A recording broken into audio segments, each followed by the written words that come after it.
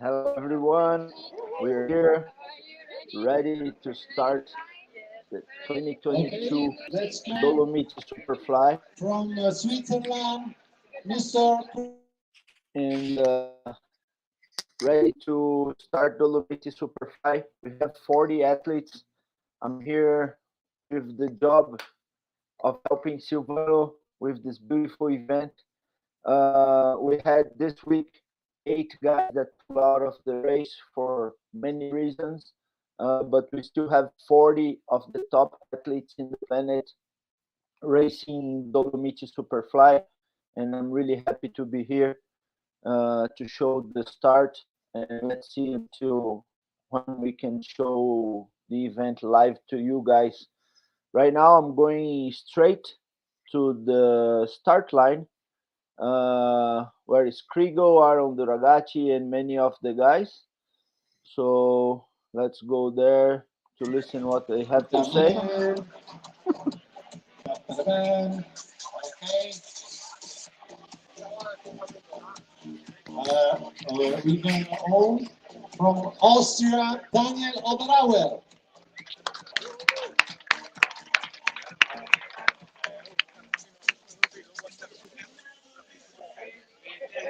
Hey, there is Damian. Good, Damian. Please sign the board. Thank you. Have a nice race. Fantastic. The Fantastic. athletes are signing their names before the start. And Daniel Damien Oberauer. Lacaze, French guy, awesome pilot. Thank you so much. Really good to see him after a boat trip with his Driver from family Austria, not during from the whole Spain, summer and winter David last year. Vienes.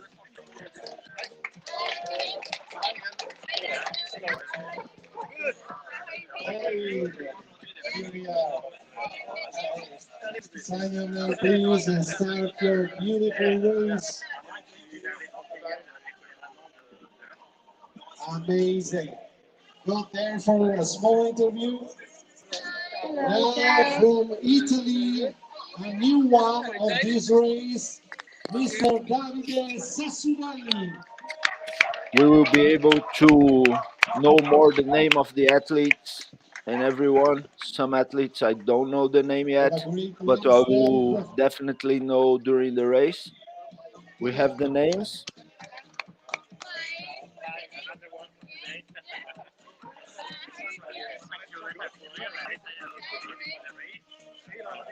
From Italy, again, my friend Emil Guerrito.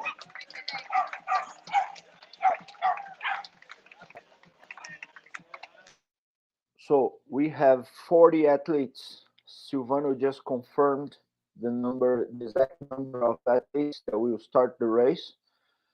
So we had 49. I don't have the list of the guys that canceled yet, but there are 17 countries on the race. Um, 8 from Switzerland, 6 from Austria, 4 from France, 6 from Germany, 1 from Brazil, my friend João Pedro. From USA, we have Bianca and Logan, 2 athletes, 1 from Cuba, 1 from Iran, 1 from Spain, 11 from Italy, of course. We have Dolomiti Superfly in Italy, of course. Poland, Michael Gierlash, my friend. England, Keith Patterson. Denmark, Japan, Okada. Canada, India, and Australia. So 17 countries ready to start. We see there Mr. Schramp from Austria, really great pilot. He didn't do a great race. João Pedro from Brazil. Let's see what he has to This say. guy made all the fourth edition of Dolomiti Superfly. Mr. The Lars audio, Bodak from Germany. we can't really listen to the audio because of the microphone is open, but it's okay. Athletes are just gathering to sign their name on the start, and after that they're gonna get their equipment ready and be ready to start the race. Okay. Um, 2020 was the last time that the race happened. We tried speaking to Silvano. Most of the races right now they're scheduling um, to opposite Ian and Red Bull X-Alps, basically because they know that all the athletes have Red Bull X-Alps as the main competition in the non-event years. So 2019, 2021, and now next year 2023. So races like Xpeer that was this year, and it was a really hard race. That's what Krigo, Maxime, all these guys were saying, that Xpeer was on the same level of difficulty than Red Bull X Alps for many reasons: the wind, the flying conditions. Also, there it's more remote. The Pyrenees are more remote than the Alps, and ends up that in the Alps, when you land, you probably have a house or a car or a street or something that you don't feel so alone. And with the experience, not exactly like this. You have a little more remote areas, so that's one of the difficulties on Xperia, right? Um, okay, so 2020, Patrick Von Kenna won. He was first place. Krigo and Sepp, they were right behind him, and it was a really nice race to watch because the three of them, the three advanced pilots, they flew together for most of the race. Sometimes one would pull in front, the other two were behind, but then they changed positions and they flew together, just like in Switzerland, and all the way to the finish. And the other guys were quite a while behind. And on the last stretch, the real last stretch, Patrick passed Krigo and Sepp, arrived first, with Krigo in second and Sepp in third. Patrick just got sick this week, so he had to pull out of the race. That's really sad because he was going to defend his title, and would be really nice to see him race. It's impressive. Um, the difference, I really think, I come from a background of skydiving, and before the races, I used to say that we hate skydiving because we skydive so much that we don't enjoy the free fall as a person that arrives and say, "Hey, I want to do my first skydive," you know. And Patrick, he is the proof of this. He flies every day, working for advance, fixing gliders for customers, or testing new stuff, changing lines, making prototypes. And this, in my opinion, really pays off.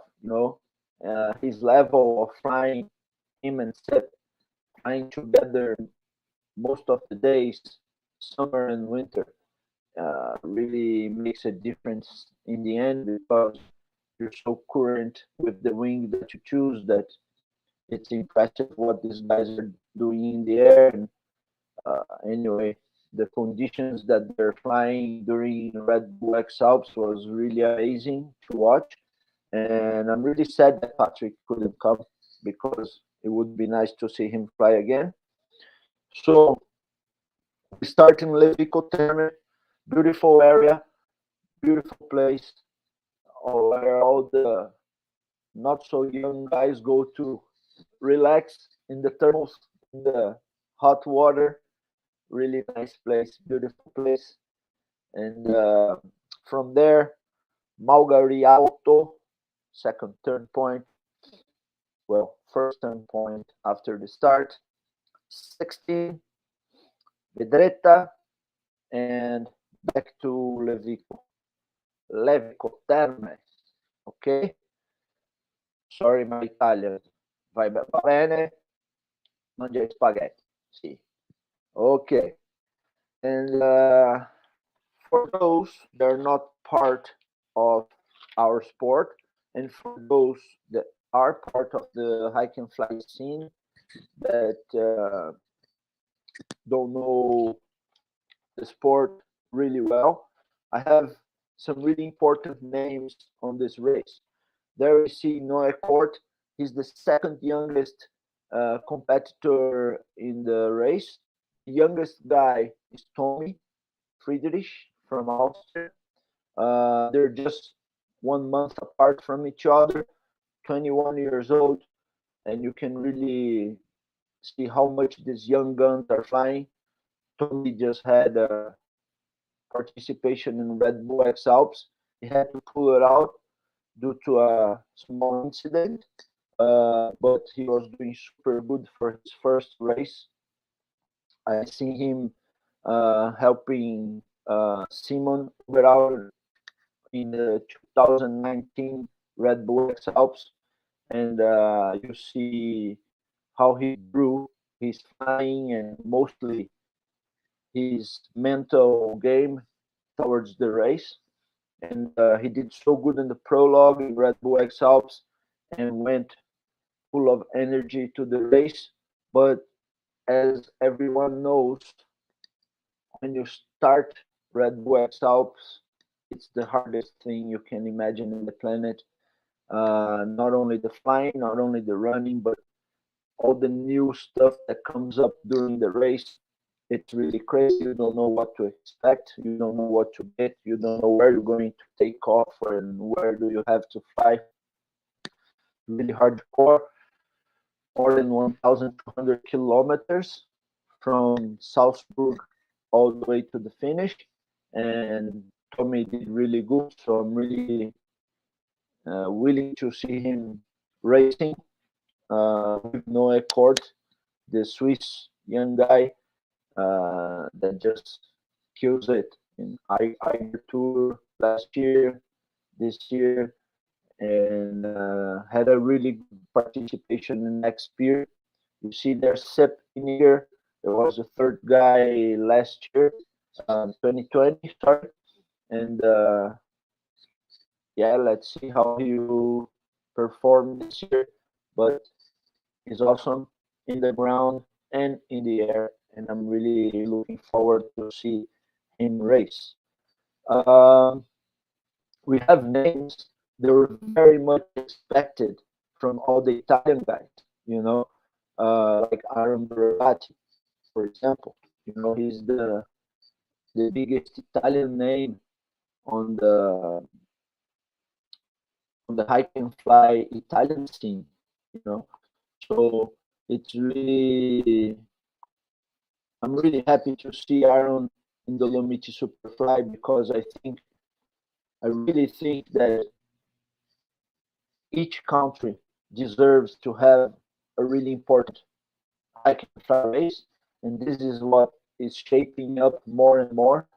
Um, I organized UAE Hike and Fly Championship last year, and after that we decided to gather all the main events and start uh, a democratic group of races.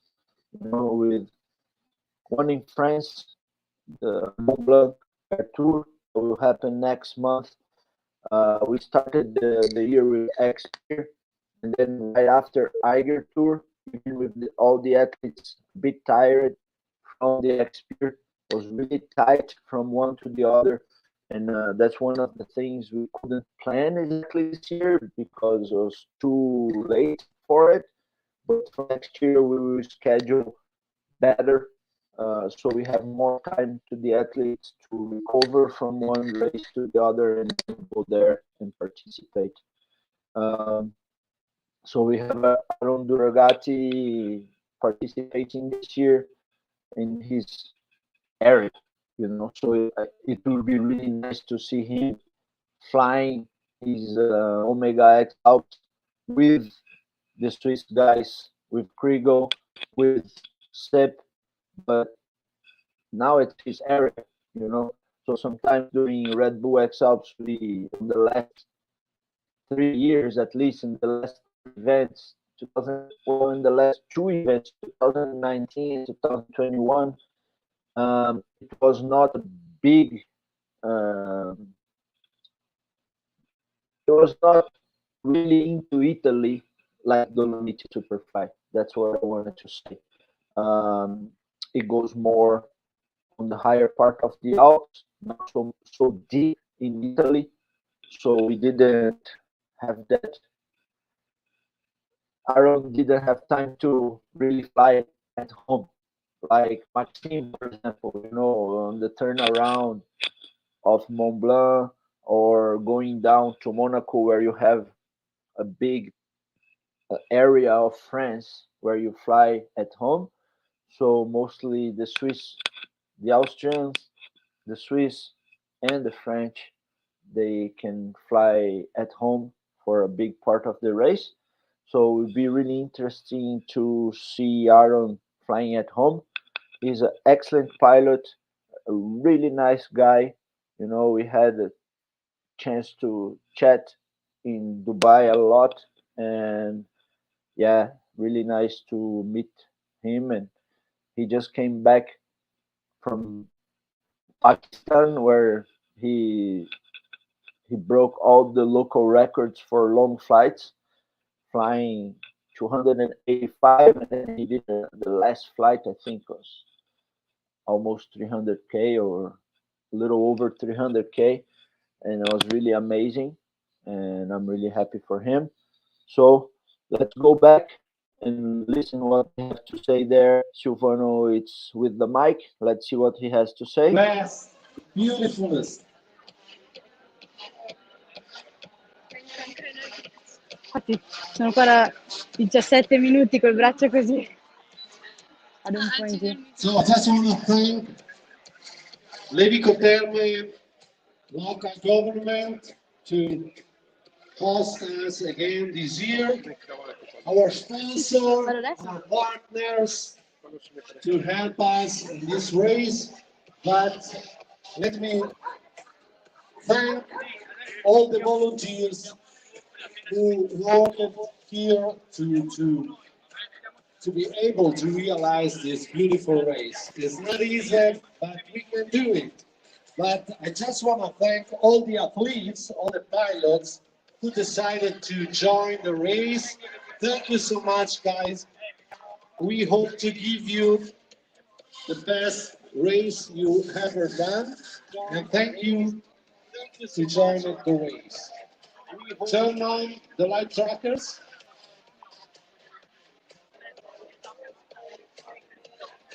Now these guys have to walk and fly for 6 days.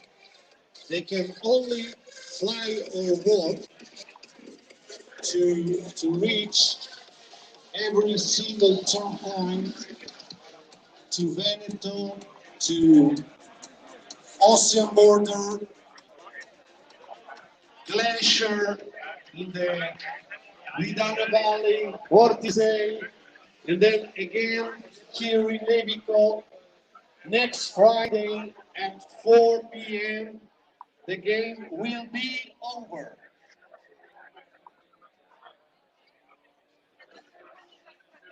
It's time.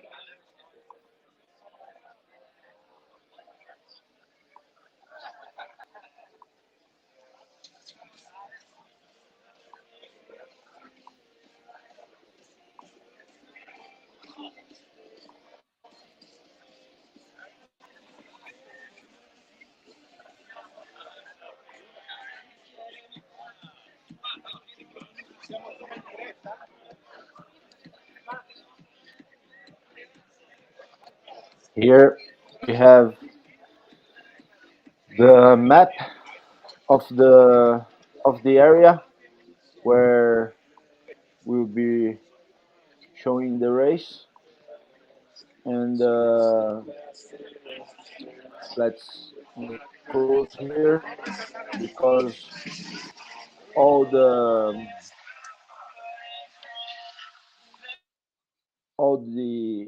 athletes are turning on their trackers, so we'll be able to see everyone that already turned on their trackers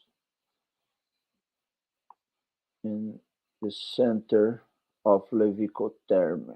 I'm going to put satellite so we can watch better what's going on. Let's approach the most as we can.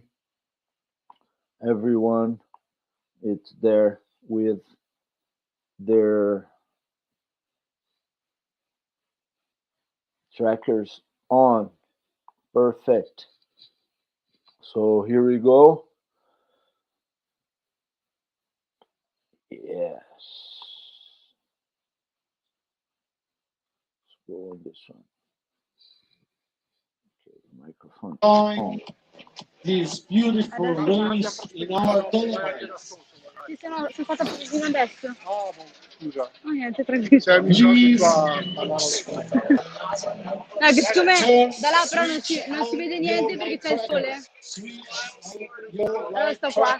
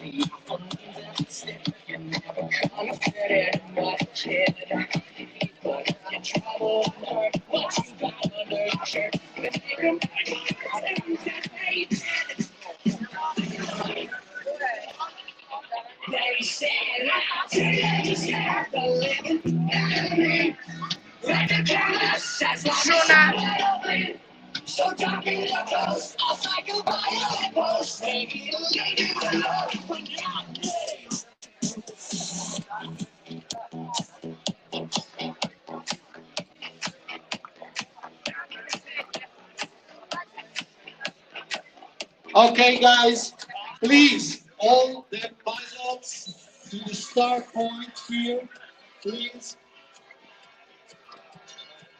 We wait for the bells. It's time to go, just. You don't have no more excuses. No more excuses. Now you have to show us how good is you.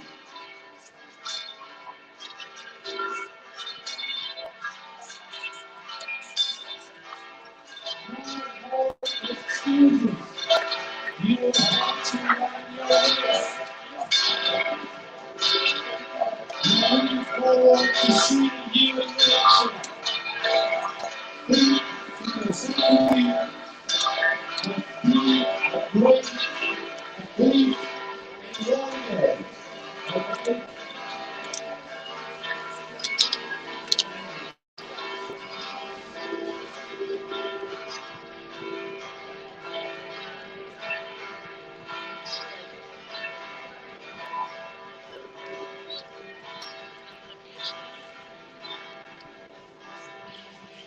Be careful. Be to your safety. But do it. Believe. Eccoti. Believe and try to do all your best. They are You win. ready If to you keep start. fighting, you win. Even if you are the last one, you win. This race is for you. It's your personal, wild adventure. Let me know. Are you ready? Let me know. Are They're you ready to start the I love race. you guys. I love you so much. I'm following Me you. personally, But now, no more excuses. It's time to go, guys. So, I want to oh introduce yeah. you your star. it's time to say goodbye. Yeah?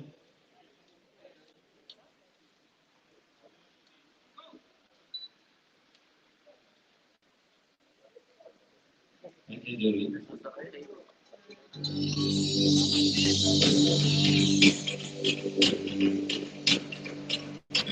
10 a.m.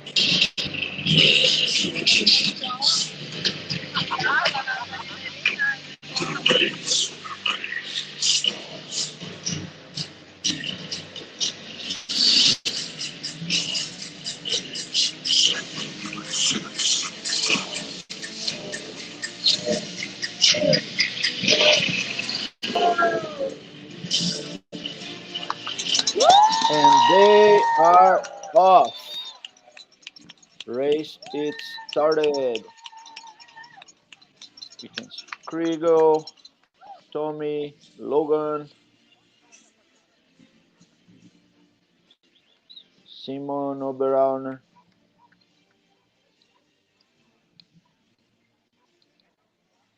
Some of them run, some of them walk. Well, we have long, long race ahead. These beautiful streets Adesso posso, of cosa devo fare adesso?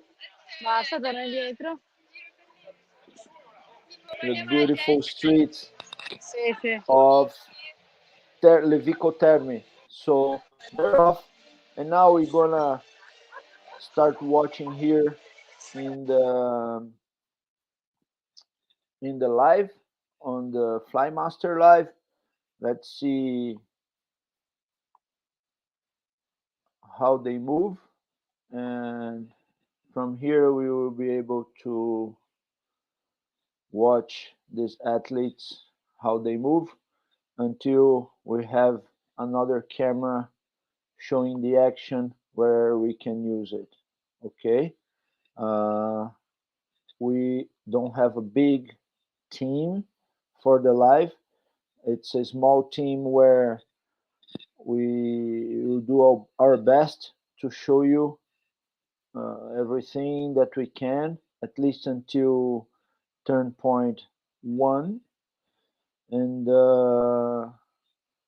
some people, the wind is coming from the north today, okay? So it's not the ideal takeoff from, it's not the ideal takeoff from Levico Terme. There it's facing the south, southeast, a little bit, southwest, but the mountain faces. So if you want to take off with this wind, you must cross the valley and find other takeoffs in the south, or go up north and pass the takeoff and see what's up in the top of the mountain towards the other side. So you actually take off away from the action, away from the turn point, the direction you must go, which is south for the first the first turn point, which is Malga Rialto. So they will have two. Some of them I heard they're going north, so they're gonna go up the mountain, which is the closest mountain to take off. They're gonna go up, going back away from the turn point, trying to take off from the top towards the north, and then cross the valley, flying, trying to get something in the other side of the valley. This other side of the valley towards Maga Rialto, it's really nice because on there it probably gonna work because the wind, it's perfect for that kind of flying on this side of the valley. So will be something really nice to see. Let's see how they're moving.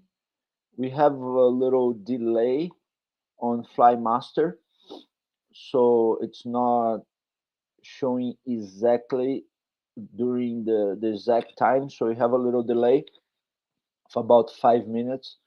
So right now you can see that some guys are going up, like I said, towards the north, and you can see that some athletes say, no man, I'm not going up here, I'm just gonna take it easy, I'm gonna cross the valley hiking, and from there, after my hike, I will decide what I'm gonna do and which place I'm gonna fly from, because yeah, they don't have that many places to take off in the south part. So let's see who's going to do what, and we are here waiting to show you guys what's the action plan. See there, some guys are just going forward. Man, I need to say something that it's really funny.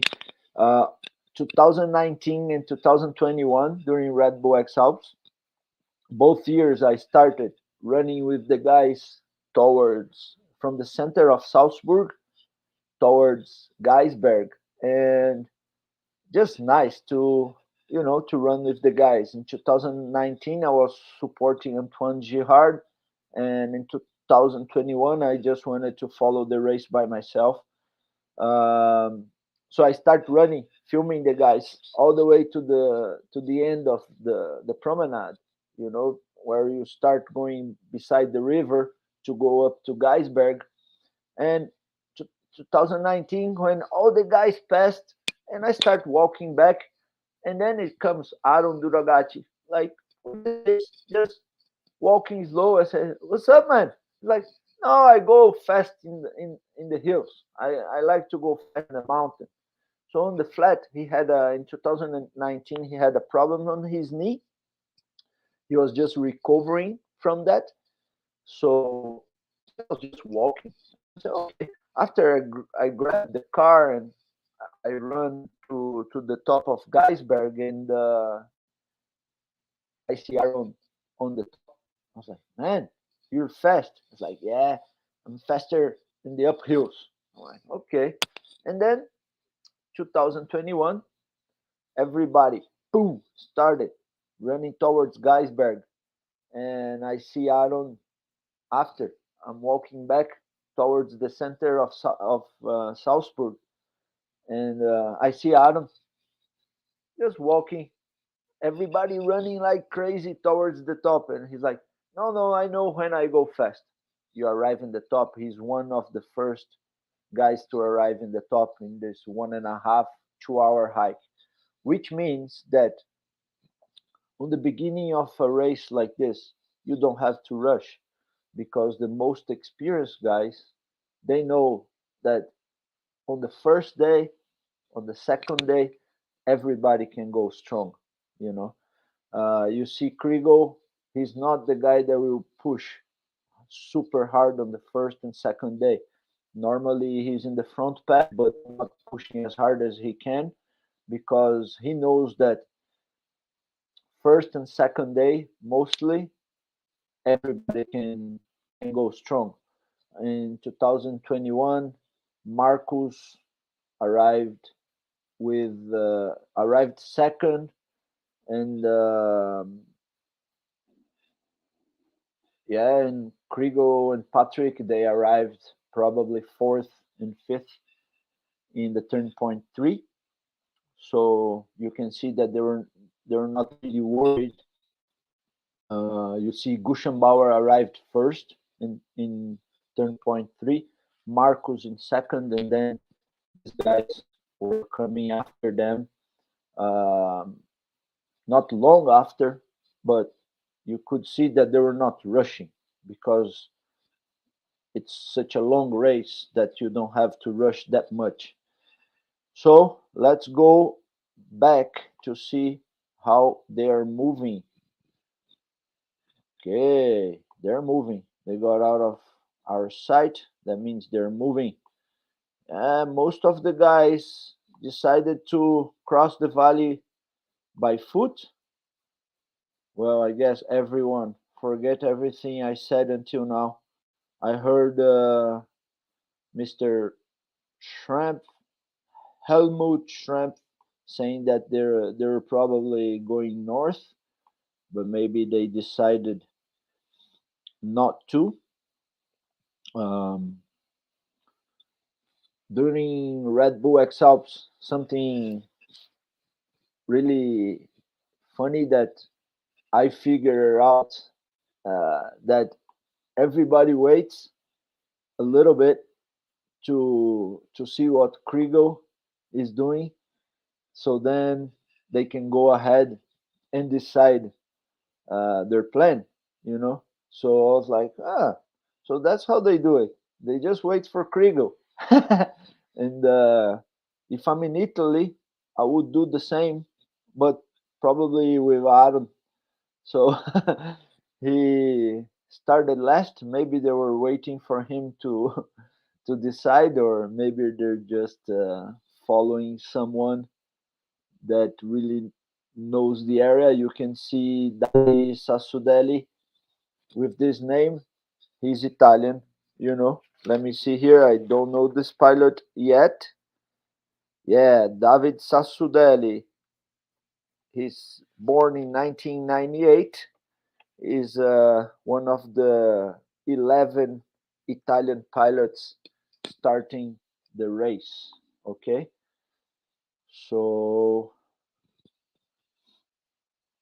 we are here looking at the beginning of Dolomiti Superfly 2022. Let's get closer to see these guys, Italian guys pushing the line of athletes. We have Celine Lawrence, we have Bianca, we have some girls during this race, which is really nice. More and more, the girls are showing their willing to hike and fly with technology growing, lighter equipment. It's better for them for sure, regard to the body weight, you know, that they can. It's harder if you're 50 kilos. It's really hard for you to carry the 10-kilo pack, but if you're 100 kilo, it's not that heavy. So the girls suffer a little bit with that, but with lighter equipments, people are able to, girls are able to go and perform just as good as men. We could watch Red Bull X Alps this year, and yeah, Yael did so good, really good performance, and Kinga in 2019. So it would be nice to see this year's uh, athletes for Red Bull X Alps will be in October. We're really keen for this because it's the main event of the modality hike and fly. Everybody knows that everything that we are, as organizers, we are trying to organize on a competition, you know, is based in Red Bull X Alps, of course, you know. It's a race, Red Bull X Alps is a race that started with an idea of Hans Arch and Ulrich Greu. Hans was a pilot. I met him in Brazil during air race, Red Bull Air Race. And at the time, he was able to explain a little bit to me about Red Bull X Alps. And I was like, man, this is really amazing race. And after that, we all know what happened with Red Bull X Alps, pushing the limits of flying, pushing the limits of the pilots, and mostly inspiring every one of us to create hike and fly events uh, in our countries. So we see Inigo in Spain doing the X Pier, Silvano in Italy doing Dolomiti Superfly, Remy doing Mont Blanc Air Tour in France, Michi doing Eiger Tour in Switzerland, and many other races that we want to include. Gavin doing Red Rock this year in the States, really inspiring. You know, Gavin is one of the souls of hike and fly in the planet. It's amazing how hard this guy is, how much he prepared for the last Red Bull X Alps. He had a small accident prior to the event, and he was there performing.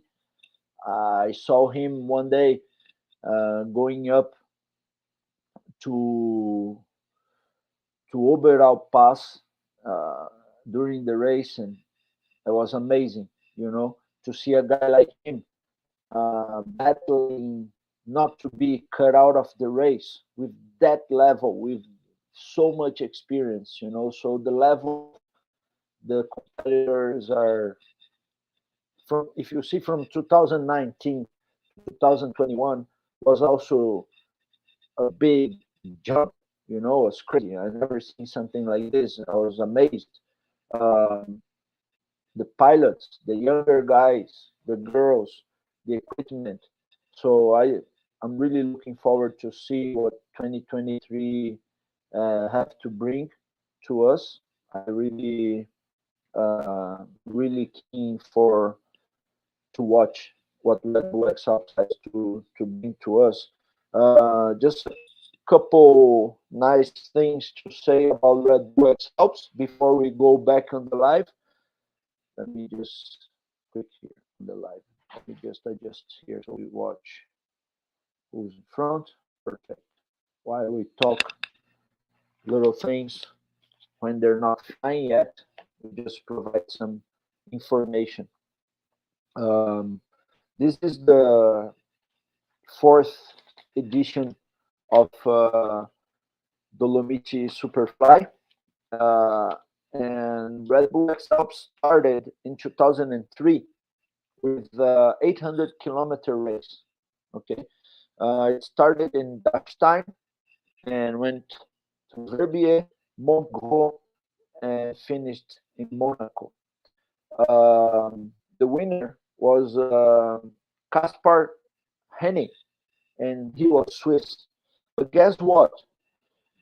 Looking 2003, 2005, 2007, they were all Swiss winners.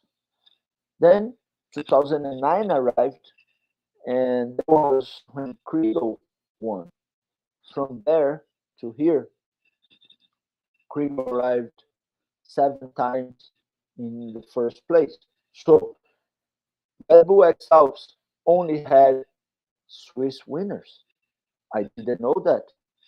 Hey, what's up with the French guys?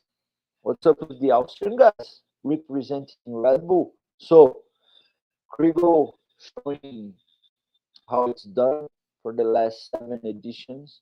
Of course, everyone wants to take that title from him, but it's amazing what he did in 2021. You know, the race was so close all the way to Mont Blanc. Everyone was like, "Man, this race will end really tight," and it did, but not from first to second. From second to third, yes. From third to fourth, fourth to fifth. When Benoit arrived after crazy 2 days of hiking, you know, one day he hiked 100 and I don't know 100k or 120k, something like this in 2 days. It was really amazing to watch uh, Benoit's power in the last 2 days out of 11 days hiking and flying. Um, so only Swiss winners in Red Bull X Alps. Correct if I'm wrong. Please correct me if I'm wrong. But that's what I checked in the Red Bull X Alps website. You can go there, check all the information that I'm passing to you guys here. On the first year, uh, Kasper Henny won the race from Dachstein to Monaco in 11 days. In 2005, Alex Hofer did it in 12 days. In 2007, Alex Hofer won again, but this time in 14 days. And then Kriegel started to race. He won 2009 with in 9 days. That was a super performance, and he was the first. 2009 was the first time that he won. Okay, let's go and check how it's going there with this height. Of course, it's not the most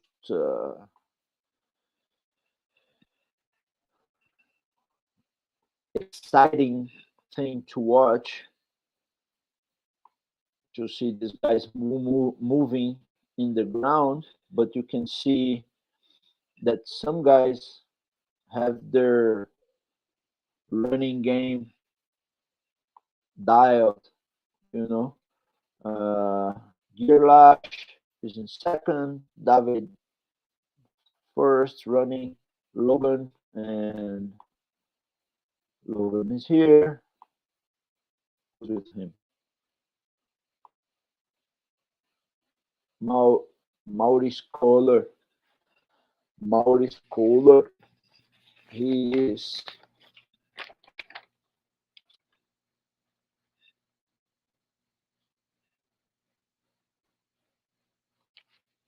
Maurice Kohler is German. You know, you need to be careful with German names, Swiss names, Austrian names. For me, they're very similar.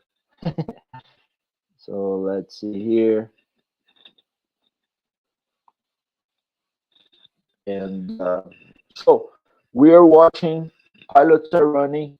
The weather is not really good for takeoff from the north takeoff. So we are watching them running, crossing the valley. You see them crossing the valley.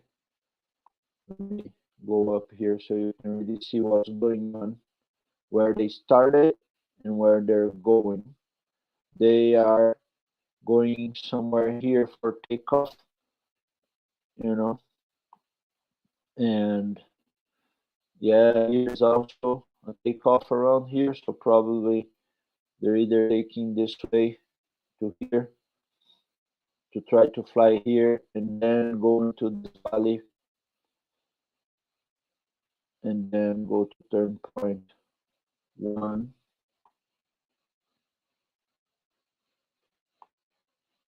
From the top, it looks a lot easier, I guarantee. To cross all these mountains are just impossible by foot, so that's, they can either go here, try to fly on this valley, and then fly south and go back here. I don't know if some of them have this plan, or to take off either somewhere here where is a takeoff, or go all the way in the valley to be able to do this, go around here, fly with the valley here, and then go to Rialto. So I'm not really sure what their plan is, but I would say that they go around here for takeoff, because you can take off here, flying this side of the mountain with the north wind that is coming from the top, and then go with the wind on this ridge.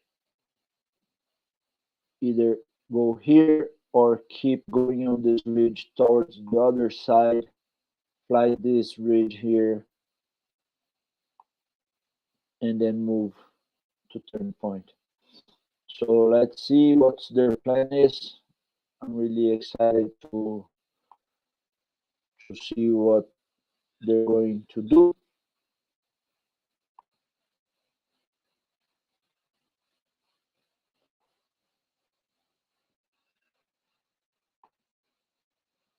we will have more action when they start reaching the mountain and things are starting to shape up, because when it's starting to go up, that's when things are really getting into the right. Yeah, they're crossing the village, going up the mountain here. For sure they're going towards this area here to take off.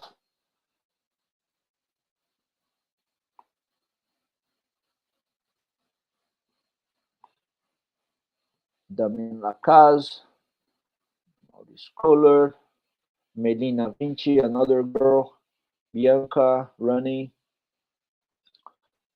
I met Bianca uh, in Dubai, and she was there with one of the pilots, and was and she came to me and said, "Next time, you need to invite me." And I'm saying, "Oh, I'm sorry, I didn't know you, but next time I will invite you. If you have just a good performance to show to me, it will be a pleasure to have, people ask, man, you didn't invite girls. I invited all the girls, you know. Uh, the building takeoff on the beginning for sure was a bit scary for all the pilots, even for Krigo. If you ask them, nobody there had ever take off from the top of a building. So for sure something different, and challenging. So for sure that mess up with athletes' mind, and some of them did not accept the the invitation, and that's no problem with that. It's hard job, it was not an easy thing. First time when I took off from that building, I was like, man, this is tricky, at least to say the least. I kept in secret until everyone was there ready to fly, and was really good. I heard from athletes like Krigo, from Duragati, from many of these guys, oh man, thank you so much. This was the best flight of my life. And this for me was the best paycheck that I could have, to hear from these guys that that sunset in that building was their best flight until then, and that for me has no price, to tell you the truth. I was super happy to hear that from guys like this, and so I was just saying this because that's how I met Bianca, and I hope she have a great race here in the Dolomiti Superfly, and I hope to invite her for the next UAE hike and fly competition. You know, we never uh, we never know. So they're here, getting closer and closer to the mountain, beginning to go up in the trail. We can see Logan, David, who's here? Michael Gierlash, Maurice Kohler in front here. Davide, not David, Davide Susadelli, Logan Waters from USA. His girlfriend Sophia just crossed from United States to Hawaii, paddling a boat, which is more like a canoe than a boat because has only pedals, and they paddle all the way to Hawaii. And Logan was 2 weeks ago. He was there to receive her on her arrival, and it was really nice. I really enjoy watching uh, people that have different things to do in life, not ordinary things. You can, hey, let me cross from US to Hawaii on a paddle boat with some of my girlfriends. That was really cool, and they achieved, and it was really nice. And now she's there helping him on this race. She's one of the supporters, and Logan is a super nice guy, helicopter pilot. I was introduced to him by Gavin McGurk, and I invited him to come to Dubai, and he was super good guy, not only as a pilot, but mostly as a person, you know, because people ask me, hey, Maggie, what's up? Why? What did you do to invite all these guys? You just went to the Red Bull X Alps list and you just chose some of the best pilots. And I said, no, I choose guys first that I admire as an athlete and also as a person. Second, I wanted to have a good time with these guys. So I invited guys that are not only good pilots, but mostly they're good guys, good persons to hang out with. And that's what happened. It was really awesome because we stayed in the same hotel. We could go flying the day prior to the competition to know the place better. So it was a great event, not only because of the structure of the event, but also it was a great event because of the guys, the atmosphere that was created around the event. And this is, in my opinion, the most important thing, because like in a concert, you go to a concert and you have the band. Uh, if the band decides not to play, you don't have a concert.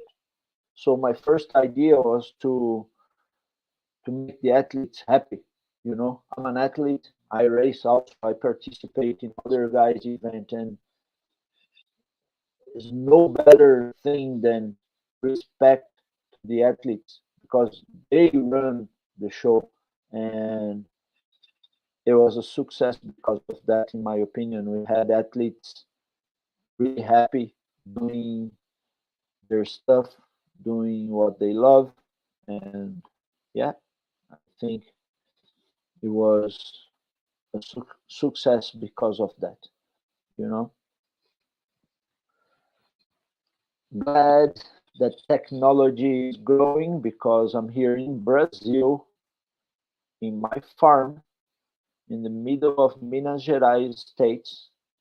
Minas Gerais, if you've never been in Brazil before, it's like a farm state. We have the best cheese in Brazil. We have lots of milk, corn, soy. So I'm here uh, talking over an event that is done in the north of Italy. So this is really amazing. We are recording the entire live here and from overseas, and this is so cool. So people are in the trail going up, trying to find a takeoff. And you can see here guys running towards the top of the mountain.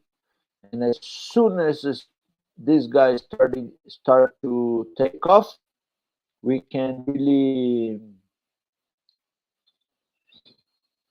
show a little bit more action.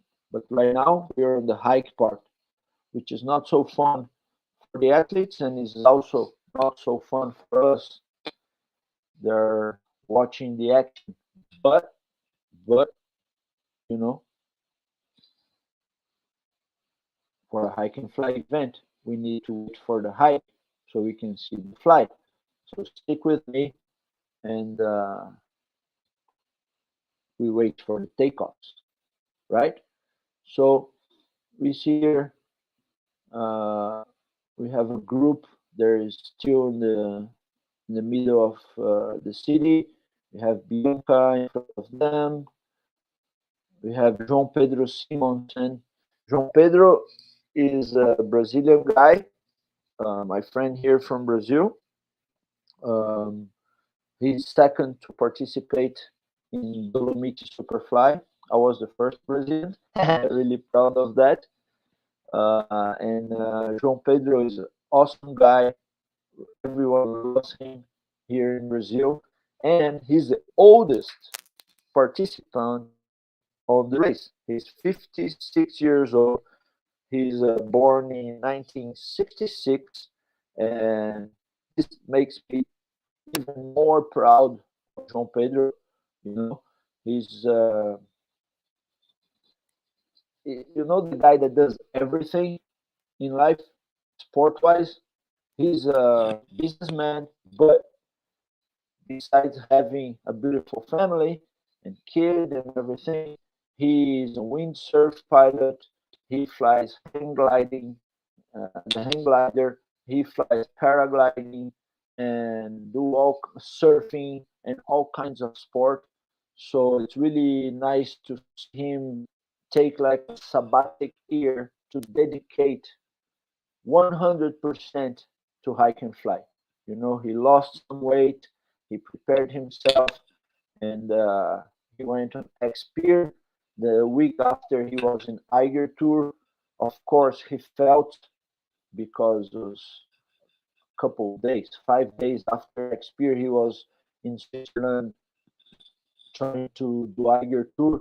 He had to quit before the end because it was just X-Pier was so tough for everyone, and for sure was tough on him. And now he's here on his third race of the season in Europe, and I couldn't be more proud of him.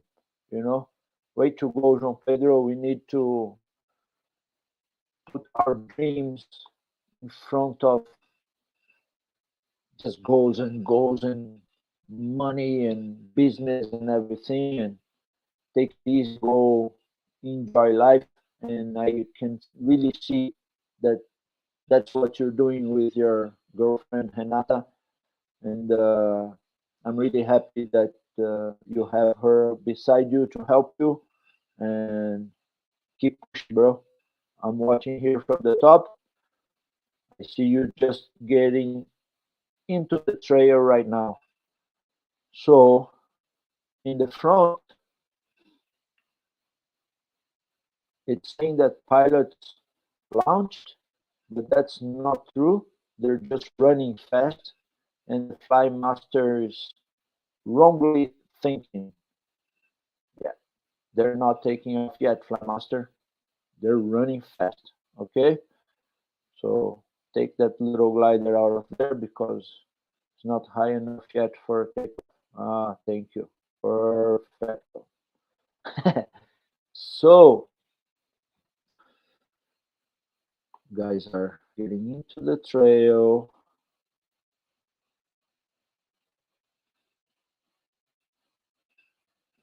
Yes, you can see here Mr. Durogati in fifth place, doing a 4 kilometer per hour, 5 kilometer per hour ascent to the first takeoff. So in the mountain, you move them in Lacaz going up, 3 kilometer per hour. That's basically the speed that everyone goes in the mountain from 3 to 5 kilometers per hour, depending in the terrain, of course. But that's basically the speed that you can imagine that these guys are going in the mountains between 3 and 5, in the flat between 5 and 7. So see here, taking the trail.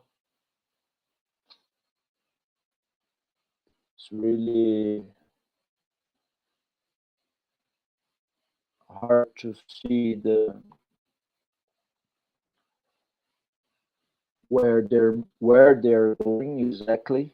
I don't know this takeoff personally, so it looks like top from here probably. I don't know exactly. I don't know this place.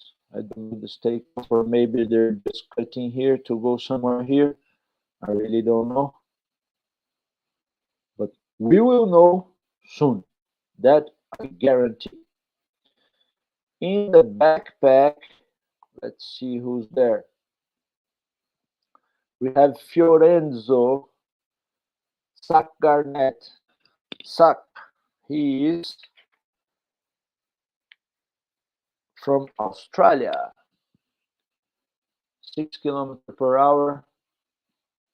Like I said, he's on the flat right now, getting ready to go into the trail. Who else we have here in this pack? We have Bianca Heinrich from USA doing 6 kilometers per hour in the flat. Who else? Simon Hafeiner from Austria.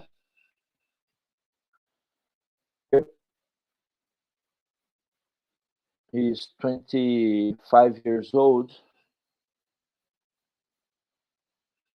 born in 1997. Simon Hafeiner.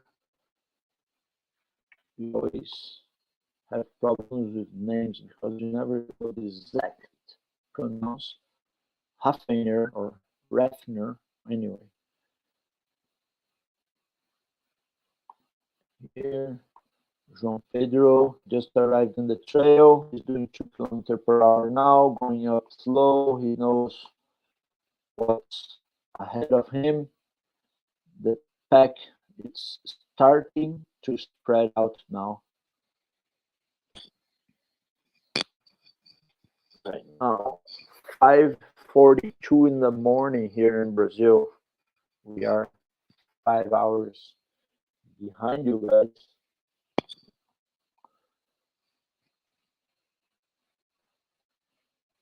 On this mid pack,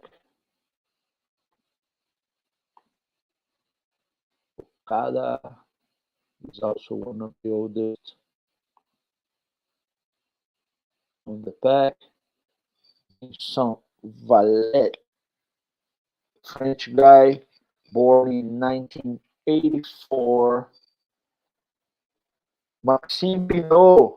Maxime, I'm so sad that Maxime had to pull out of this race, but it's totally understandable. When you're a top athlete, you want to perform your best.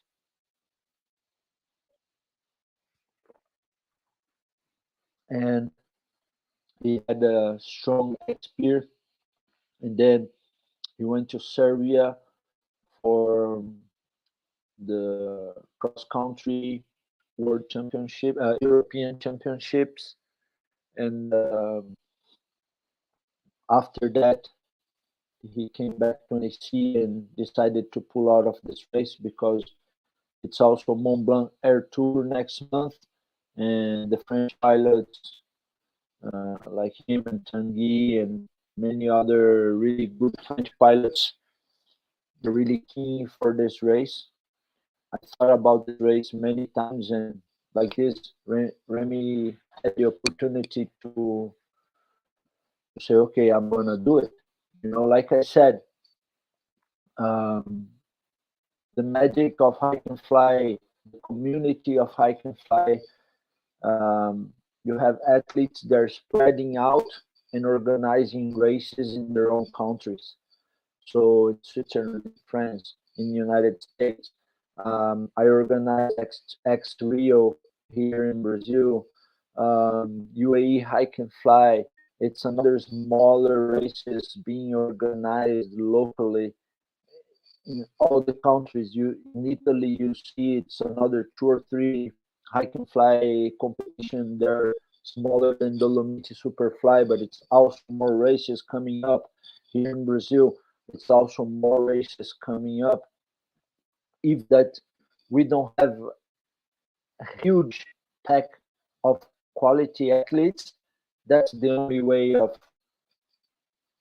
getting the quality of the pilots better. You know, have more events, good events where you can raise the level of the pilots.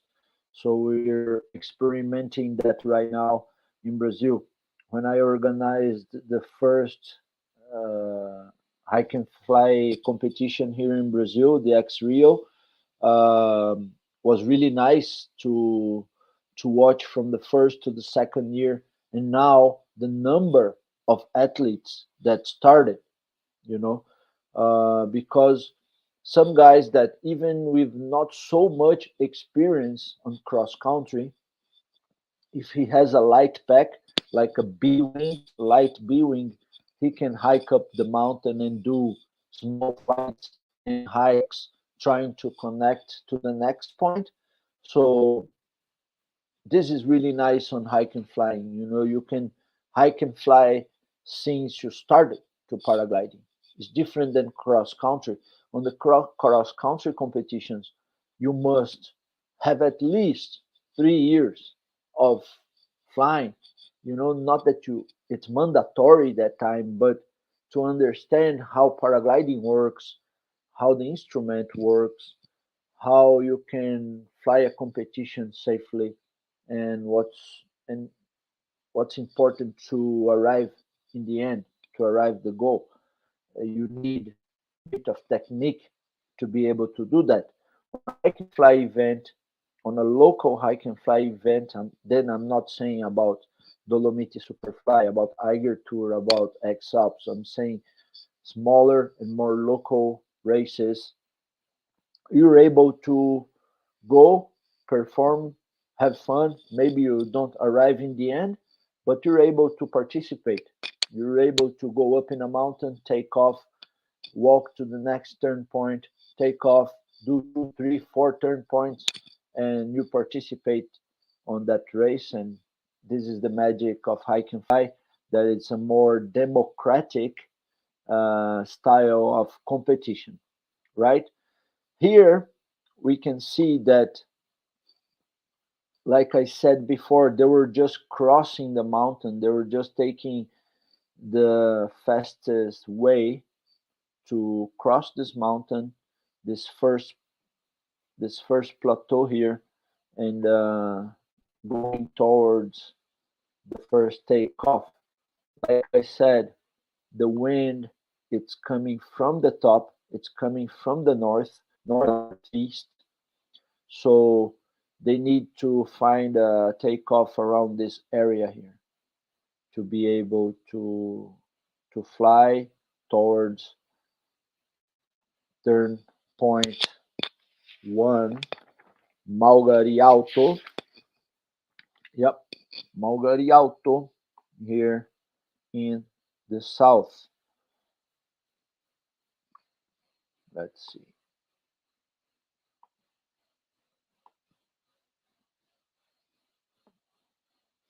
Soon also we will have another phone on turn point two, showing um, the first takeoffs. So stick with us and you'll be able to watch the guys taking off. Soon we'll have phones showing the action. I'm also gonna send this link of the live to some of the athletes, so they can the actually to the supporters. So if they want, they can send to us some footage that we can publish here, or they can go live and just so we can show them what's going on during the race there in the place. Okay, let's see here. Let me grab the link.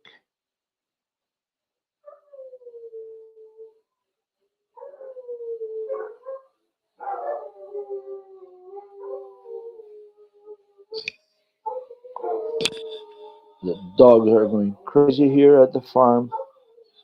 Sometimes you have some wolves and they start the symphony around 6 in the morning. So all this that you hear in the background, because I have 13 dogs here in the farm and they are going crazy in the morning.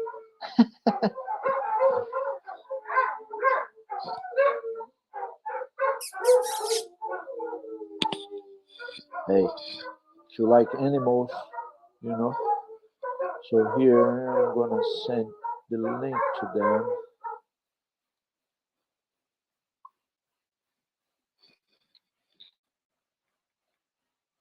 If someone wants to show live.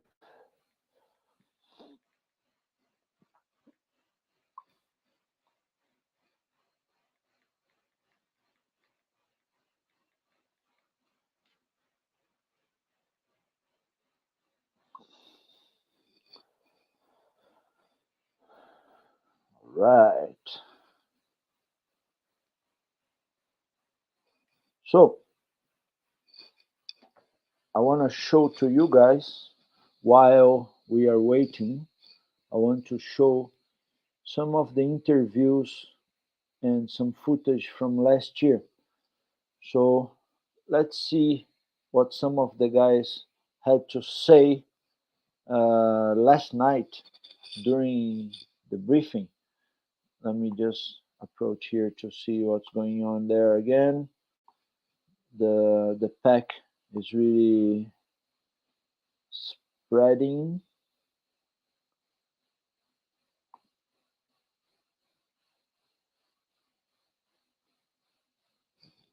Yes, it's just they're just on the move. Okay, so let's see what they have to say How to are you us. feeling? Are you ready for this amazing race? Yes, it's a great adventure. I'm really excited about it. Little butterflies on my stomach, but the place is beautiful. We've been around and looked on some of the mountains and did some flying. So I love it. you like the Dolomites? Oh, they're beautiful. Are there any similar mountains in Brazil? Nah, it's different. It's different. Not as good. We have mountains, but it's completely different. How many pair of shoes did you bring for this race? Just one. Okay. Yeah, that's all I have. Hi guys, how are you feeling? And are you ready to fly? How are you feeling? Are you ready for this amazing race? Yes, it's a great adventure. I'm really excited about it. Little butterflies on my stomach, but the place is beautiful. We've been around and looked on some of the mountains and did some flying. So I love it. You like the Dolomites? Oh, they're beautiful. Are there any similar mountains in Brazil? É isso aí. That's João Pedro from Brazil, showing his strategy. Yeah. Pilots. It's showing some pilots launching. So let's check here what's going on. No, it's not. They're not launching. That was just Flymaster going crazy again. They're not. So let's keep listening. What? Hi guys, how are you feeling? And are you ready to fly? We are good to go. We had the last weeks we tried to prepare a little bit because I had an injury, but now we're back together. So we're happy to be here. Is it your first time in the Dolomites? So flying like that deep in the south, the first time for us here, but we flew like on the edge, on the border to Austria. We flew a little bit together, but like really Dolomites we never flew. So we have the athlete and the supporter. How is it? How does the teamwork work? What does the supporter do? Can you explain it? Well, I just look at the motivation for Okay, all right. and yes, try to find some solutions for it. Okay. Yeah. So the role of the supporter is very important, I guess. You cannot fly without a supporter. Is it right? So I think maybe like he said, or another guy said, maybe more important than the pilot. When the world is doing the food, giving the tower. Why the supporter? It's so important. You know, um, lots of people ask me, why is the supporter so important? You know, and I didn't know how important it was until the day that I was in a race. You know, I did Born to Fly in 2019, and that was my first international race. And then I understood how important it was because I got into a valley that was just destroyed by the rain, really strong rains that year, and the local guy said there was more than 20,000 trees that came down like an avalanche with this super strong rain. I guess you guys remember when Italy was full of trees and flooded, and France it happened the same thing.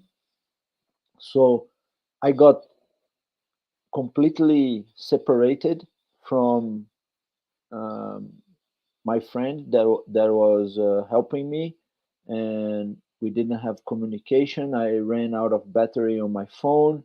Uh, I had no more water, and this basically ends up ended up my race after day one. You know, just because I was not really dialed with my supporter. So that's how important the supporter is in a race. If you guys ask me like, oh man, but how it's important? It's not only mandatory in most of the races, but are so important because without the supporters, it's impossible to finish a race this size. Okay, so let's see how it's going there with the hike.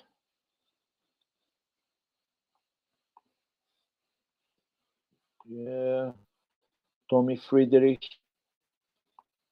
here in the middle pack, and then the same guys are pushing forward around this mountain, but you can really see that they're going around, but they're going up, and then trying to find this higher takeoff here. Not really, I don't think so. How high they are here? They are at 839 meters altitude, so probably not here. I think they go up higher. I don't know. I don't know this south part of Levico Terme, so I can't really say much about this valley here. Um, but for sure, the ones from the top, and whenever they find a good takeoff, they will be able to do a good flight. It's already 11:30, no, 12, no, 11, 11 in the morning in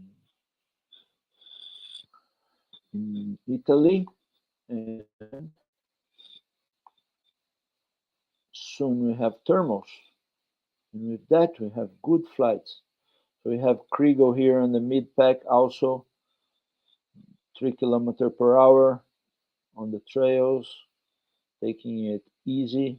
He knows the race is long, and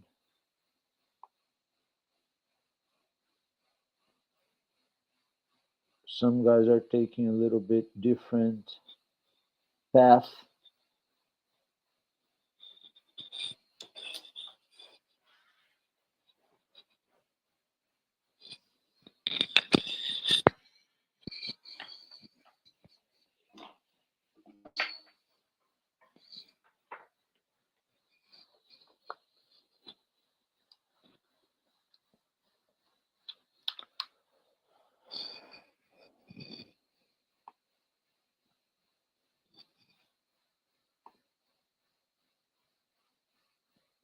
Gear lash.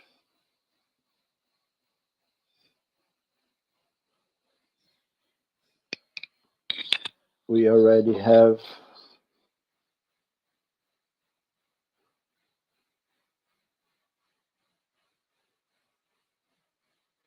a little over 1 hour, 1.5 hours of live transmission, and they're on the run, and we are here just watching.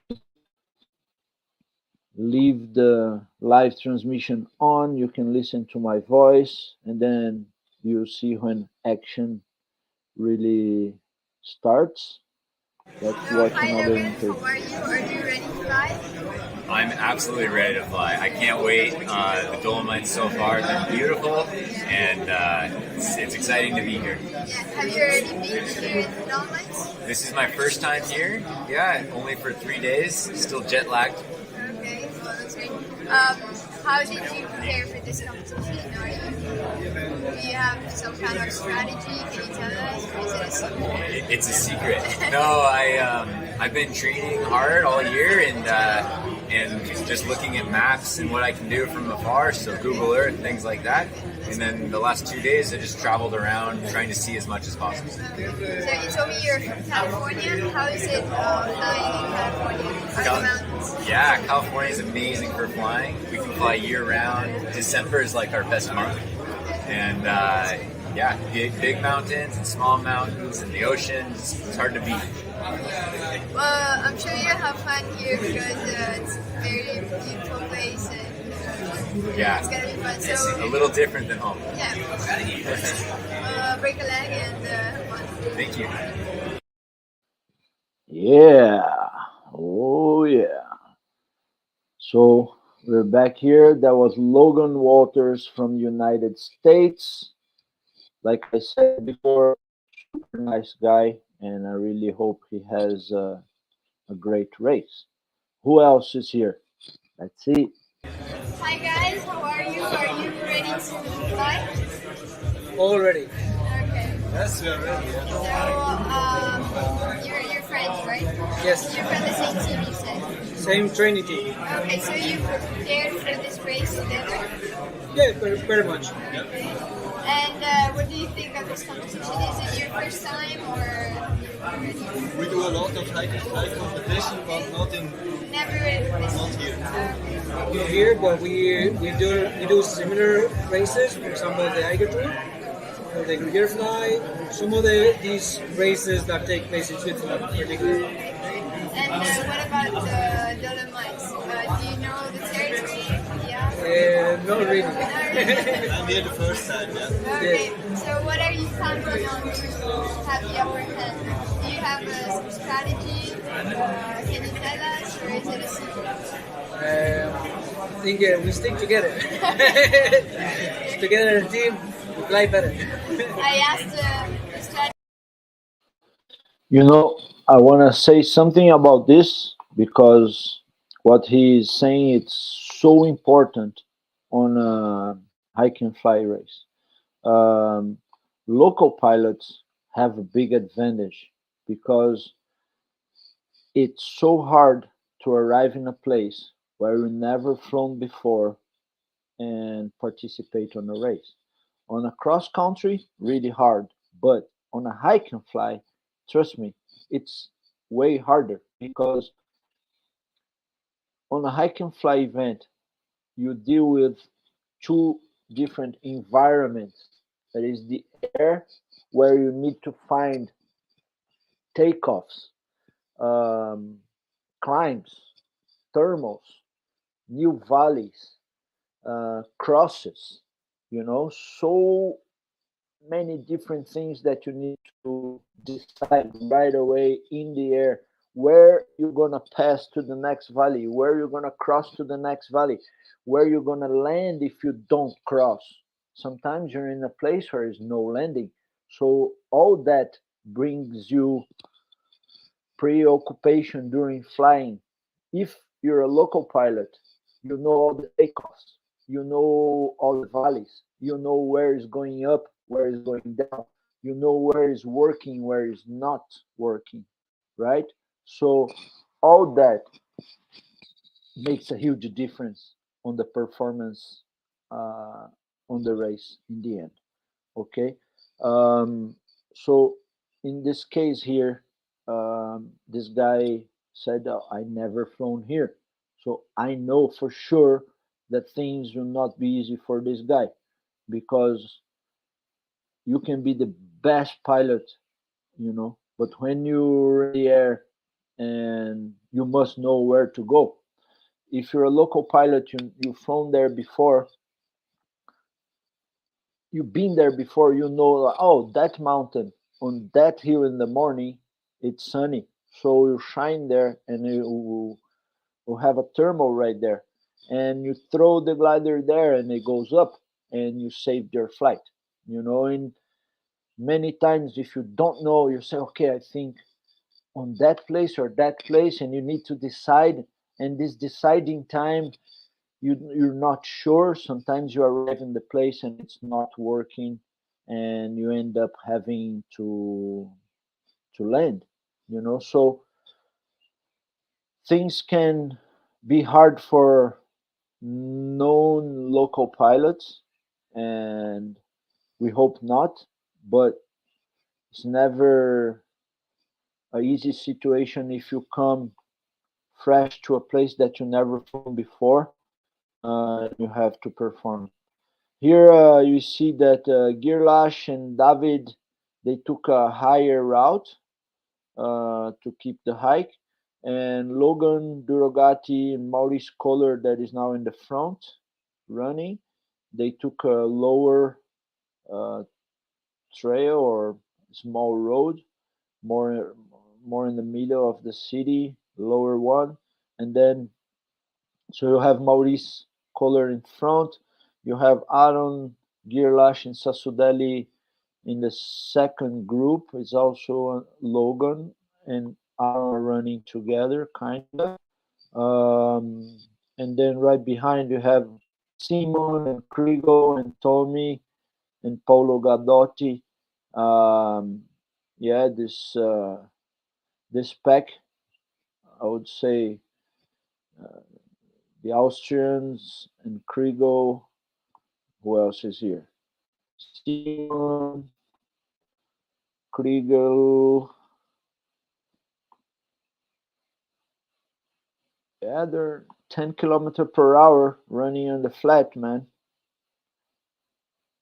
So that's when they show how strong they are, when when they're able to run 10k per hour in the ground with the pack, with an 8 kilo pack in the back, maybe a little lighter, maybe a little heavier, depending how much stuff they're carrying.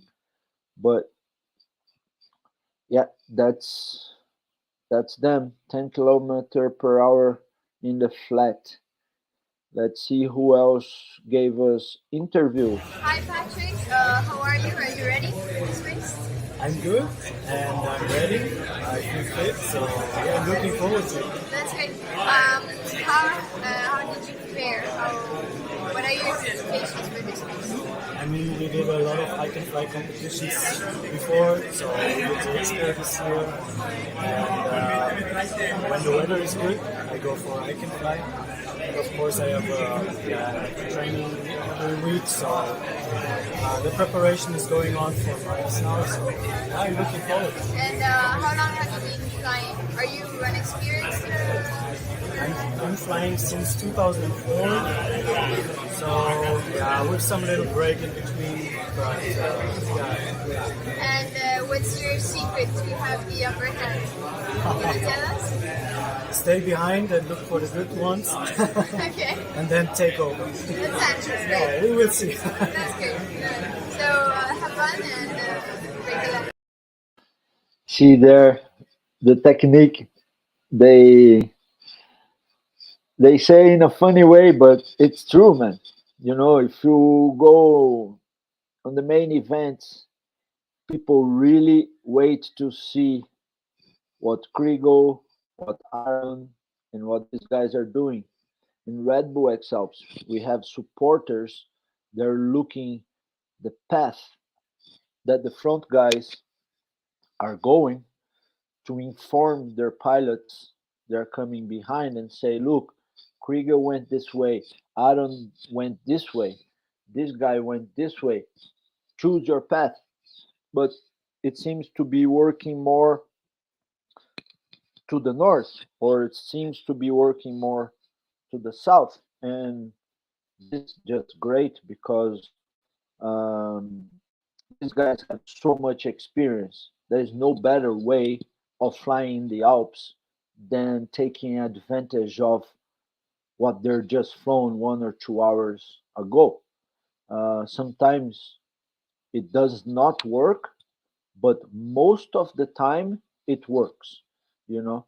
And I was many times surprised to the path that these guys were taking and the way they were flying towards next turn point. It's really amazing to see these guys flying in the Alps. Krigo amazed me, uh, not only as an athlete, because for me, a champion means more than being a good athlete. A champion, in my opinion, before you're being a champion athlete, you need to be a champion man. And many of these guys, they were able to change something in, not in the air, in the ground. They're men, and this is what makes me really like these guys and enjoy their company. It's like the men that they are in the ground before being great champions. And Krigo for sure is one of these, with great attitudes in the ground before the takeoff, in life. And when he goes in the air, nobody has anything to say uh, about his performance. But I really admire this guy. Uh, right now, I'm saying about Krigo, but all these guys, Patrick, Sepp, uh, Girlash, Duragati, Logan, all these guys that I know, and they're really amazing persons in the air and in the ground. And this is what really matters, right? So let's see here. Some guys following the higher path, some guys following the lower path towards a imaginary takeoff. We are here just imagining where they're gonna go. We have no idea because they want to fly and we want to see them flying. Now they're really starting to spread out. They're around 900 meters high. Michael Girlash is 935 meters high. For sure, they're not going to take off lower than 1,200 meters, you know. So for sure, they're not going to fly right now.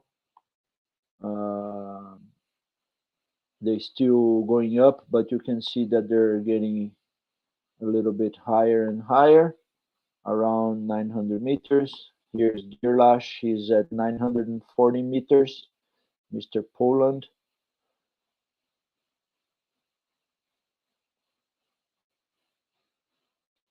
Also great guy.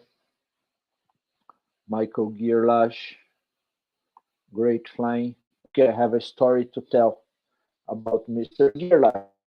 In Dubai, second day of race was in Jebel Jis, which is really really nice place. Rocky place, full of walls burnt by the sun, warmed by the sun.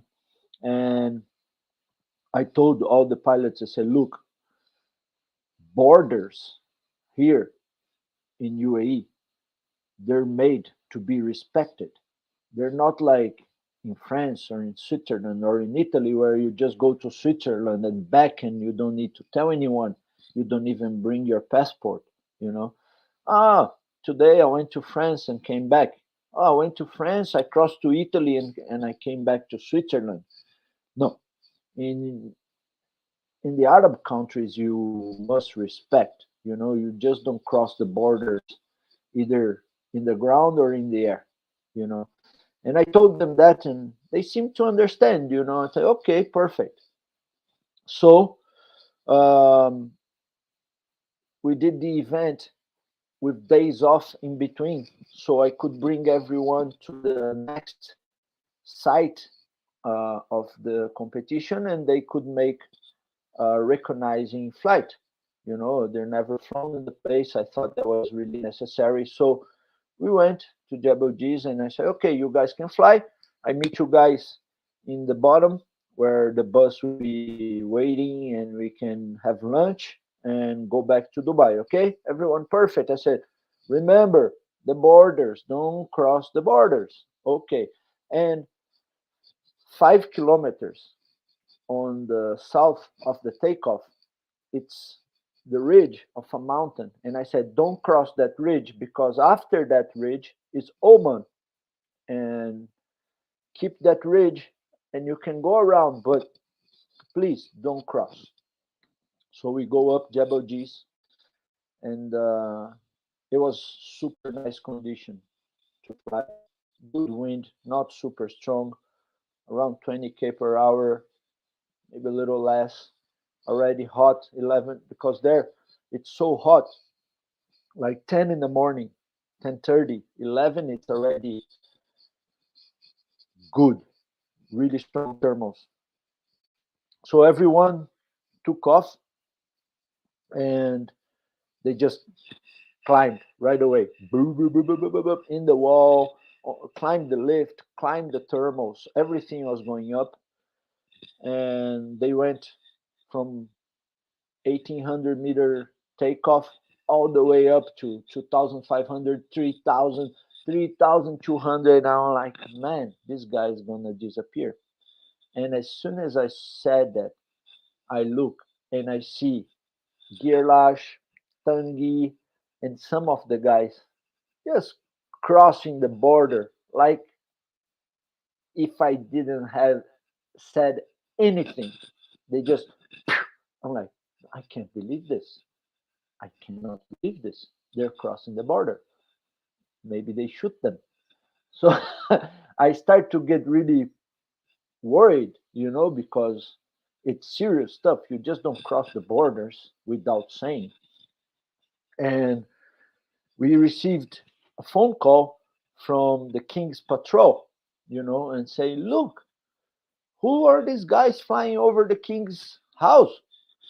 And luckily, of course, we had all the authorization, all the support of Hasselheiman authorities, and they were able to communicate, look, we're having a paragliding race here. Don't worry, it's not invaders or anything. But I had a sweat for at least 1 hour because I was watching these guys flying. Some of them respected the border, but some of them did not. And I was waiting. I was like, man, I'm gonna eat these guys alive, you know. I was so worried. And when they landed, they said, "Hey guys, how was Oman?" They're like, "What do you mean?" I was like, "Well, you guys just went 10 kilometers inside of the Oman border. I want to know how it was.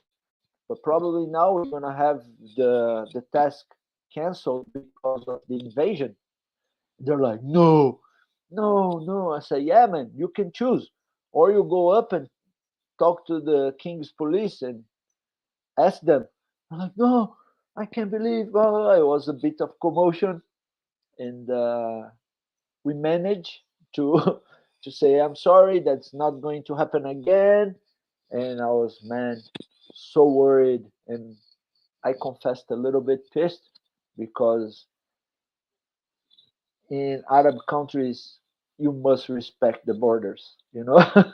So that's just one lesson that when we move out of the Alps, not every mountain or every border welcomes you.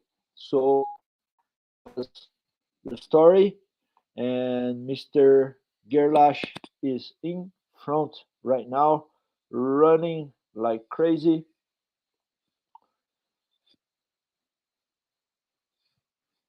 It's saying that they're launching, but I don't think so because they didn't have time for that.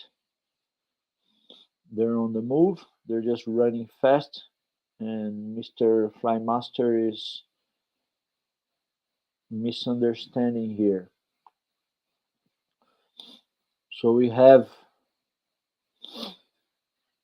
the Michael Gerlach, Kohler, Waters, Durogati, Sasutelli, and then on the third group here we have Tommy, Remy, which is the organizer of Mont Blanc Air Tour. The French is innovating ideas, and he's also preparing a vertical hike and fly race in Chamonix, where it's more like a speedy one for sure, based in the UAE hike and fly competition that we decided to have shorter events, not easier, just shorter, and where you had 2 3 hours of competition, but you had to perform on a speedier, on a faster way, not only long but also fast. And Remy it's organizing some really nice event in Chamonix. David Lans, he is from Spain. We have two pilots from Spain. We have David and José Ignacio. I think José Ignacio went to Experience also. I say this because the World Cup Hike and Fly uh, association that we did, we have 5 races in total: Experience, Eiger Tour, Dolomiti Superfly, Mont Blanc Air Tour, and UAE Hike and Fly. So if you have participated in one of these races, you're already on the ranking of World Cup Hike and Fly. In the end, we will have the first winner of the year between all the races. So right now we have Krigo that won the Eiger Tour and won the Experience, and no one in our sport deserves more than Krigo to be in the top of the hike and fly circuit. So I'm just super happy, for him. And then we have a tie between Maxime Pinot and that was second in the Experience, and Michael Motor, Krigo's brother. He was second on Eiger Tour. And then we have a tie between Patrick Von Kennel, that was third in the Eiger Tour, and Pierre Remy, that was third in the Experience. Then we have Nicola Henniger and Lars Mürsters in the with the fifth position in the Eiger Tour, and we have Simon Oberauner fourth in the Experience, Noé Court in the Experience. There was fifth in the Experience. So we have this ranking that where we are matching the rankings. If you're first on the event, you made 1 point. So in the end, if whoever have less points will be the winner. From the 5 events, if you participate in 5 events, you can take 3 as your main events, and you can discard 2 of them. So you can choose, okay? But minimum three events to be part of the World Cup Hike and Fly, even if you are on the ranking, because if you race just one, you have points in just one race. So if the person have two, it's already going to be in the front of this guy that had only one participation. Okay, so after this race, we will have a better ranking to see who's first, who's second, who's third in these events. But more events coming, like the next one, Mont Blanc Air Tour. We will have even a better ranking because we really can check uh, the position of all the athletes. Here now we have uh, Mr. Schrempf from Austria here. It's 40 meters, taking a different path towards a possible takeoff. We're not sure if it's a takeoff there or not, but it will be nice to see what he's doing. So let's keep watching this part of the Fly Master here, so we know what's going on the pack, and let's see if we have another interview here to show to you guys. Here, let's see. Who's talking? Volevamo chiederti da quanti anni voli?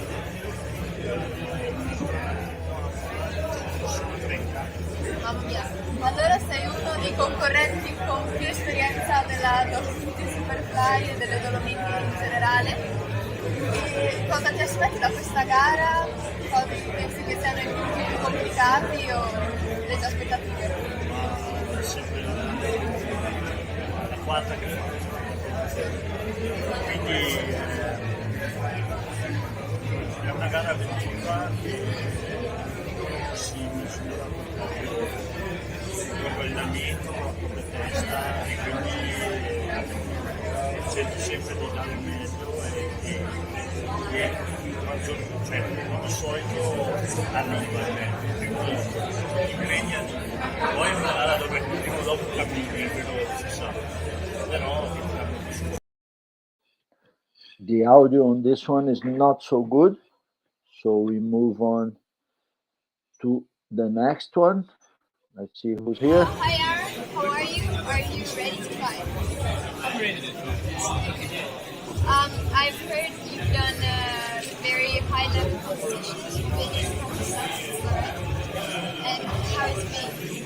Well, Pakistan was an amazing adventure. I did some nice ski line, combined flying and skiing, and some big cross-country flight. So all in all, an amazing adventure, and yeah, happy to have everything good. And where do you live? I live in Milan. Okay, so you're close here. So you know the Dolomits. I know it. So you're a bit advanced. I think in the race it's not really so crucial to be from the race, but definitely I feel home. It's good to be home. And what are your expectations for this race? Do you have some kind of strategy? I look forward to hike and fly in a beautiful place and have fun. enjoy. Yeah, that's you. It's racing here. Well, have fun and break a leg. Yeah, Aaron Duragati. So nice to see him in Italy performing at his home place, the Dolomitis. I confess I have been flying there a couple of times around that area, Trento, around Brento, but I've been wingsuiting more than paragliding in the area, Baldo, and all the Garda Lake. So many wingsuit flights around there. Some nice paragliding flights I've done, but most of my experience in the area have been on really high mountains around Trento, around that area, around Levico Terme. Let's see here. Did he take off really? Nope. 7 kilometers per hour. He's not flying. Let's see on the back.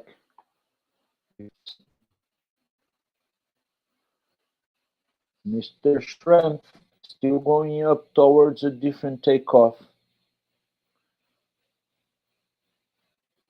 Let's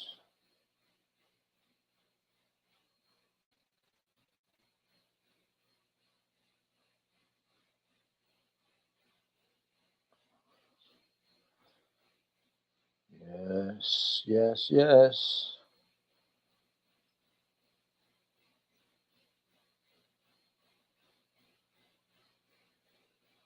Soon, I hope to have more news about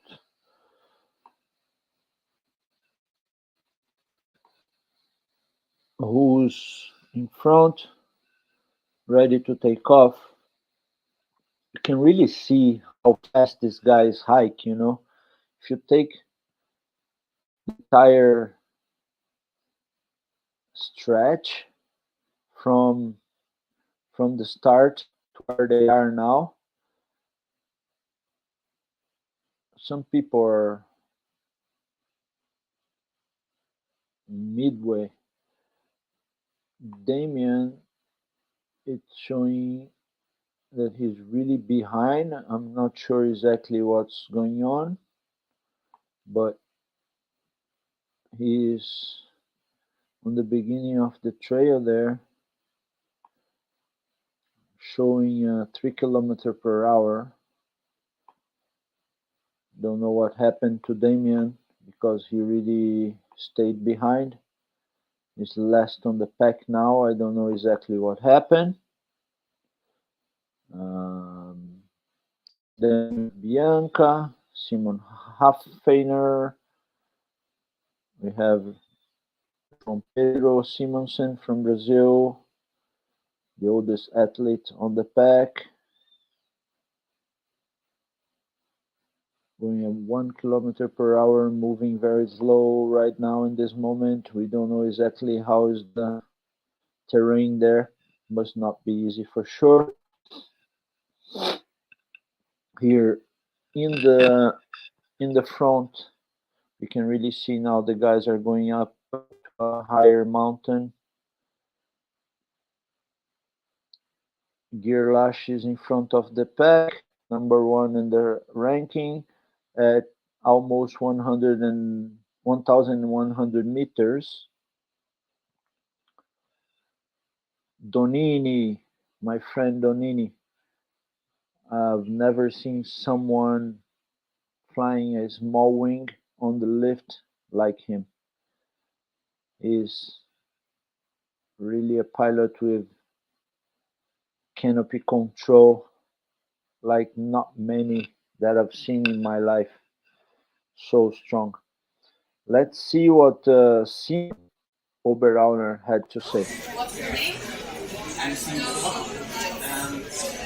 Nice to meet you. So, I know you took part in the Gordon race, and it was your first win in a hike and race. So, what are your expectations for this race?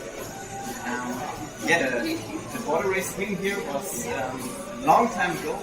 Really very good memories to here, and I love the area. It's awesome to flying. I'm just looking forward to the race. I want to learn, and that's my main goal here. And it's a proper preparation for the upcoming Xbox for me. So maybe I try some new routes or some new things. But the main goal is to learn. How long have you been training for this race? All the season. So I'm feeling good and I'm looking forward. So when you listen from a guy that was third in Red Bull X Alps, that I'm here to learn, you imagine, okay, what I'm doing here then. Simon is an example, in my opinion, of what an athlete should be, and most of everything what a hike and fly athlete should be. I met him in 2019, and he was invited to Dubai. He didn't go because he had an accident. He hurt his leg, so he couldn't go. But I was really keen for him to come because such a positive guy, you know. I met him in 2019 before the Red Bull X Alps, and I was with Antoine, focused on Antoine's race. And when we arrived in Davos, which was turn point 4 or 5, um, he arrived before Antoine. Antoine had a problem on his knee, so it was really hard for him to do the cross um, to towards Davos, and we waited for him. And Simon arrived with Tommy as his supporter, and he was smiling, man. After 4 or 5 days of racing, he was smiling and pushing and changed clothes and just ate some stuff, met his parents. They were there supporting him, helping him, and right beside the lake in Davos. And I was like, man, where you go? You're smiling. I can't believe. If it was me, the fourth, fifth day of pushing that hard, probably I would not be smiling like he was, you know. And that was for me, it was a big lesson. And I always tell him that, you know, it's like for me, you were an example of what an athlete, how an athlete should deal with situations and with the hard push that he was doing. You know, it was really nice.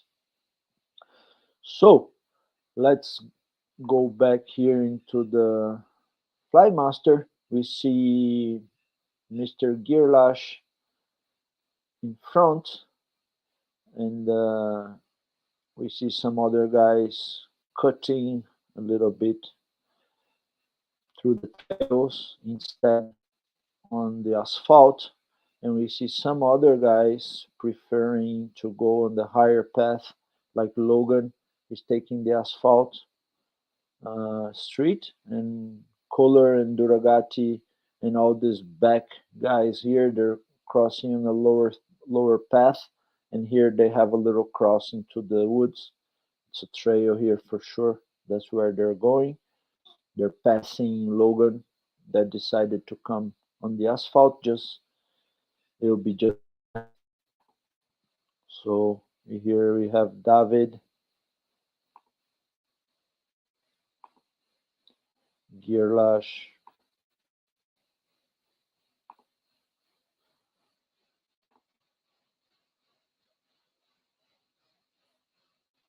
yep, 1,100 meters. I want to try to find the takeoff, where these guys are going. I think here maybe? I don't think so. Let's see something here to the top.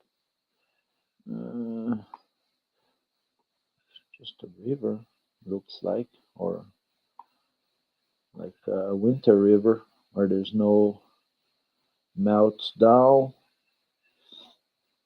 Don't know exactly where is this takeoff that they're pretending to go.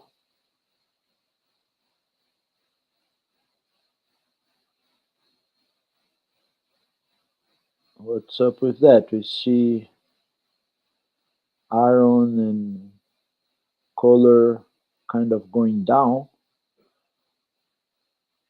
Maybe they saw something that they weren't really happy with, and they decided to take a path to cross around here. I don't know.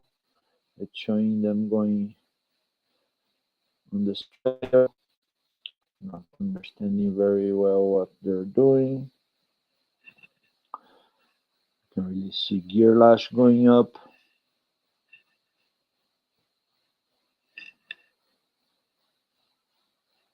Just keep the live on it.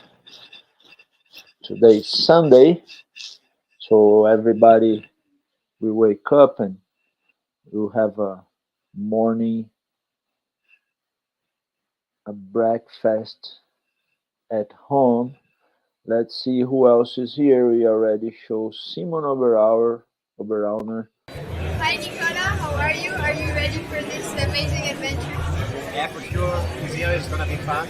The track is a bit tough, but also looks very fun. So I'm ready and I'm ready to do it. Great. How old are you? 26.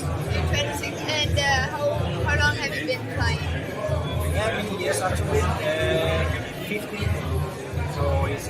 So you consider yourself very experienced, I guess. Yeah, I think so. And you also know the Dolomites. Yeah. You're Italian.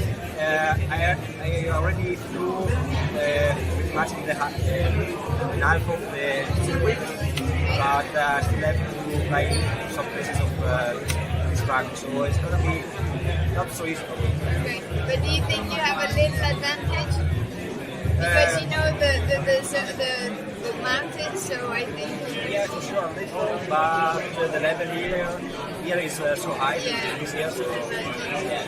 Well, it's gonna turn out great. So have fun and good luck. Thank you so much. Donini, for sure, he has advantage. That's where he lives, right? Like we were saying, pilots have advantage if they're in their local area, and this is the magic of hike and fly. You go to Red Bull X Alps, the German and the Austrian pilots have an advantage on the beginning of the race, and now that it's a turnaround in the end of the race, also probably. In the middle of the race, we have the Swiss. In the third part of the race, we have the Frenchies.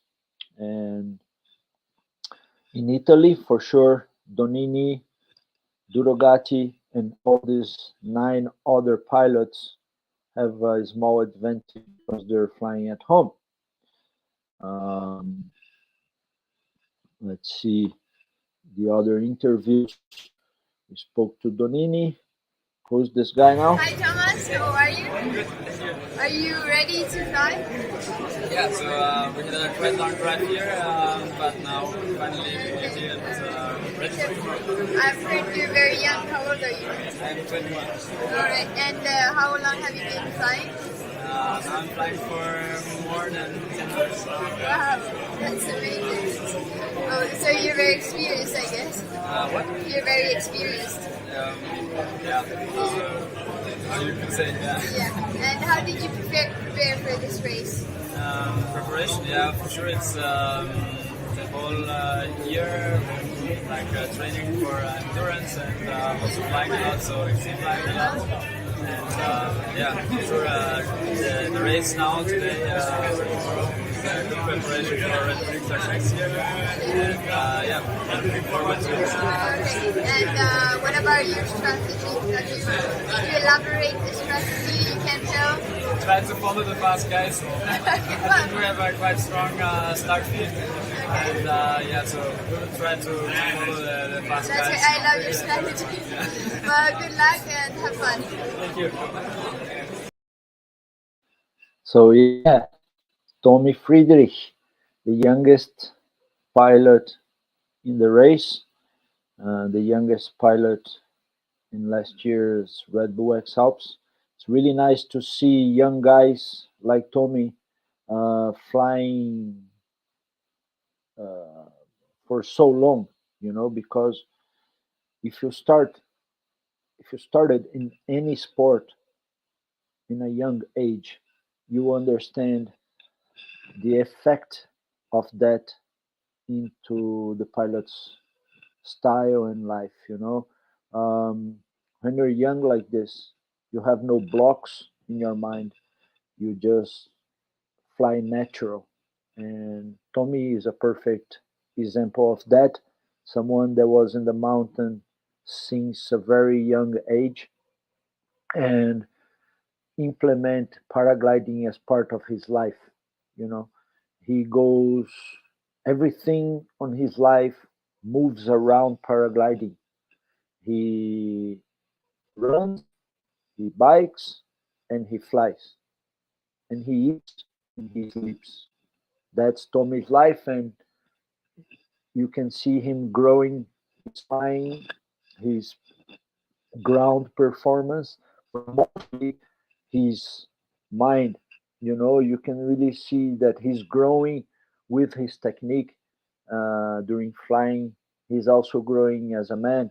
So young guy and but excellent person. You know, so educated guy and so nice to have him around. And I'm really happy to see him racing Dolomiti Superfly because he's one of the pilots that we look forward to see in the next Red Bull X Alps.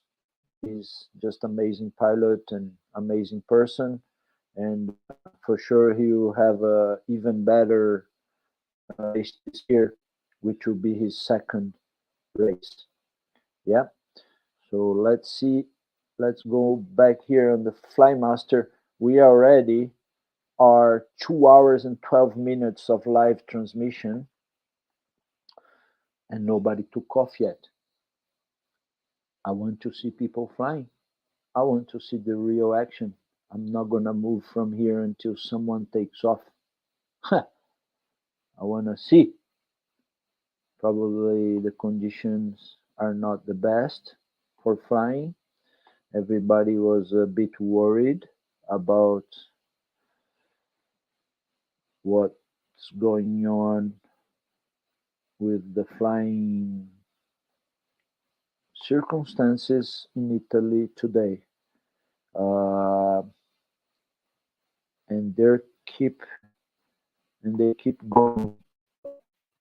You see David and Girlash here, they are at 1,151 meters, so they just climbed 100 meters. And I'm trying to find the place where they pretend to take off, but I really can't. Maybe here? Maybe. It's really hard to see from the bottom. Let's see if on the hybrid we can see everything. Let me see here. Terrain. Here we can find the top of the mountain better.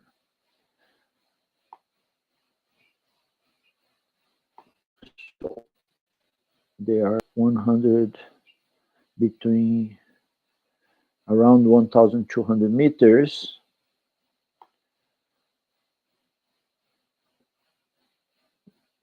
Panorâmico.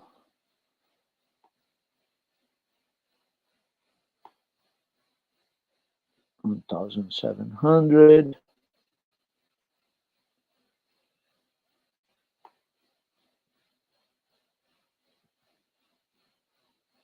1,000. Ah, corneto.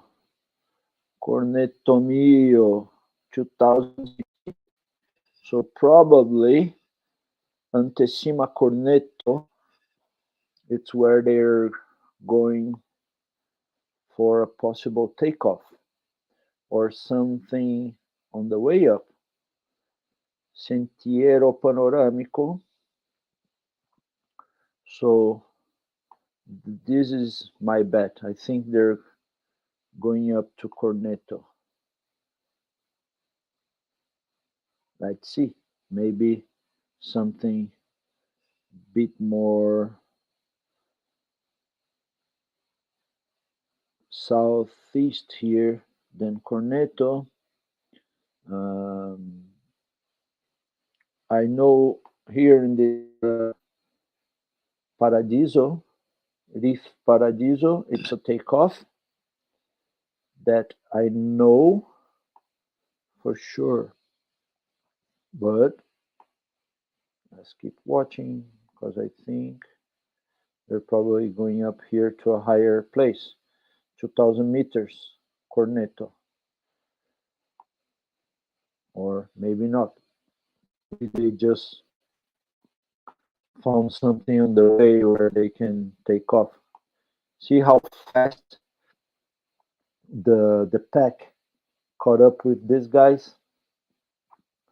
See, they just turn around the road and they're pushing here.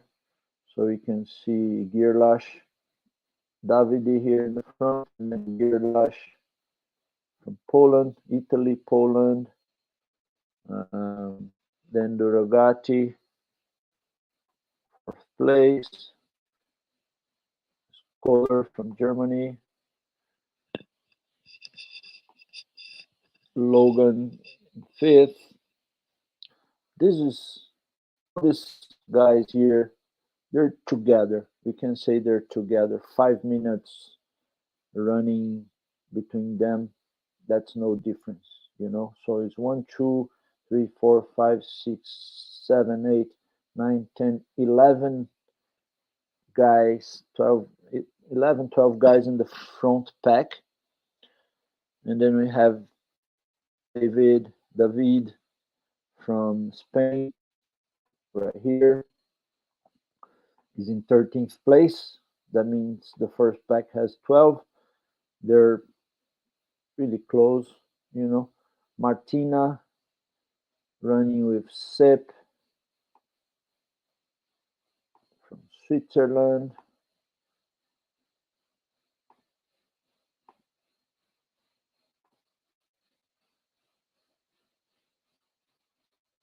Martina.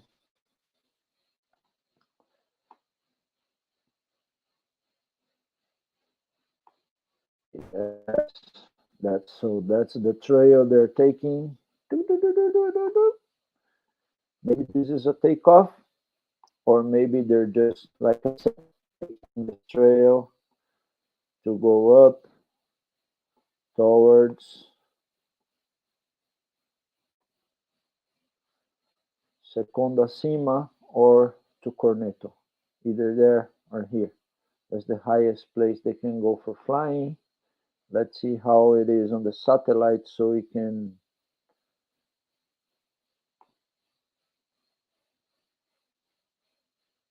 see what's up.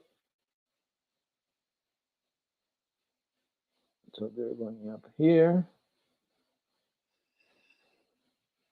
You can see some places with no trees around here. Here and here. Maybe this is a takeoff that we, you know, at least it looks clear with no trees. Maybe this is what they're aiming.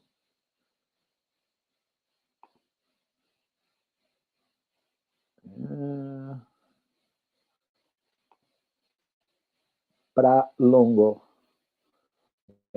How high is this? 1,700. Between 1,600 and 1,700. So this is possible on the takeoffs. Yeah.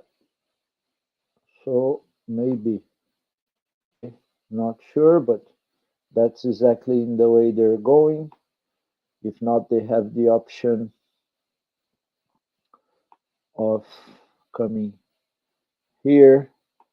You can see that it's probably a cable, a gondola that goes up to this place here. so it's probably a place where it's possible to take off. If not, it's this other place here, which doesn't look very promising.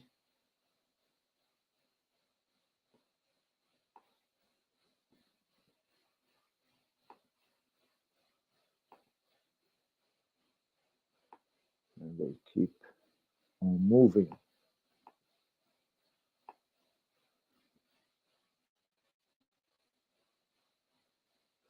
It's already, let's see here, how long? 1 hour and 50 minutes, 2 hours of race already. 2 hours of race. I want to show this video of last year's start.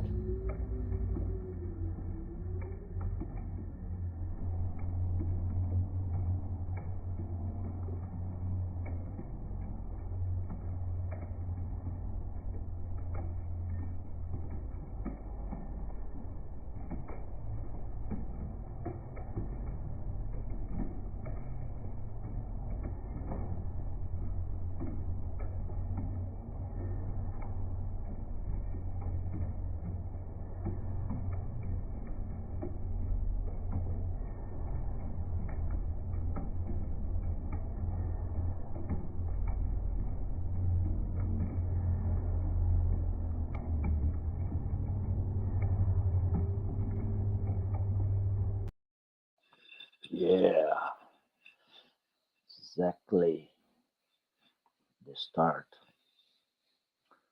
Let's see. No changes. People are going up the mountain.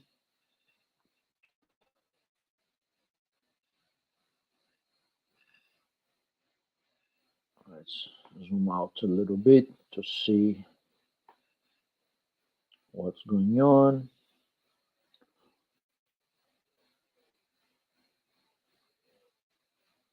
They're going up. They're already, look, 1,288 meters. For sure, they're not going to take off before 1,600 meters. They're going up probably to this point, which is around 1,600, or go up this ridge, which is over 1,800 meters. Maybe towards this takeoff around here, which looks like a pretty clean fine. Of course, we don't know exactly because it's difficult to see from the top like this, from a top view, a top point of view. And we hope soon we have the guys in the ground. Let me see if I have any message here from them, because then I can tell you guys.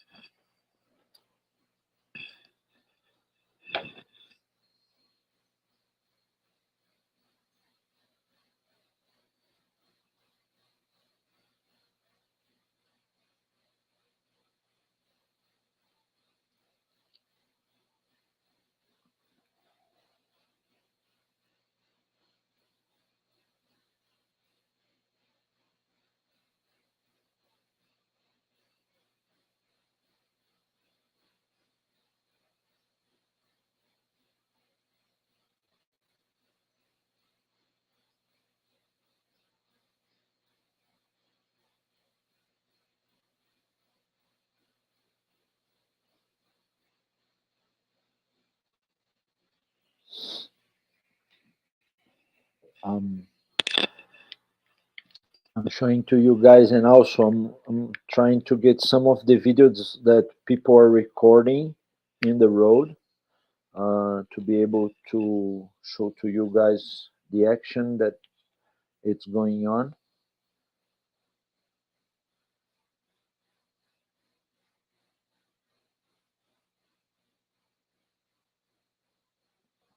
People are really running, going hard, you know, and it's really nice to watch. So I want to show this to you guys right now. Soon, I'm just downloading everything, so soon you guys will have the some of the footage that is being shown there, that's being recorded there. Okay, soon, very soon.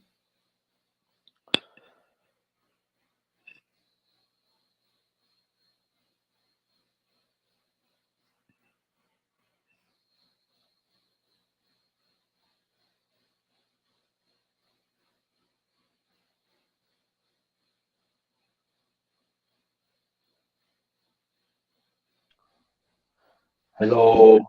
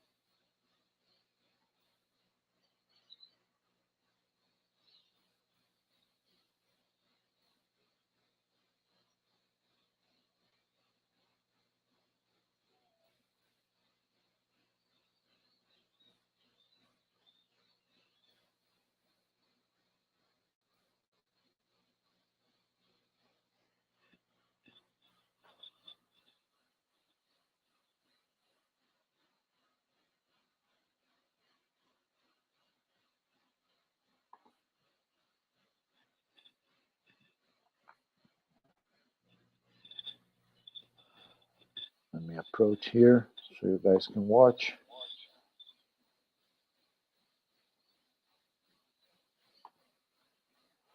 the action in the first row.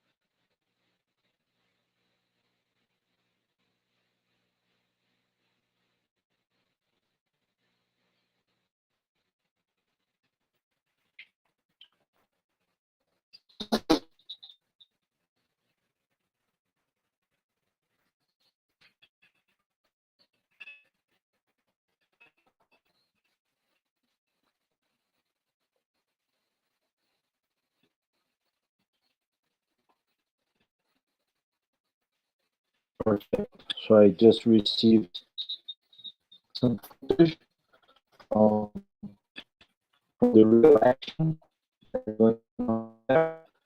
Guys racing, people going up. So soon I'll be able to share. I'm just downloading all the files so you guys can watch the action in the field.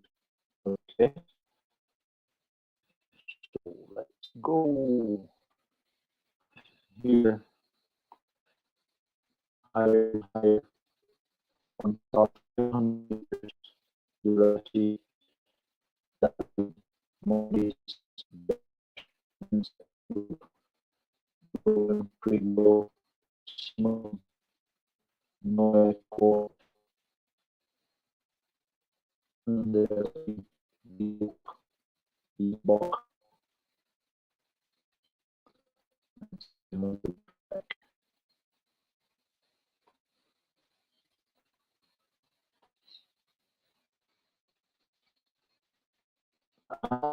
See, look at how where it's around the same height.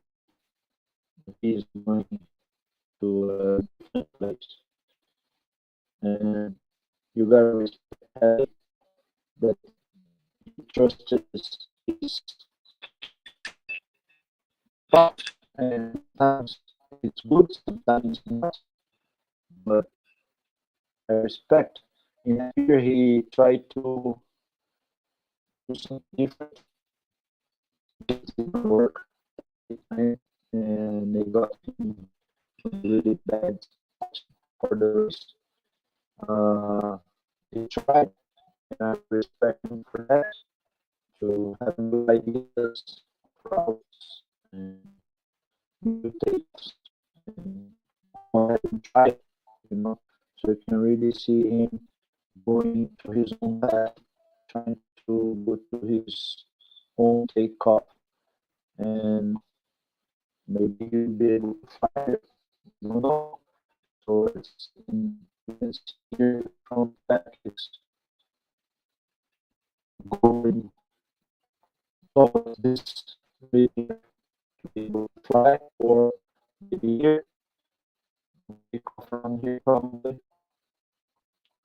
you know, maybe here, or in the ridge. Not sure exactly where they're going. You can really see Harry going to the other side. And he's at 1,494 meters, and he's stopped there, which means he's getting ready. So he probably will be the first one to fly. It's a really open spot I found, and let's see if it's going to work or not. He's at 1,600 meters. So when you move it, or maybe not, just 1 meter down, he's just getting ready. We're not sure, but we say that. We have pilots that are going strong. We have a back group here. We have João Pedro around the back.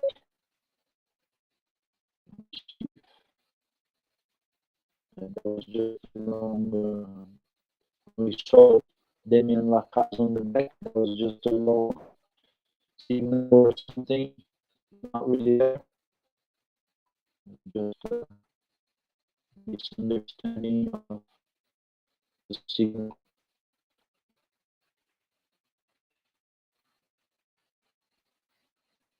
They are at almost 1,600 meters. I don't think nobody taking off yet. Let's see.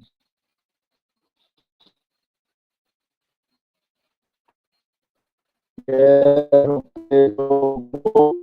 That's not easy for into this road here.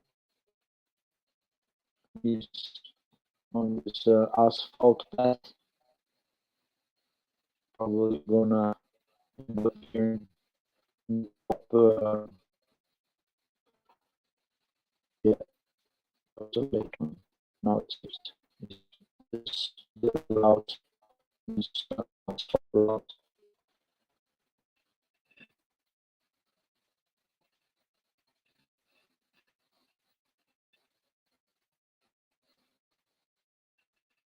So we have here Fiorenzo Graziano, Italia.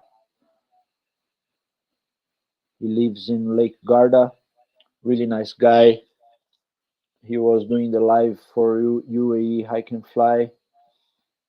Awesome guy, great person, super nice to work with. And yeah, he lives in Lake Garda. A local pilot there. And he did Eiger Tour this year. And now he's coming here for Dolomiti Superfly in his home area, and really nice to see him dedicating to the hike and fly event. Heli, it's at 1,520 meters, going up a little bit higher, maybe for takeoff.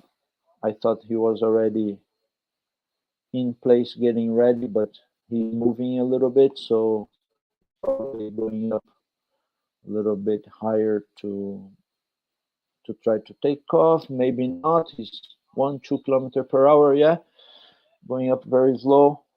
Maybe he's getting ready. I want to see people flying because then we separate men from the children. Yeah.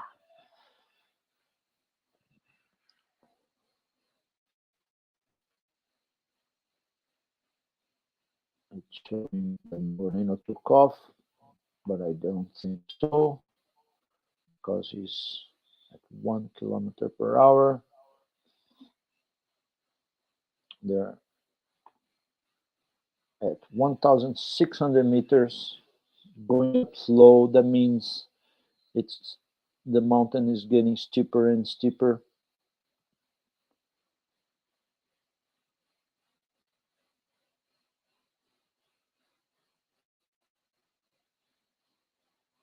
Soon we will have another live on turn 21.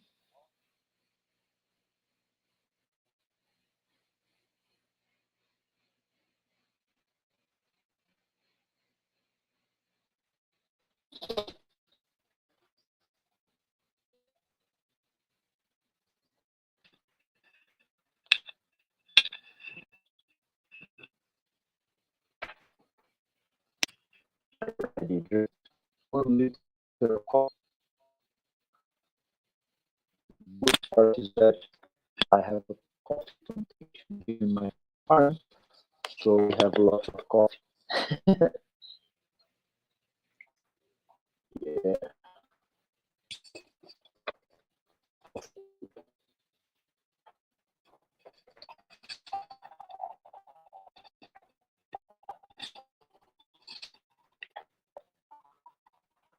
Keep watching.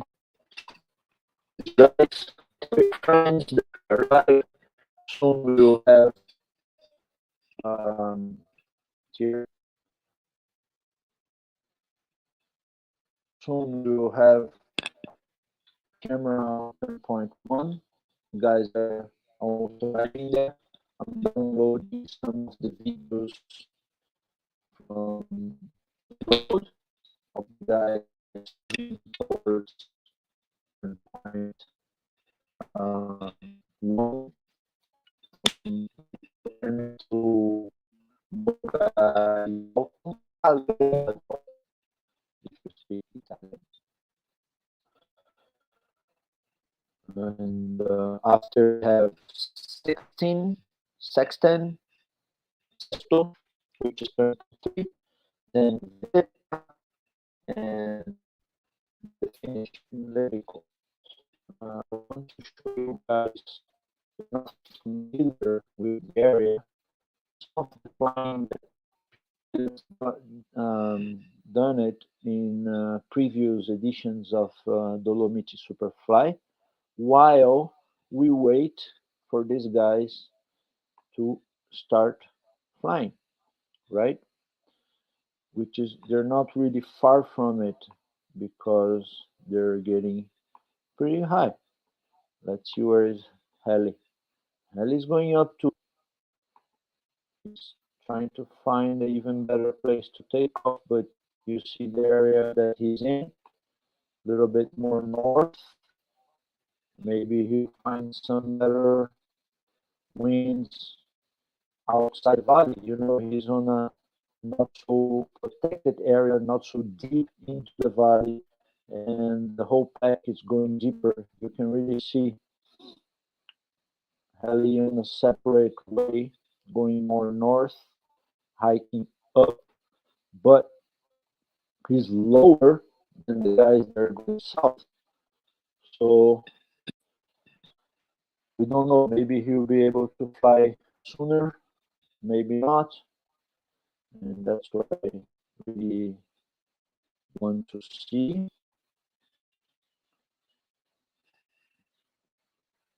In the front we have Durgati now. That's already passing everyone. Deer Lodge, Fuller, Sassubi, and then Krigo and Tony and all these guys.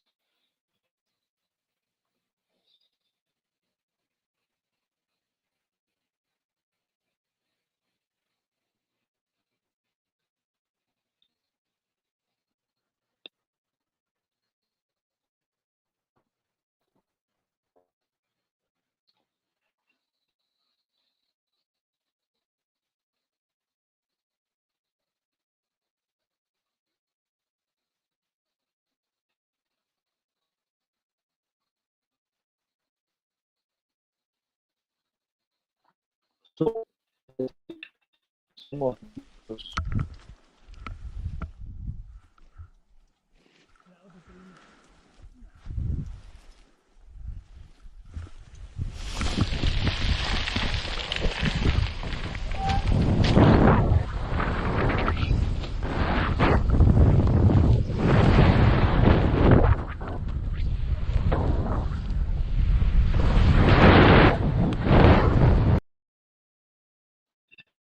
As you see, not easy takeoffs, but not easy.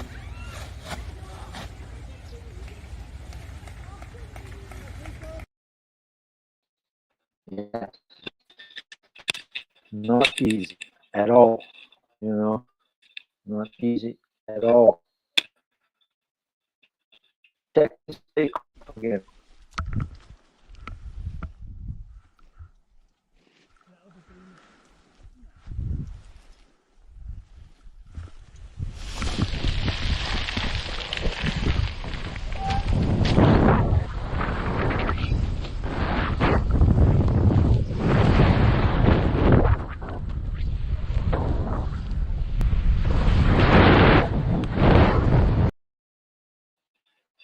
If it was a poker game, that was all in. Cannot make a mistake in this situation. Let's watch another video.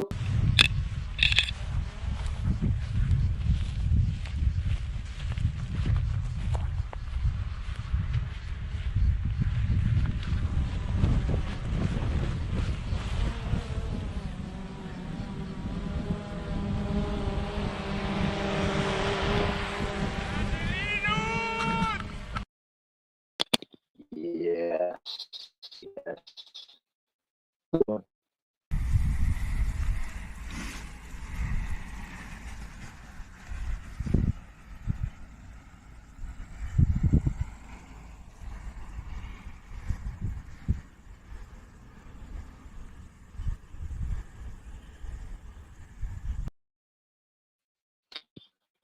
Yep. And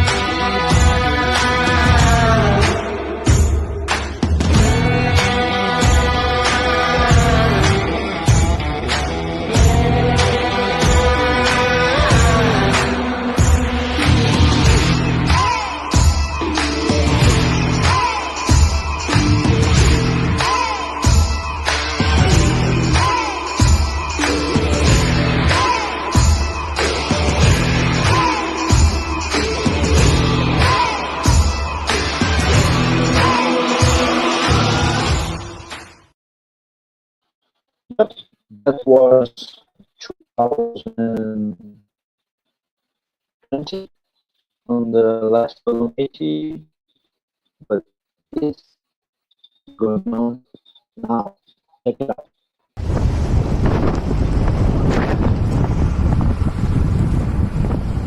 Aí!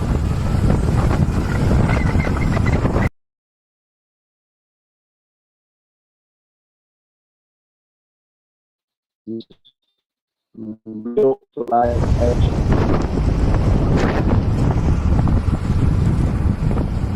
Aí!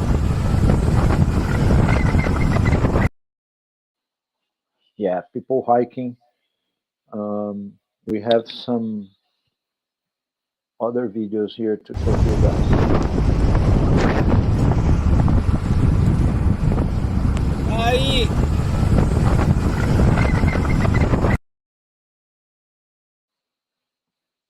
That was the same one. Yes.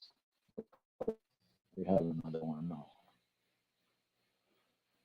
Da-da-ba-ba.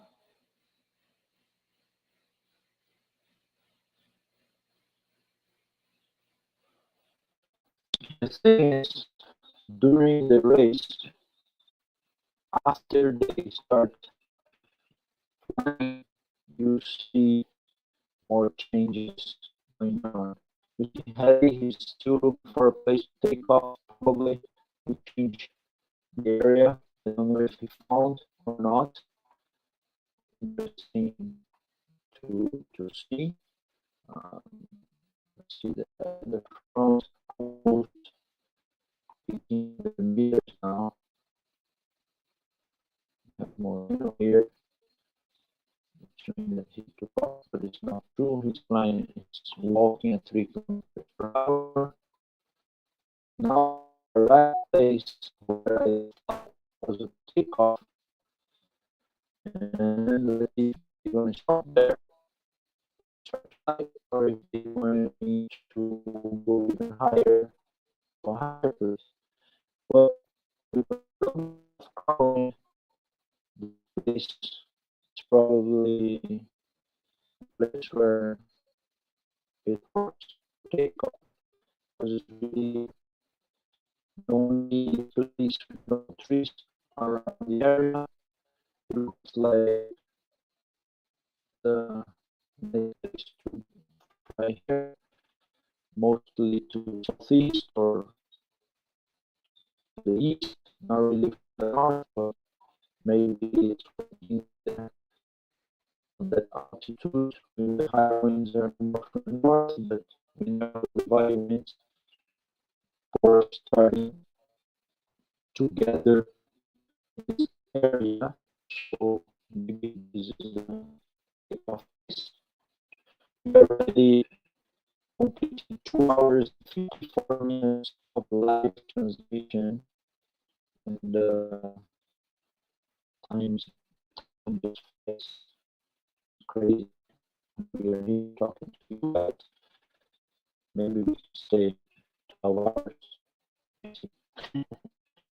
I'm really enjoying the race here with you guys, being able to talk over, to see you guys performance.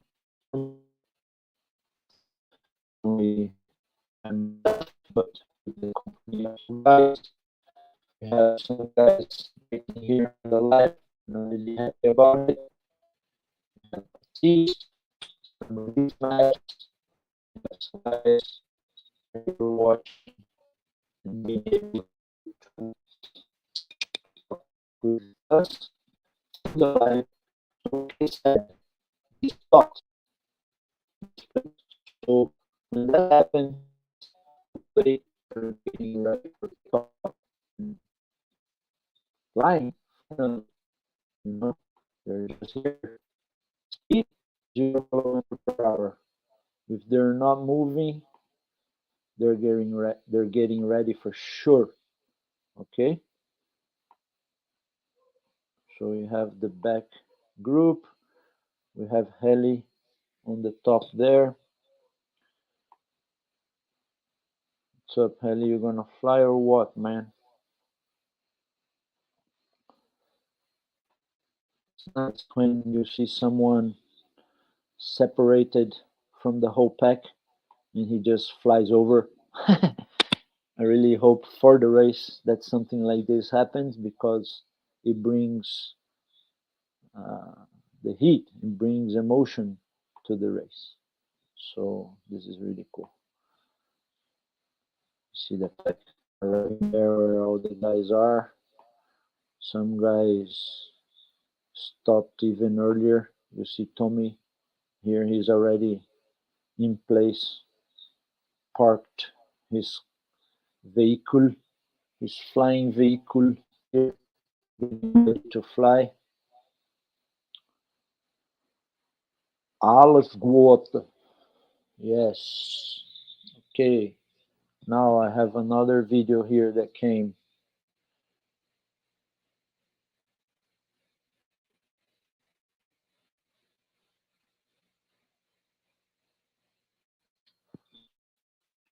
I'll show you the video that just came in.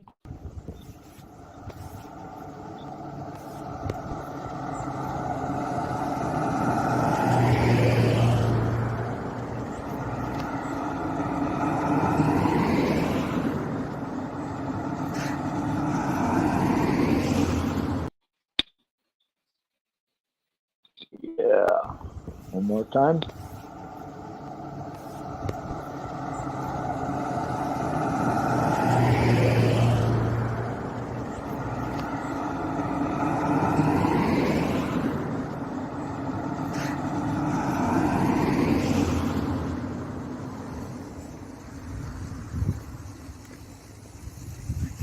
People think they actually know that Ciao! Ciao! you don't need to run so strong in the beginning because after the Hello! first flying, that's when things will start to shape up. Donini is not the Donini is not the strongest hiker, but when he's in the air, I'm sure he will show you guys what he's about. You know, he has a great flying technique. He's Italian. That's the area he lives in the Alps, and it's amazing. But he's this the tandems. He flies cross country. He's a really good acro pilot. He flies speed wings, mini wings, and yeah, just excellent pilot and so cool guy. Really quiet in his own path, you know. Really nice guy to have around. So push, you know. Really hoping that he has a great race. So Krieg arrived with the pack. They're probably taking off soon. Let's see again heli where heli is up higher. Also stopped in the exact same place, which means he's getting ready to fly, right? Let's see here.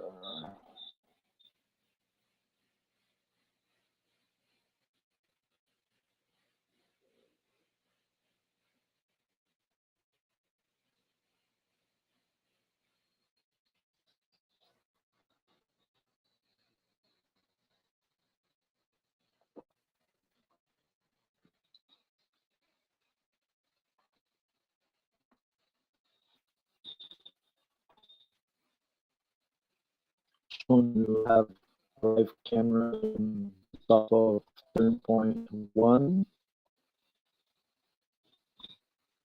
Let's see how long it will take before they reach. We have just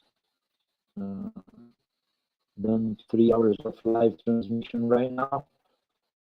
That's how long it's taking for them to arrive at turn point, at the takeoff one, not even turn point one yet. Uploading some other videos. I don't have the connection with the live phones, or sometimes you just don't have the exact good connection for a live transmission, so we not go live. Home, not having the best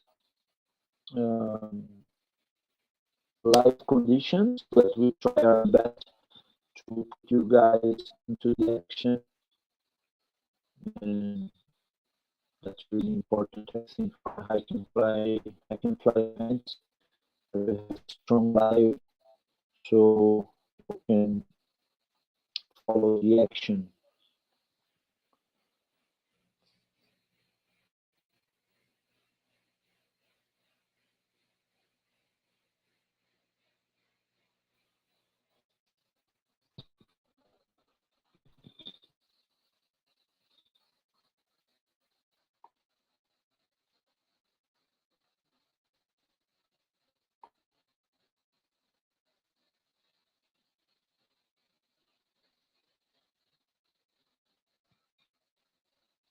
So we have the back here, yeah, sitting on the back, and Pedro,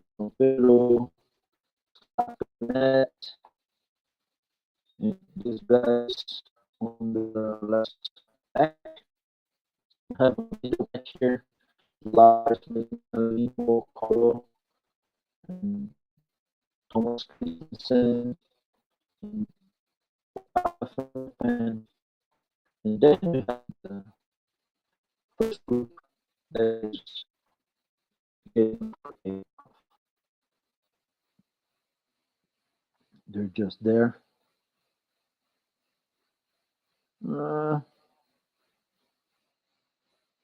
Okay, Aaron Duragati launched. Now it might be true. Yes, Aaron, the first to be in the air with Davide Susadelli, both pilots that took off first. And it's working good because Aaron already gained 150 meters with 1 minute, 2 minutes of flying. So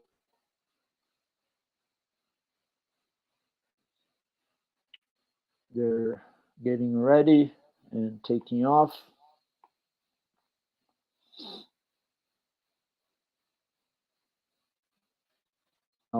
Gierlash, Simon Heifener, Lino Colo, they're all taking off. I don't think Lino Colo took off. He's kind of in the back here. Yeah, no, he's walking. Just a fly master mistake. Yeah, we have these guys. They're definitely flying. Let's see how high it's on 1,800, and they already gained 200 meters from takeoff. And moving, let's see how much altitude he will get before he's pushing into the next mountain.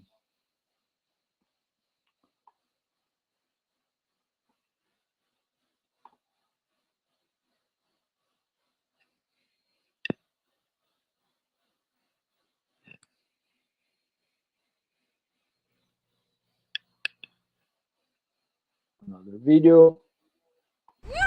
Vai Marti! Vai!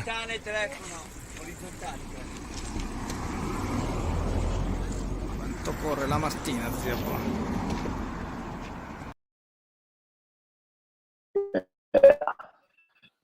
Running, and we are trying to show you guys the action during the race.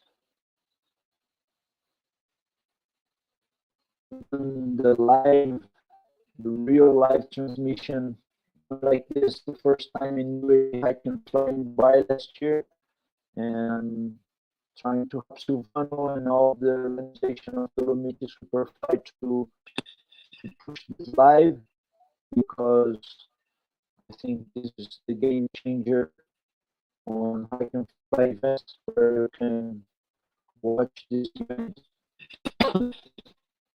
from your house, from your business, and really enjoy the race on a better rate than cross country paragliding, because racing cross country is really great for pilots.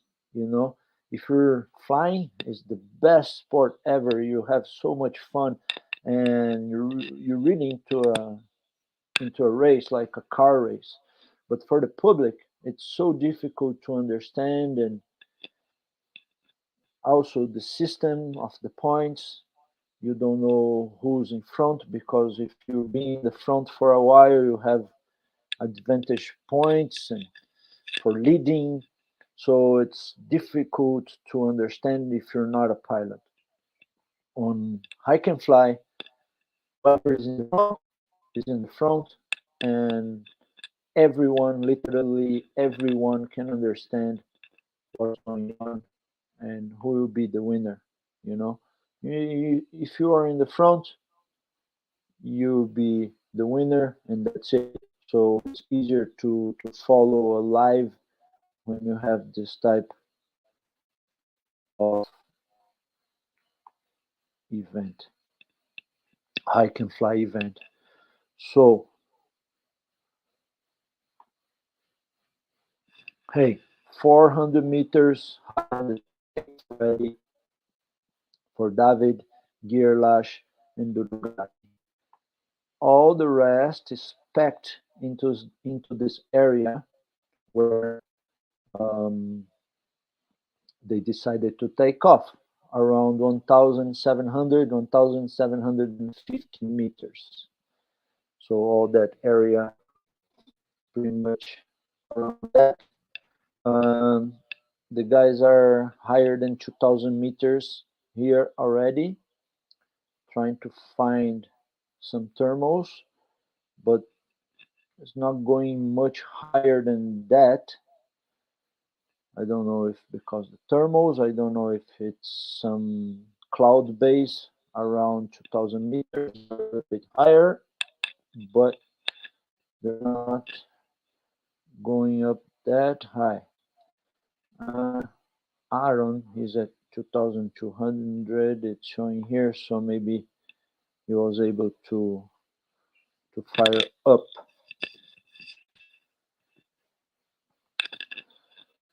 Yeah, he's already 2,200 meters. Aaron, Garage, which is also on his area. He's so experienced on flying in the Dolomites. He's trying to get some altitude before pushing.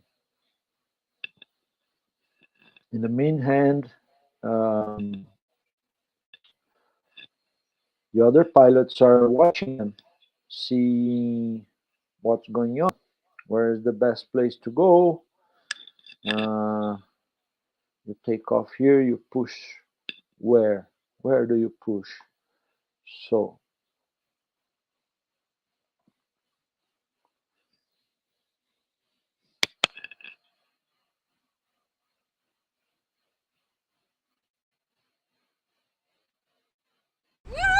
Vai Marti! Vai! Ciao! Ciao! Vai Nick, occhio alle macchine! yeah, machine. They say machine means machine, right? So push it. Yes. A big hello to Rob 5-on-1, Baptiste Relief Maps, George Boer Zimmerman, Lacroix, Ludovic Lacroix. Merci for watching. Nice to have you guys here. Tell your friends so everyone can watch.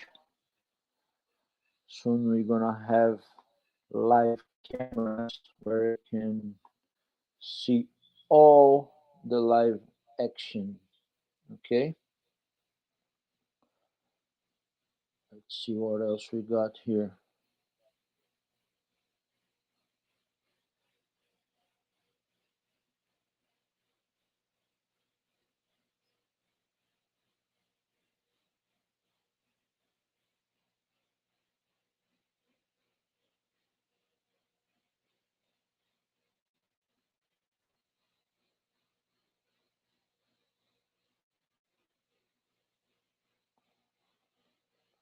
So in 30 minutes, some guys will arrive in turn point 1 already, okay, in the ground.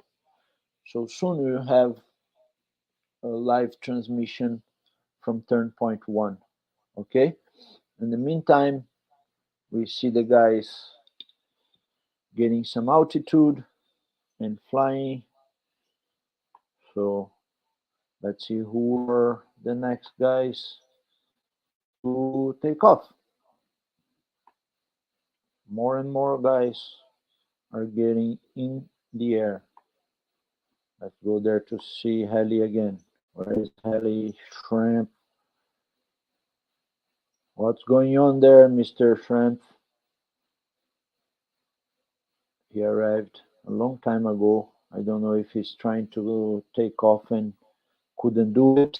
Sometimes if you fail to take off for any reason, your glider gets entangled, you have a line that something happens with the lines and you end up losing time. It happens a lot in hike and fly races. You want to push, you want to go fast. We all know how it is. So where's all the guys? They're here. So Maurice Kohler got to 2,300, 2,400 meters, and looks like he found some thermal there and he's pushing up. The guy with most altitude. Simon Oberauner just took off.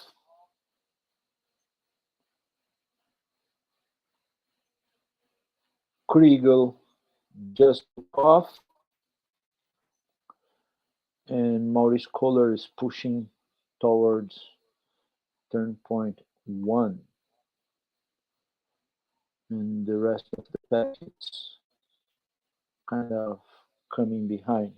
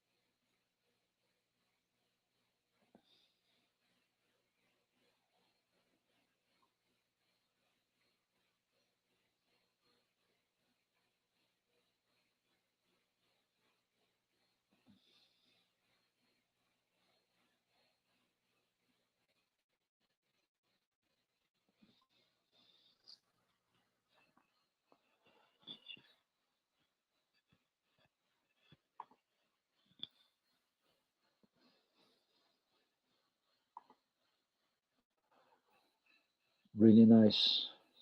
Guys are going hard, so hard into turn point number 1. Okay, my mistake here.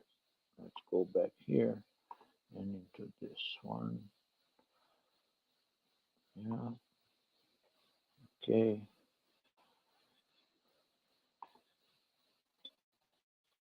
See the flying. Okay.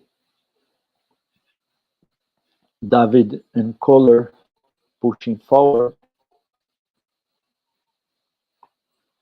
at 2,400 meters. We lost signal of Duragati, so we don't know exactly where he is. He's that he's just stopped there at 2,200, but for sure he's pushing forward right now.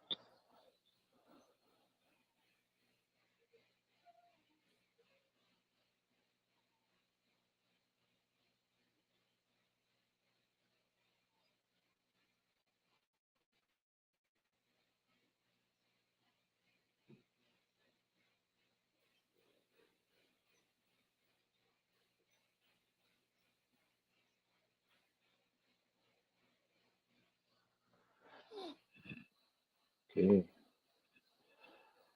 Guys are really pushing towards the turn point 1, Mauga Rialto.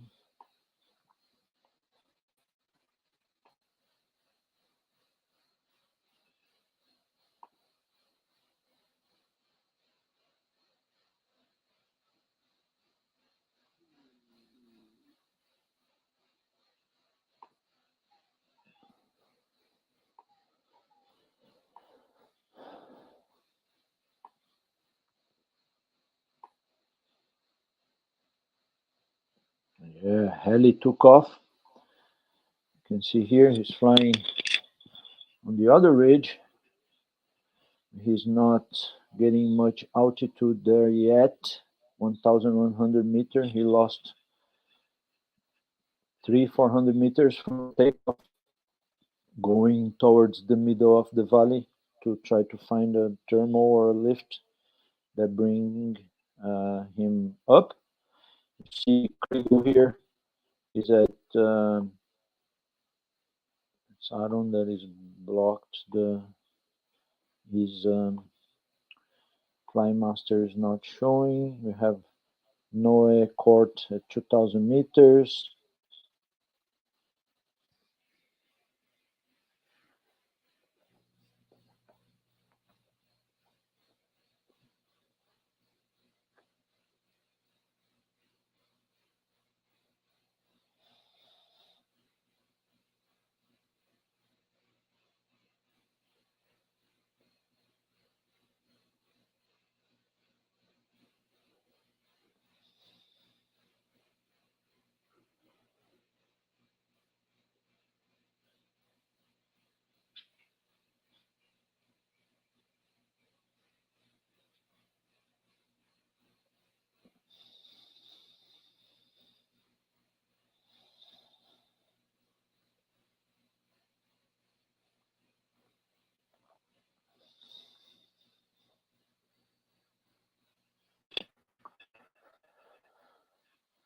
Okay, so let's watch the Fly Master Live.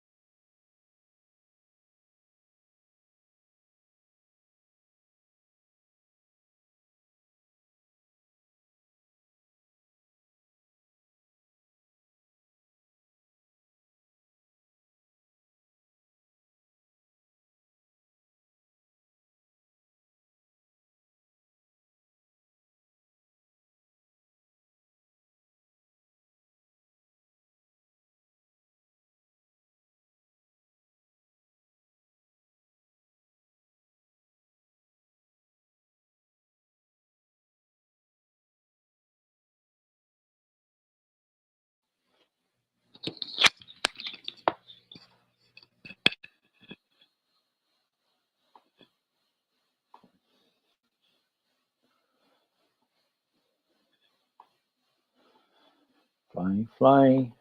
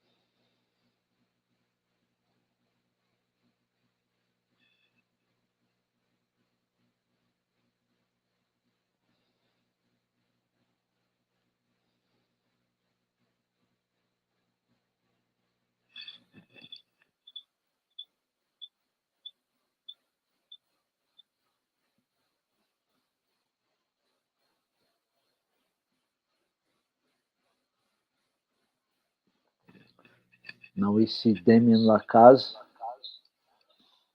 already doing his move.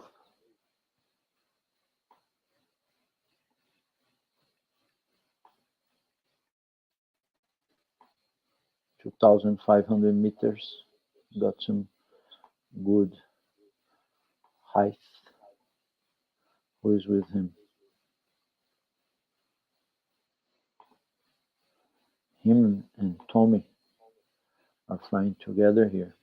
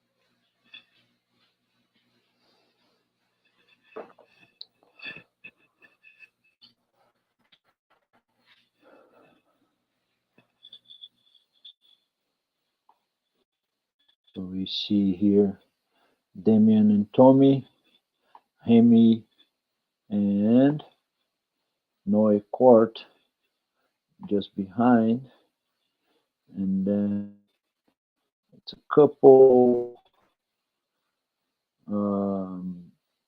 Fly Masters. They're not really showing, like Krigo, Duragati, they kind of disappeared. It's showing Heli taking a different path, more on the east of the valley that the other guys are flying, maybe on a higher area, but he's only 170 meters from the ground. I'm flying at 1,500 meters. And the other guys, they're almost at 3,000 meters. They really got what they expected, you know. They're really going up. I'm just zooming out to see if it's someone in the front, but no, this is the pack. All these guys, they're showing that they're here, but as you see, they're not moving. So him and Aaron are here. As they're not moving, something for sure, and Seth also. Something is wrong with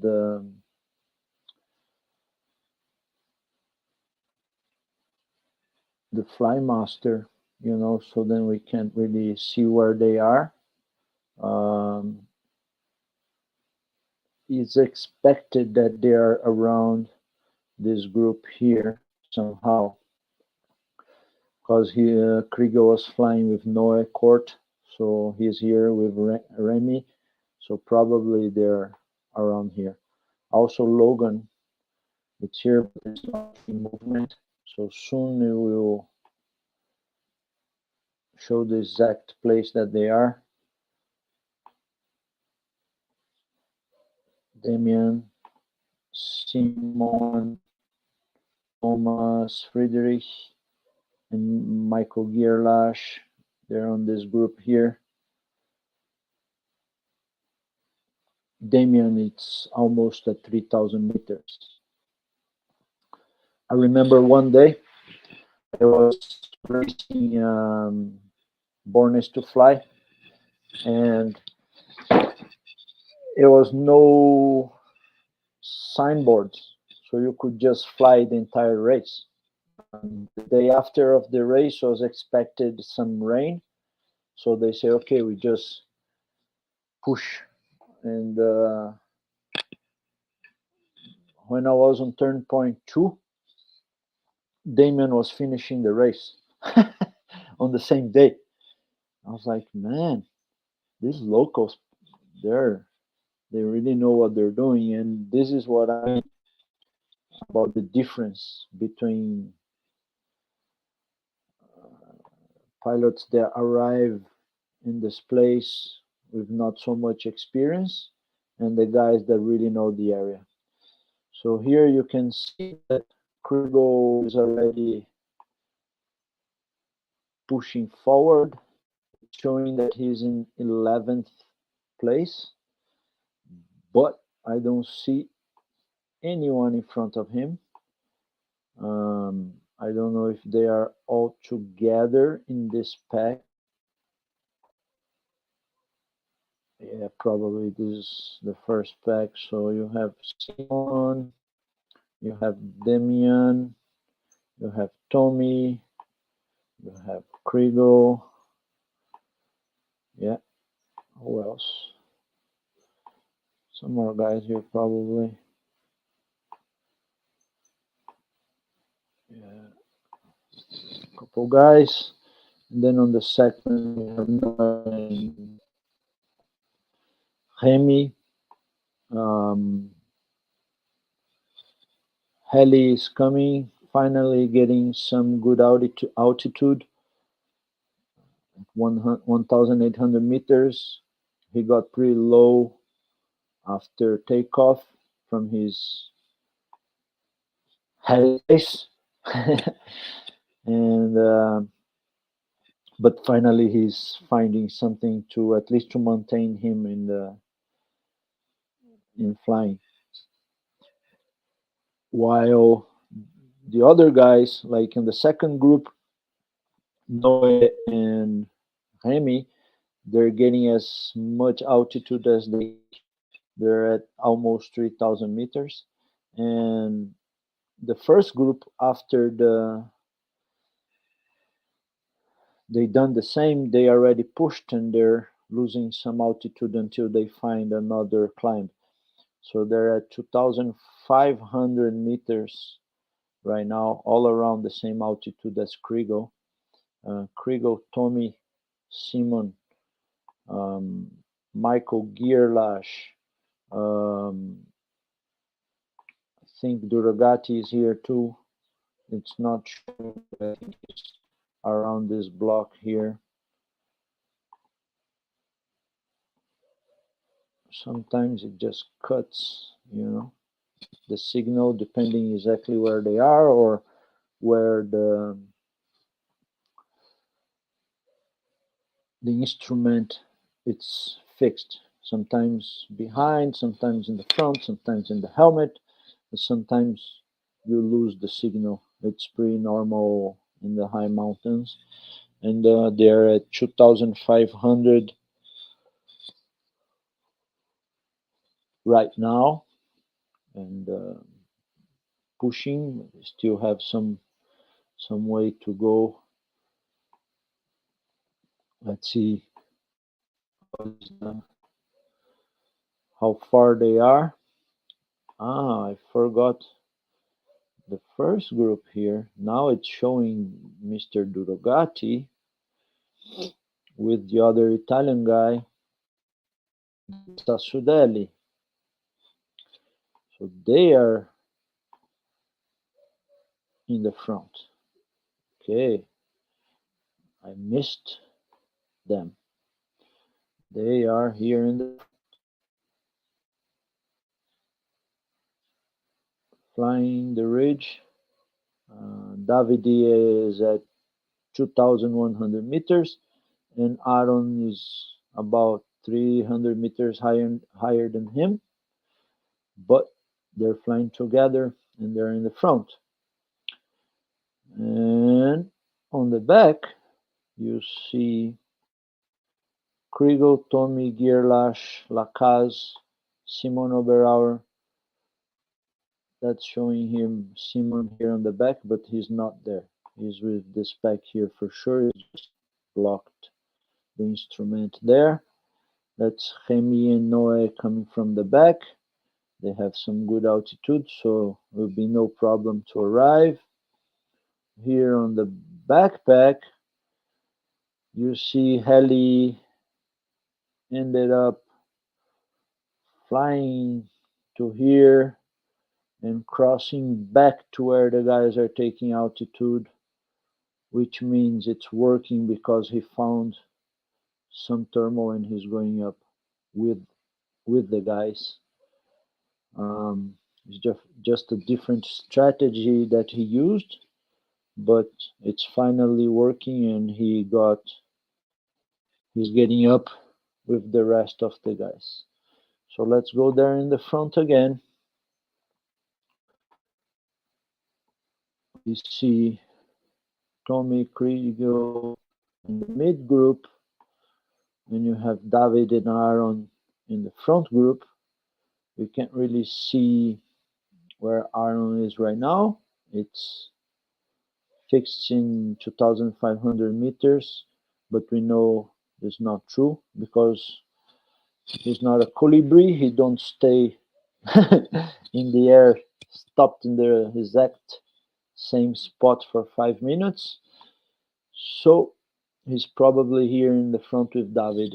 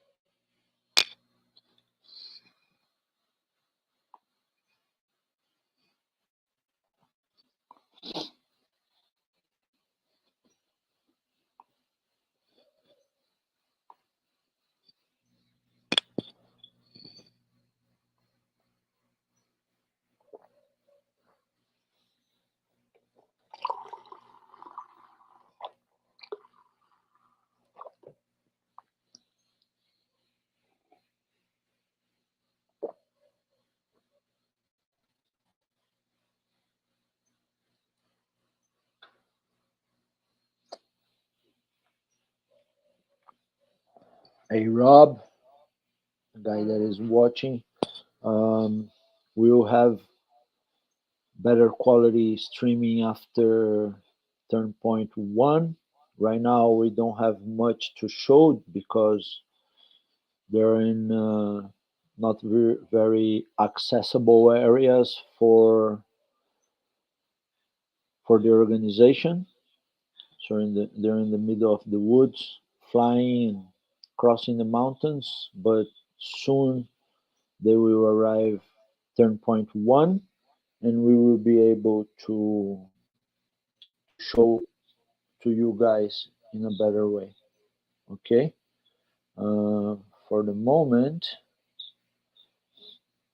we look and try to get you the footage that it's being done in the ground. Very soon they will send this to us, and I'll publish here. Now, that's what we can do, you know, to show you guys what we have. But we're gonna get better and better for sure. Each time, each day, each competition. I think the important is that we're all gathering towards the same goal, that is showing the race to you guys. Okay.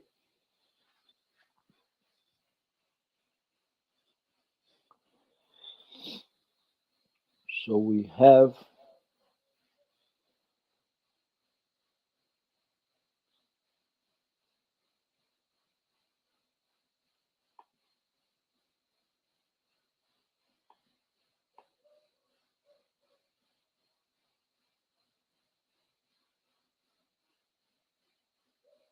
now the front guys all locked their instruments. For some reason, Aaron and David are not moving, but for sure they are moving. Soon we will show their exact position. I also invite you guys to watch it on Relief Maps. If you don't have this app, please download it on your phone. We have a group there with all the athletes, and you can see the live transmission there with better graphics. If you want to watch in both at the same time, you can open the Relief Maps on your phone and watch there and listen to the one here on your computer or in your big screen on your television. And soon we have the videos of the action here, all the live, the pilots arriving on turn point one, and that's what I really want to see. I hope they can top land in Malgarialto.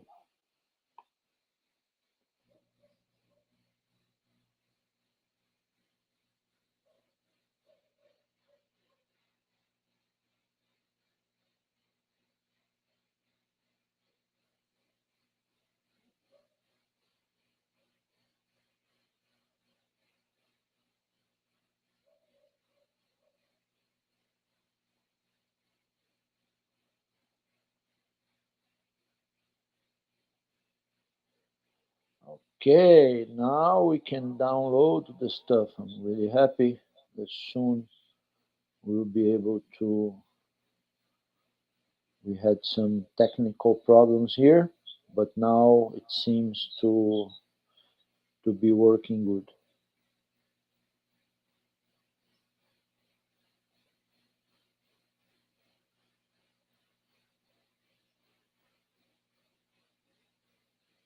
Yeah, much better.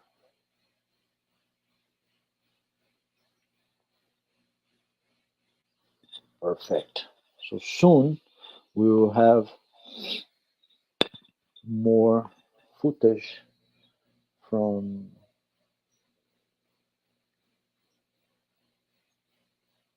the live. Finally, we got this result.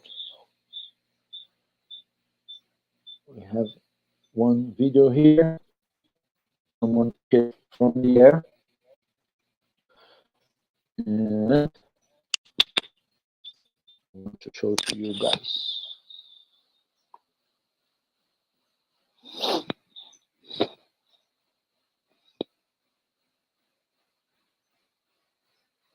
Here we go. Let's see. It's on vertical mode.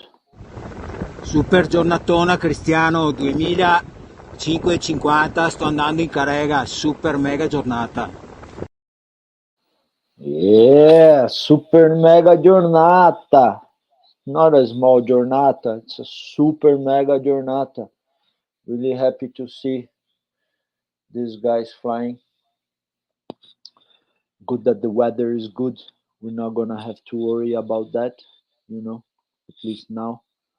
It was rainy the other day, so we were worried about the flying part, but now we can see that everyone is flying good. Some guys at 2,400, some guys at 2,000, and yeah, sometimes you have a little lockdown with the Flymaster, but right now it's already working again. Look. Besides, Aaron's didn't actualize yet, didn't renew, but you see David is at 2,900 meters. That means he went from 2,000 to 3,000 in 5 minutes. So probably Aaron is close to him because they were really pushing and flying together.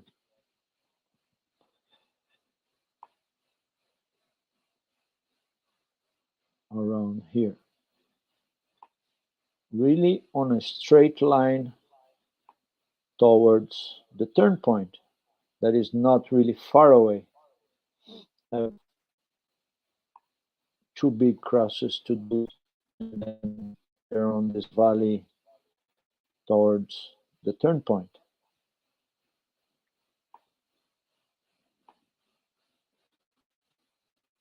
If you take from the start to the turn point 1, you see that they are on half of the way,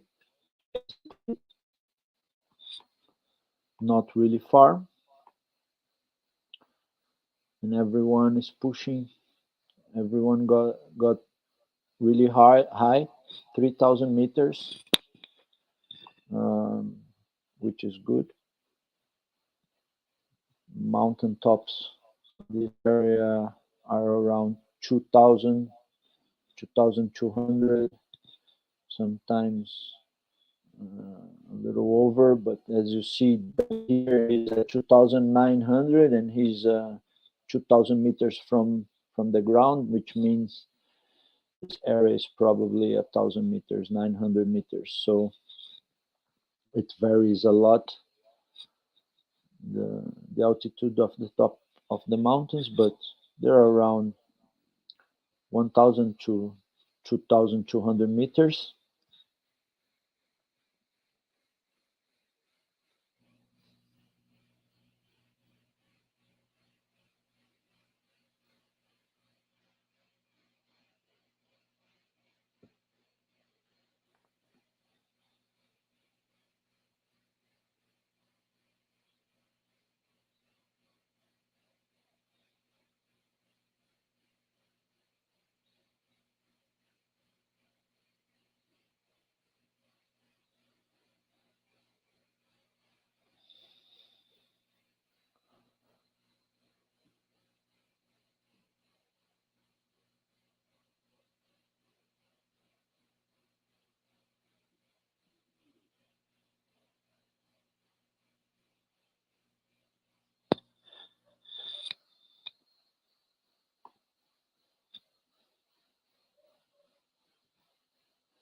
Keep pushing, guys.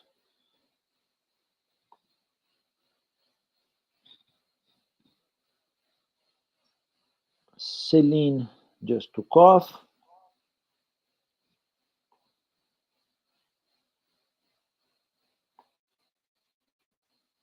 Aaron still locked.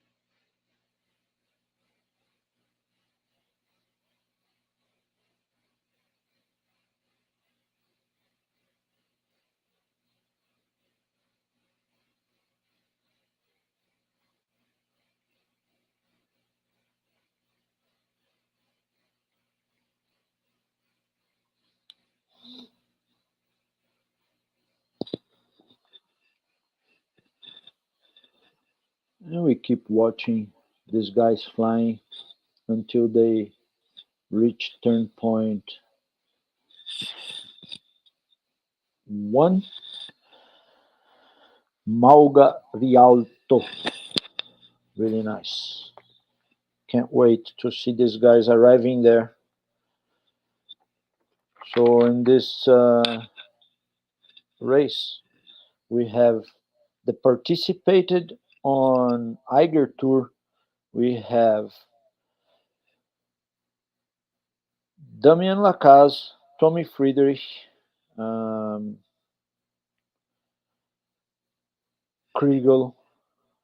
and I guess that's it. That's it, you know. Let me see here.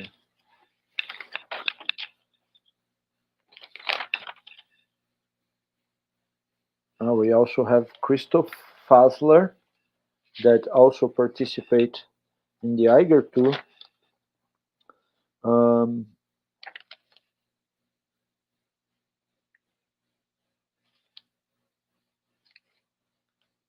And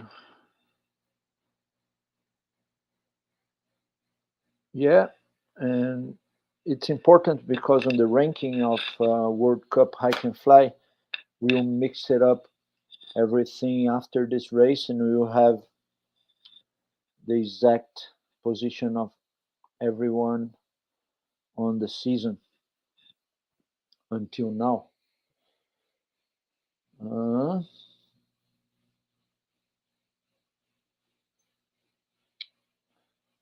It's really hard. Sometimes we have good videos on the phones, but we're not able to show to you guys because the guys there in the middle of the Dolomites, they're not being able to send it to me. So we're talking here on the phone. Hey man, you have videos of the action? And the guy say, yeah, I have many, but I cannot send it to you because I don't have good internet. It's going very slow. So we're waiting for the 5G everywhere and for Elon Musk to provide internet signal all over the world. So then we can really go hard and be live everywhere. So each 2 years, we can really feel the technology improving and things that we were not able to do 4 years ago for sure. Now we are able to do it, and this is really nice. And for sure, in 2 years from now, we're gonna have a different quality of service and a different quality of the live transmission because of simply technology, you know. And then it's just gathering all the people, gathering the information, and publishing live. That's I really like the live transmission, you know. You can stay at home and watch, and this is perfect. It worked great in Dubai, and we're trying to do the same here in Dolomiti. It's harder because the turn points are further away. We have this 4-hour break until someone reaches the turn point, but it's okay. You know, we do our best, even if we have to stay a long time in the air. We don't mind. We do our best to show to you guys. Okay, so we see there Davide. It's cruising one of the last valleys towards the turn point. Yeah, it's not really far away. Like I said, local guys. Yeah, I think Aaron is flying with him. Here is Simon. That's where he locked his instrument, his Flymaster, and soon he will go back again. Ah, that's Moreno. Okay, he's moving. This is Simon without moving. And now I think it's fixed. Okay, so we have Davide in front. I think Aaron should be flying around him here in the front because they were flying together, and Aaron's instrument is still blocked up here. It's not showing the signal. So we have here Damien at 1,500 meters from the ground, but 2,800 in the air. So he has some altitude to burn to cross this here. He either gonna go around, or I don't know, depending the altitude, he can just cross over here. Really fast, man. He's moving really fast. 30, doing like 38 average. You can really see that he's not that high anymore. 2,000 meters. It's going good. It's going really fast towards the turn point, and let's see how it goes. But he's losing some serious altitude here. He's 1,000 meters from the ground. I hope he can there to be able to arrive high enough to arrive flying. Otherwise, you're gonna have to land and hike up, and then we're not gonna have his top landing footage.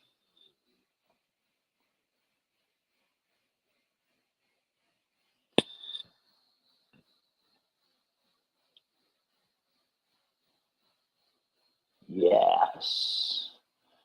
Hello everyone that is here with us in the live transmission. We're showing David Sassudelli, Italian guy. David, he is born in 1998, which means he is 24, 25 years old. Young pilot from Italy doing his thing. It's always good to see young guys lead. You know, that means fresh blood in the sport, and this is so nice. Okay, where's the rest of the pack? Let's see here. Yeah, we get Noah, Court coming, Damien, Tommy, Paolo, Krigo, and to tell you the truth, Moreno is coming here more from the west, but as you see, he comes into this ridge that will take him basically all the way to this ridge that is the final ridge for the turn point. So he positioned himself very well, Moreno here, I think, just because of this ridge, that he can fly. He's at 2,100 meters, going up and down, but he's moving, so doing pretty good. Noé, which is the second youngest pilot in the race, is 21 years old from Switzerland. Really strong pilot that is also coming on the hike and fly scene. Met him on Eiger Tour last year. It was a weird edition in 2021 because it rained a lot. We took off in the middle of the clouds, and this year was good weather in Eiger Tour. So I guess I was just not lucky. It's nicer to fly in Switzerland with good weather, because when it's bad weather, it's really bad. So in the front, we have 375 meters from the ground. He can be over a ridge or something, which really looks like, because it's really high, on 900 meters of altitude, 300 meters from the ground. Maybe he's just cruising some high mountains. The back group, you can see Tommy Friedrich. He's at almost 3,000 meters, 1,300 meters from the ground, which is really nice. So you can cross this area. Damian, it's 900 meters from the ground, 2,400 meters in the air. So he's also having plenty of altitude. Like I said, look at Moreno coming from the west. He's coming really strong, getting altitude. He's 2,000 meters, more or less, 1,940. He's flying over this ridge, only 200 meters over the ridge, but he's flying on this perfect ridge towards the turn point. In front of him, a court that just passed everyone basically, and it's going hard. I don't see Mr. Durogati.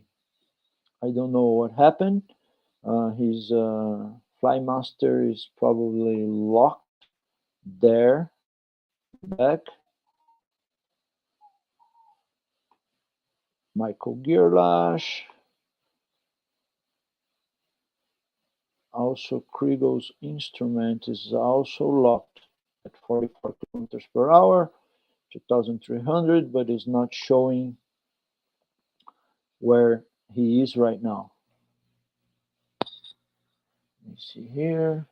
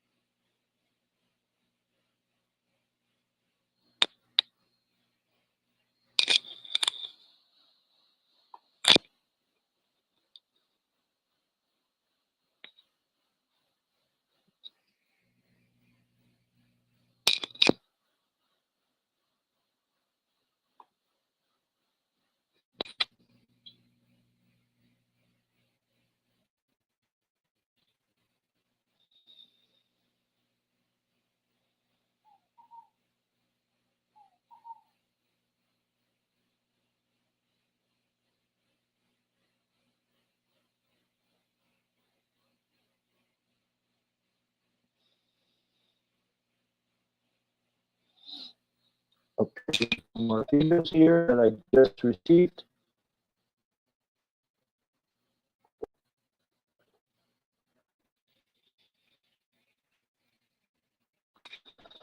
Four hours of live transmission. Thank you guys for watching. We will post this entire video later on so everyone can watch. All the pilots at the hotel when they come or at their sleeping place, the van, the tent. No hotels right now.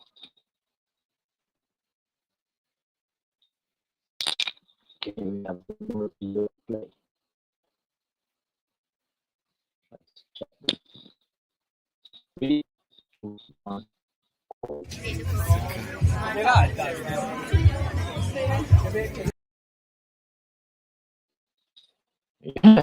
that was quick. Let's say that.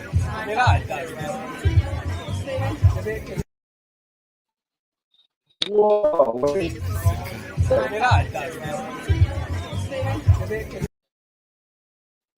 I don't know where is that exactly.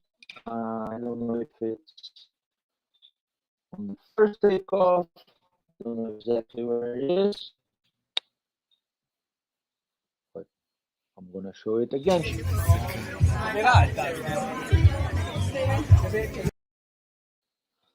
Okay, now we have another video of someone running. Go!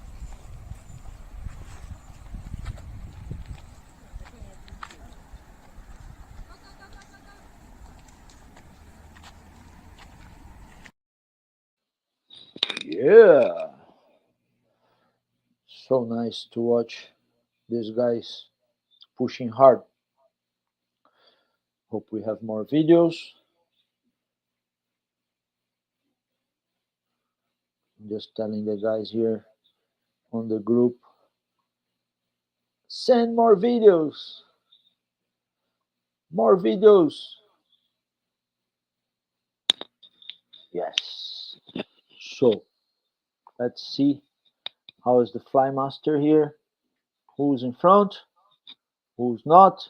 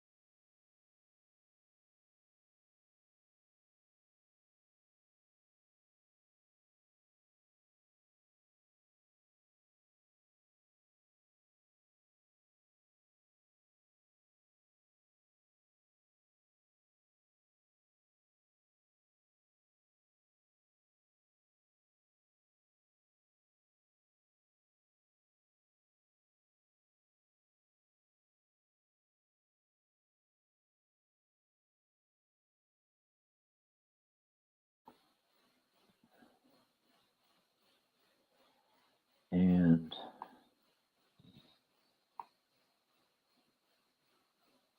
Damien just caught up with David.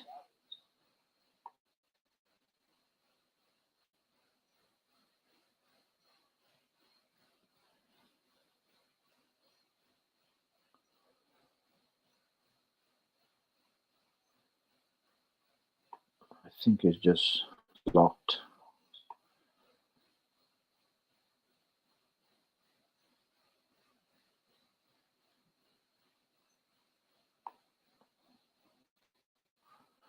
See here, it's not showing the exact position of everyone.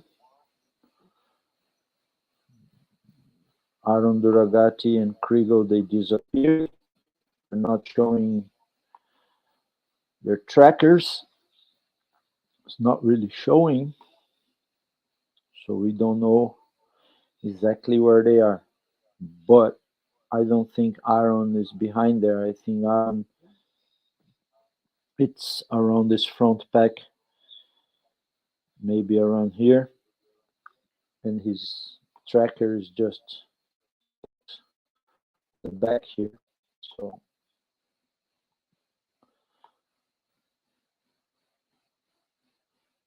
let's see here on the back how it is. Just a couple of guys that didn't take off yet. Who's this guy? Bianca didn't take off yet. João Pedro didn't take off yet. Fiorenzo, it's ready to take off. Celine Lawrence, also ready to take off. So it's just 4 pilots that did not take off yet on the back of the pack. And the race is already showing who has wood to burn. As here you can see Girlash, Duragati, and Krigo on the back, which means their instrument is not showing exactly where they are. Krigo is flying for 34 minutes, and since the last update of his instrument, he's probably way in front. Also, Aaron, and yeah. So as you can see here, David and Demian is showing that he's moving pretty good.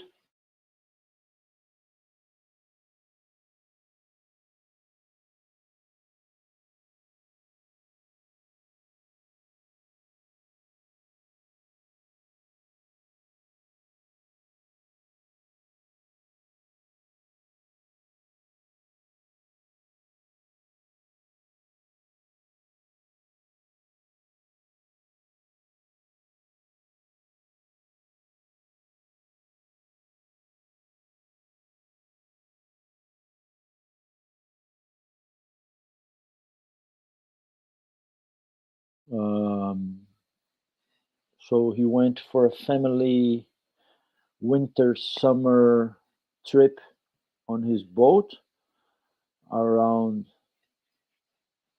many places with his family, and now he's got back. He already did more than 300-kilometer flight last week in France in a day that the conditions were really awesome. Some guys did the triangle world record during that day. The record that was Maxim's record. Eduard Putel hit it. He did really good. 315 or 330 kilometers. And on the same day or in the next day, Demian and 4 other French guys took off and they all did higher flights, bigger flights than 300K triangles. So it seems to me that he's back on the racing strong again, which tells me that he's going for Red Bull X Alps again. You know, it's crazy, but Red Bull X Alps, like you go, you participate, when you finish, you say, I never go back to this thing again in my life.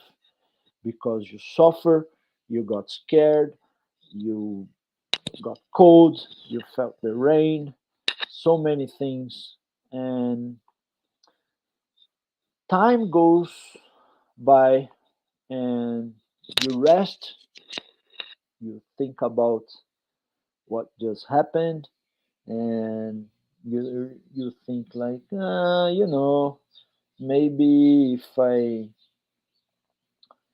train a little bit, maybe I can do it better. Everyone will be there during the race. So maybe it's good if I go and compete again. You know, in the end, it was hard, but it was not that hard. I had fun doing it, and your mind just keeps pushing you to a different place to remind the good things and not so much the bad things. You have pilots like Tel de Blick, for example.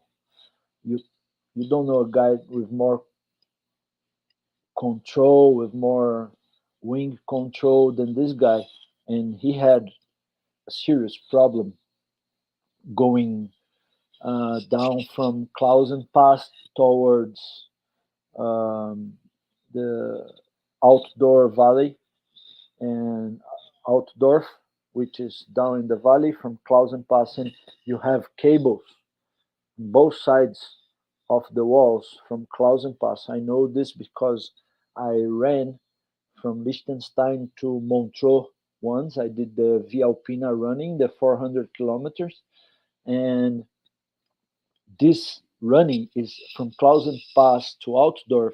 It's a 19-kilometer downhill, and I remember this very well because for me it was the hardest part of the Via Alpina, this downhill on the third day running, and my knees.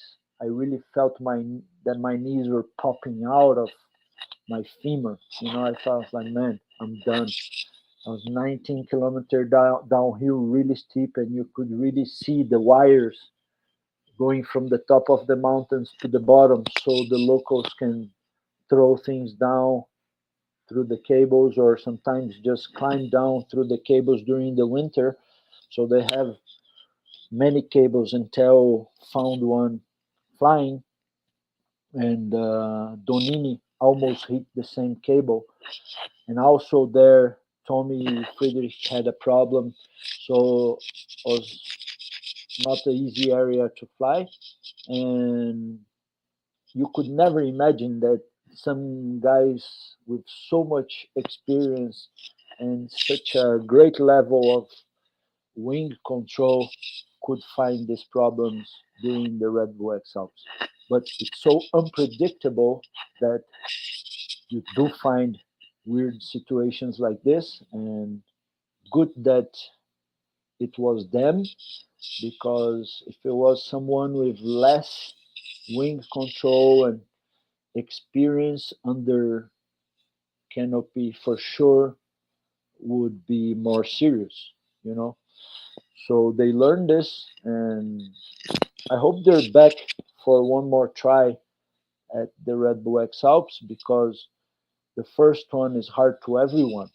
you know um, when they ask on the inscription, on the sign up, when you want to do Red Bull X Alps, they ask you, do you think you can finish the race? And since the first time where I really thought about doing Red Bull X Alps, my question was always, can I finish? And my answer was always, no, I cannot finish. If we have 4 really, really good days of flying where you can fly more than 100K, maybe, but since 2017 that I'm looking to Red Bull X Alps, and none of the editions you had 4 really good days of flying. in 2019 you had one really good day of flying, and this was on the last day when Toma Coconea flew more than 200K and he went up to 5,000 meter high. Um, and also was that day where all the pilots, more than 200 pilots, flew to the top of Mont Blanc. It was a really special day. I was in Chamonix that day and it was really great. But normally, you don't have more than 2 days of really great flying during the 10 days of Red Bull X Alps, you know. So, no, I cannot finish. I can do a good race, but I cannot finish. And last year, for me, was even a bigger lesson to see Gavin McGlurk fighting not to be eliminated. You know, someone with his level of experience and also the way that he trained. He prepared himself for the 2021 race like crazy. I watched the whole preparation and was amazing.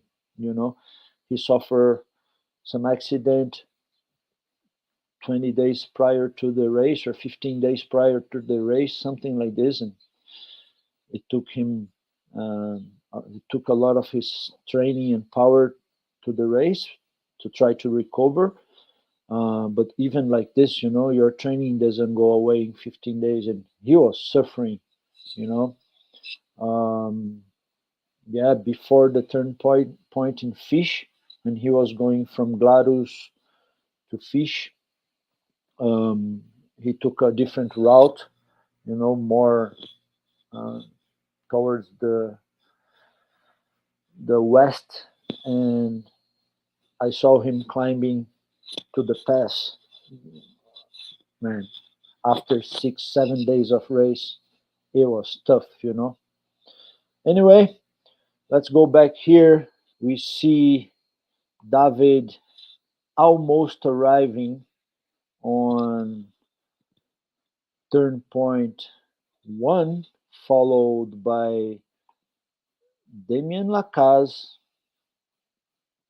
and Nicola Donini. I wish to know where Aaron Duragati is because it's not showing, but we will see. For sure, we will see all that on the live because we have a cameraman on the top of Mauga Rialto, and we will be able to show to you guys really, really soon. Okay, they already have some footage here.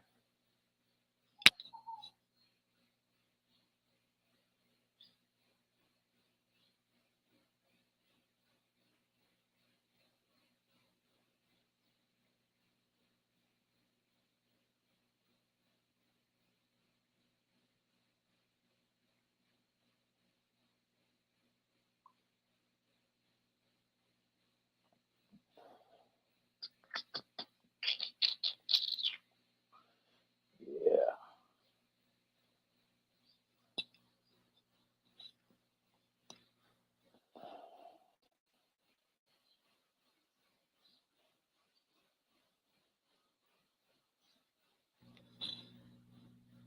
almost there.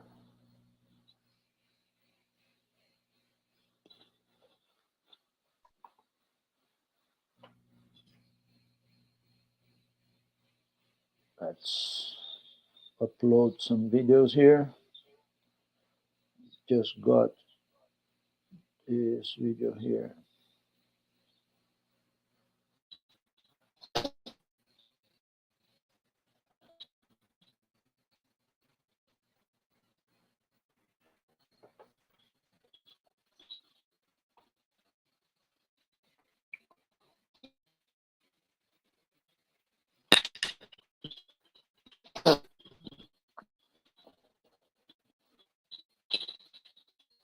Okay, for getting really, really close to the tournament.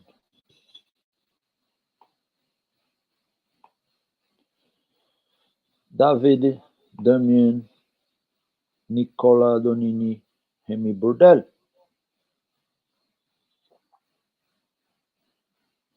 I wish the other instruments were on, working, but they're not. So they're, you can see here on the live, they're almost touching the turn point. I'm gonna go in here on my phone, on my other phone, on a relief maps here. Maybe it's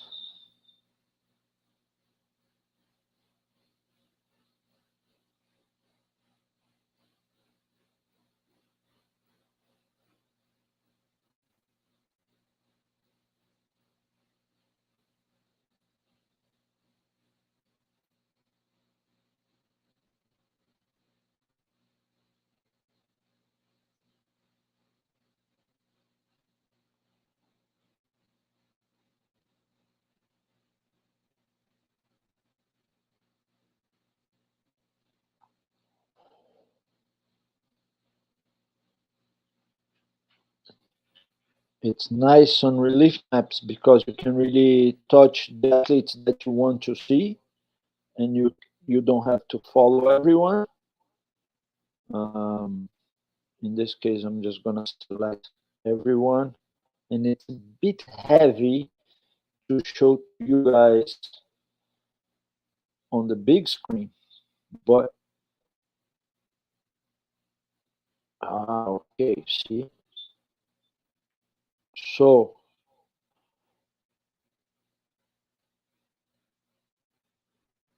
who's this guy? This guy, Maurice Kohler,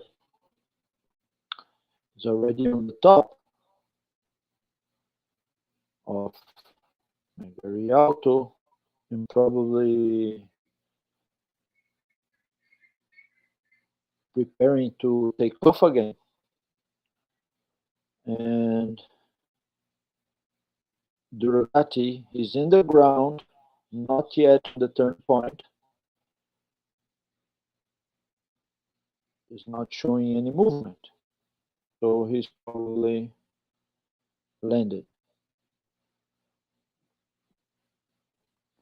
And Maurice is flying, and also Damien, it's flying. They're not really high, but they're keeping themselves in the air, which is really nice. The graphic in relief maps is so good, and it's faster too. You can really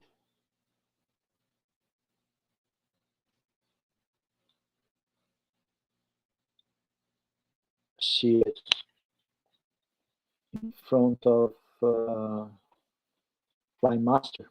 You know, it's just a couple minutes in front, so you can really see what's going on in the air there. But you can see that Aaron, from here, it looks like he landed. So I don't know if people are gonna go up and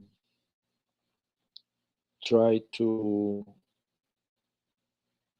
hike up or what's going on, you know.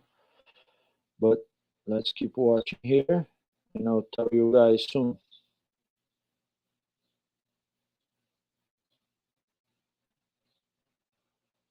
Davide.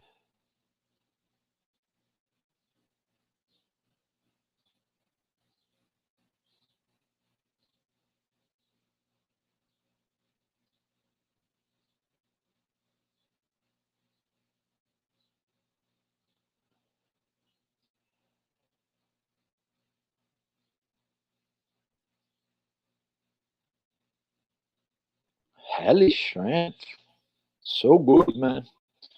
Did a really nice approach, and he's arriving pretty good at the turn point right now.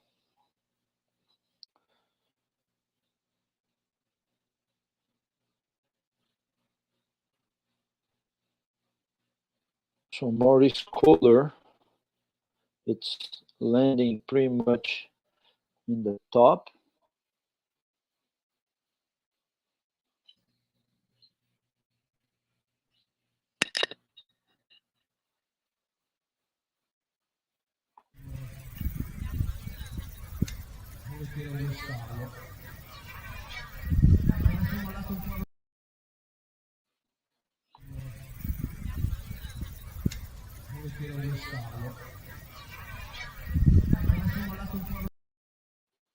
Okay, so that's Malgari Alto, where I just show. I'm gonna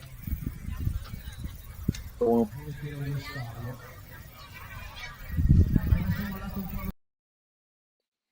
Yep. So I hope to have this guys live soon.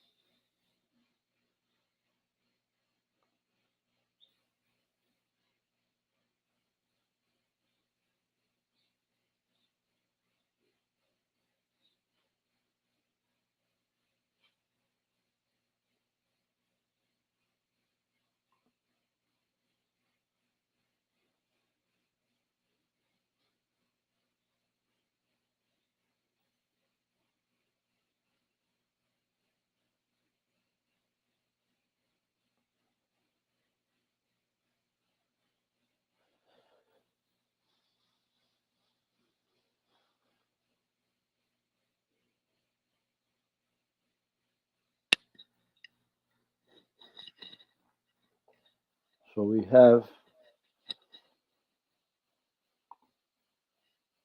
some guys are just landing, signing their name.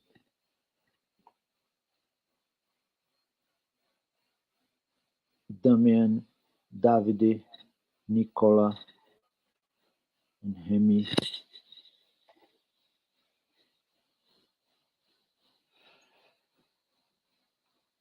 Some guys probably stayed in the way. You can see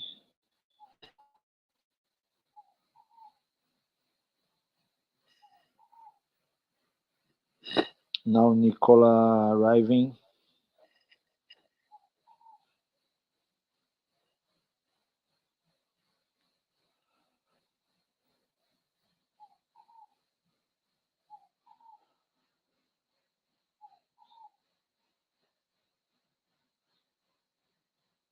Heli strength is really close from the takeoff.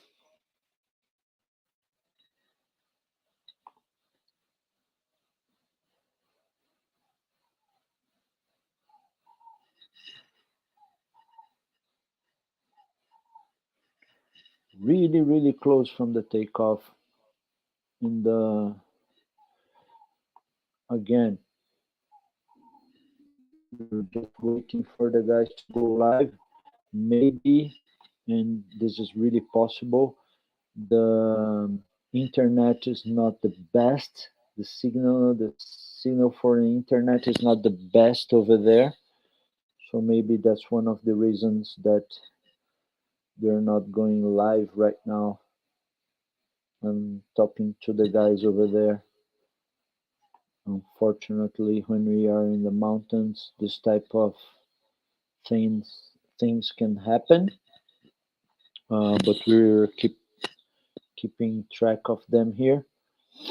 Some guys are just top landing. The place there is really nice to land. I'm going to show you guys how the place looks like one more time. Here.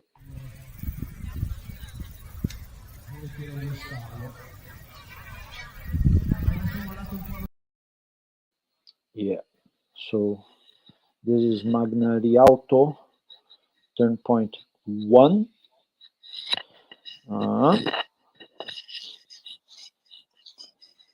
4.5 hours live.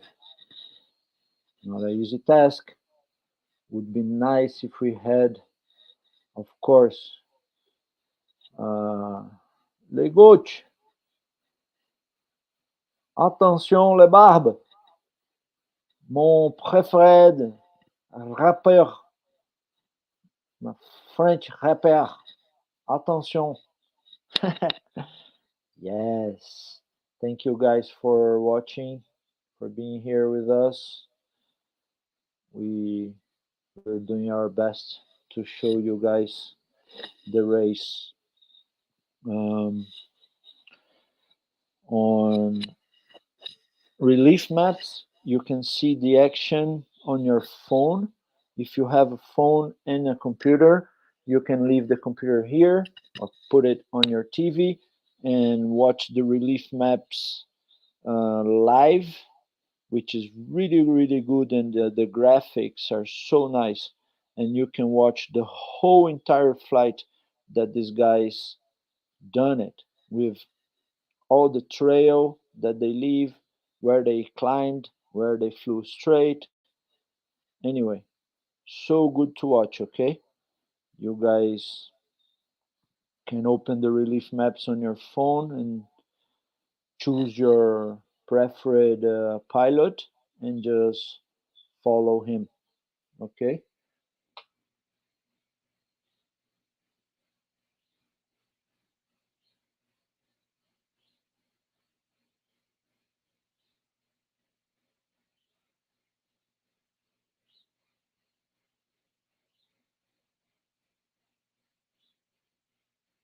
Okay, I just see Krigo.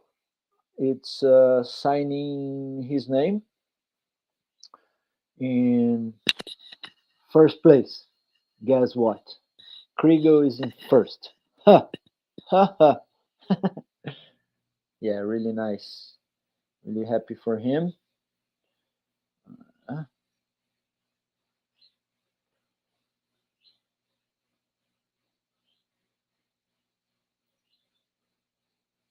Downloading the video so I can show to you guys.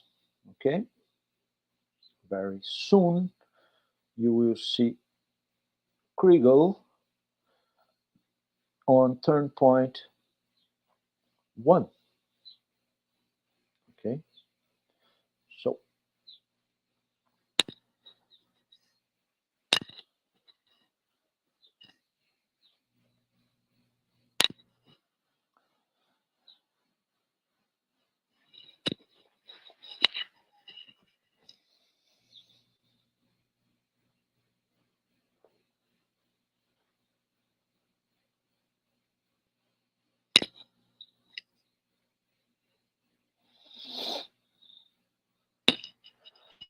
let's look here on the master file.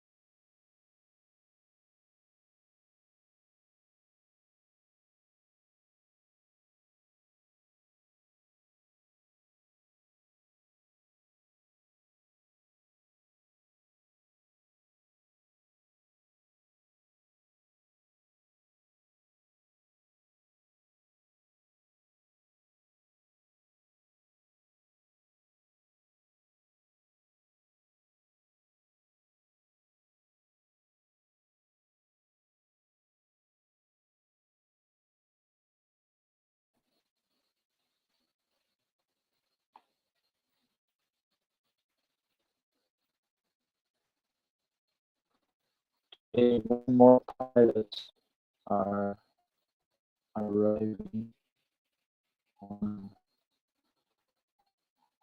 the turn point. See there? Just to see who's there.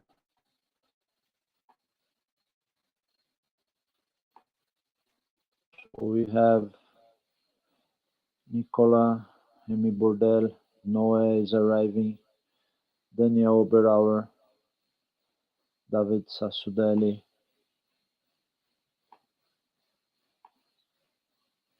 Donini, Hemi, Damien. All these guys are already landed and signed in. Heli Shrimp is coming. Krigo already landed and it's on the move. So I'm gonna show to you guys Mr. Krigo, the man, arriving to sign his name.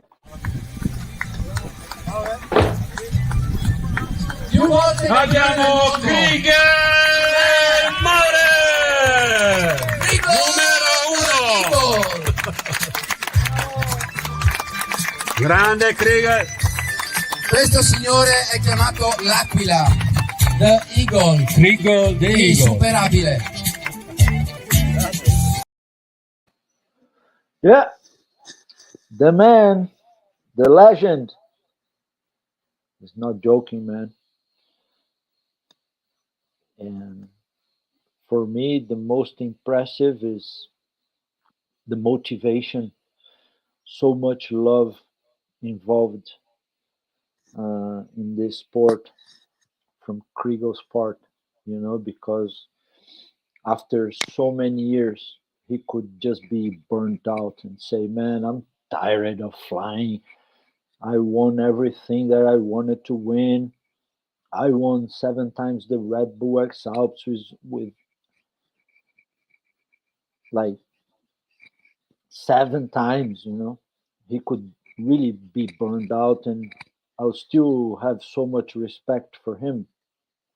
But no, he keeps pushing. He has students, have Red Bull X Alps students. He have so much dedication for hiking, flying, for paragliding. If he's not training in the ground, he's cross country flying, cross country competing. If not, he's doing an acro show somewhere. Or yeah, he's just a machine, and so much respect for him, and really humble guy that talks with everyone, that is really feels responsible for the growth of the sport, and he helps to keep pushing the modality, so much respect to Krigo, and I'm happy to see him in the front one more time, in one more competition, even that his Flymaster is not really working. You wanna watch one more time? I'll put one more time.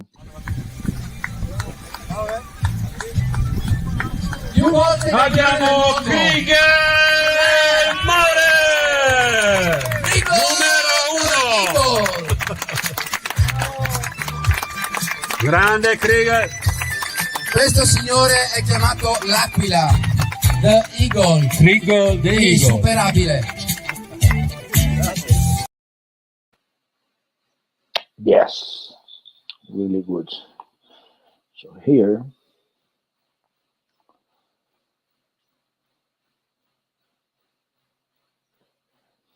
so good, unbelievable.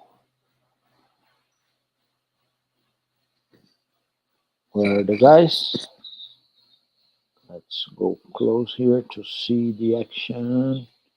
More and more guys getting ready for signing and leaving. Noé is there. Davide Sansudelli, they're already moving out, as I can see in the other app. Some guys are already finding places to take off and go. You know, they already signed and now they're moving away already. So we have a little bit of delay here in the Flymaster. But like I said, if you go on your phone and you download relief maps, you can do it, you know. So still have more footage coming in.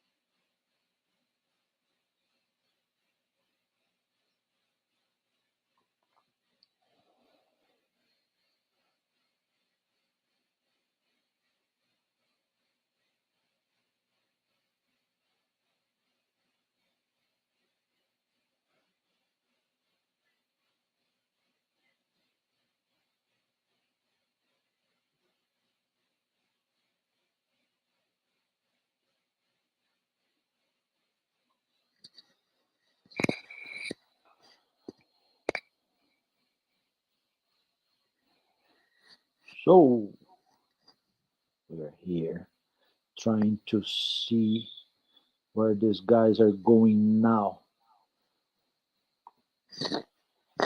I can see from one side here they're already moving and some other guys are arriving. So I see Aaron is going up the mountain hiking. So he touched the turn point and then he went land somewhere else.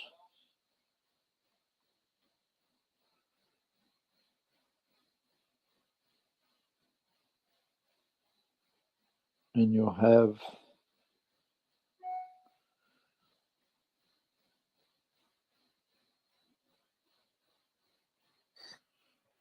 Damian is moving also now.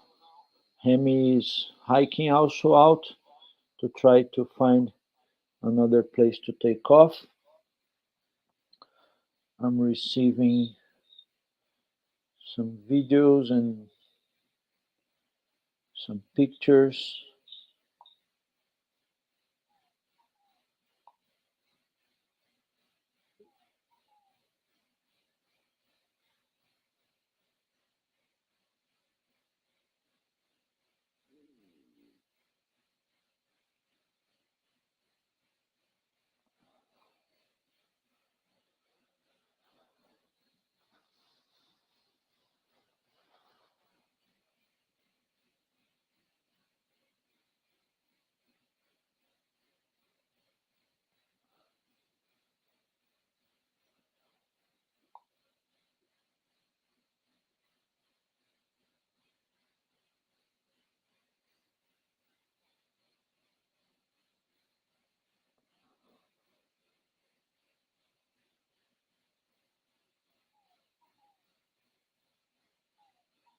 Lots of pictures coming in. I don't want to show pictures. I want to show videos to you guys. It's nicer to watch. It's nicer for everything, right? So that's what we want. I want to show you guys this footage We already have some air footage, which is really nice.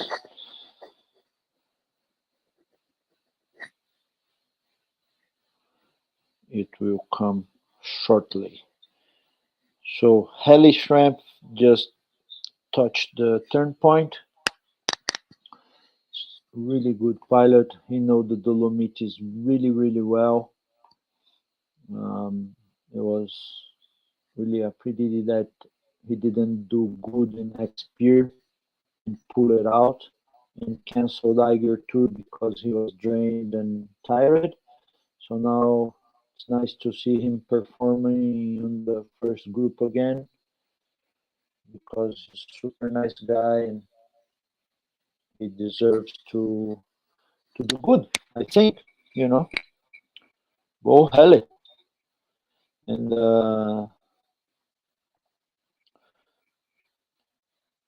people are already finding places to take off. It's really bad that Aaron Duragati and Krigo's GPS is not working, you know.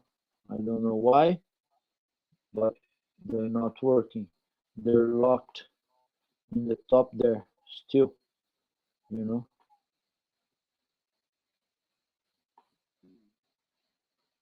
See there?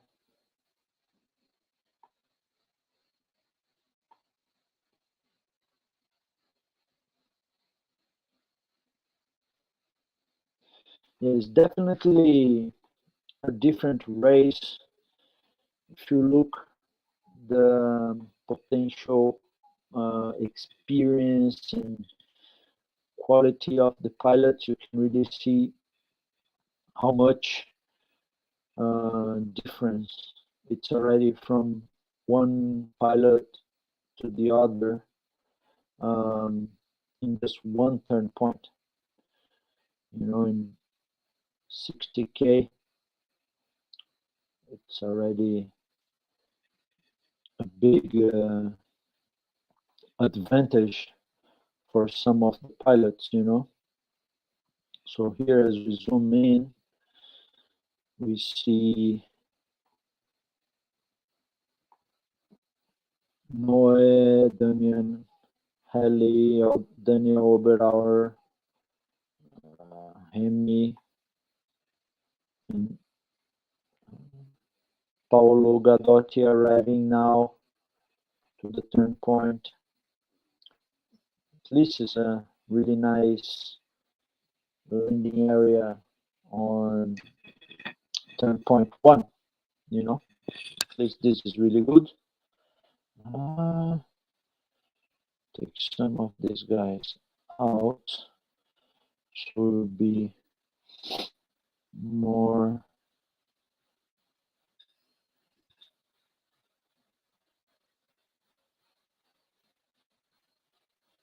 space.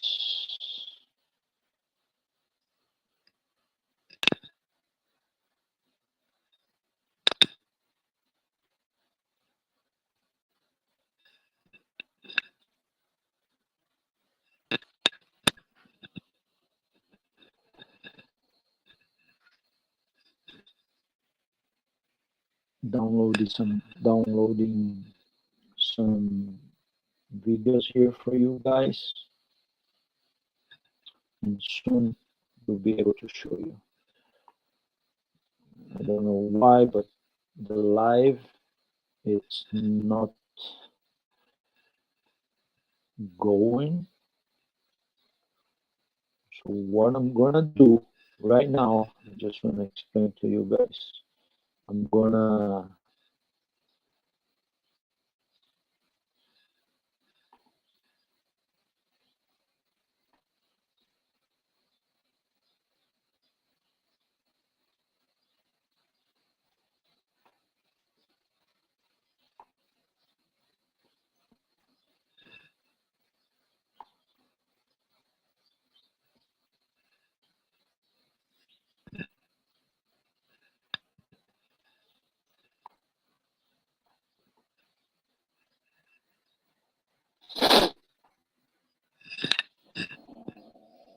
Yep, I'm gonna try to find these guys because I'm not happy that I don't see Krigo and Aaron.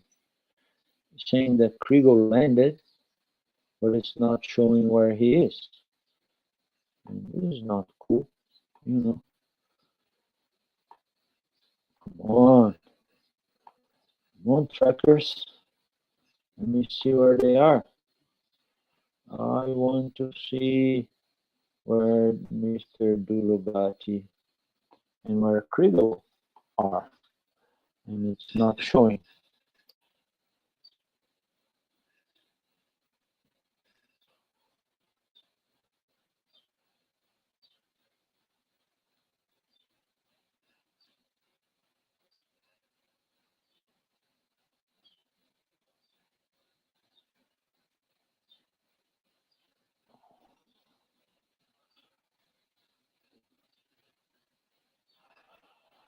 Yeah, it's not showing where they are right now.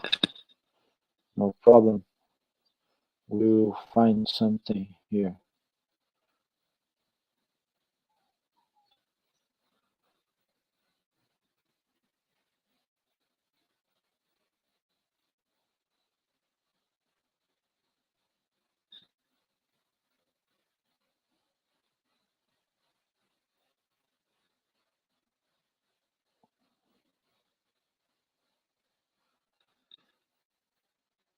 Okay.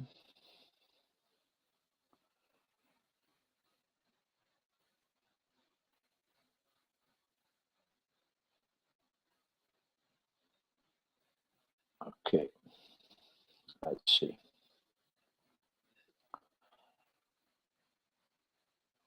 No, it's not showing everyone. I don't know why, but it's not showing everyone. Anyway.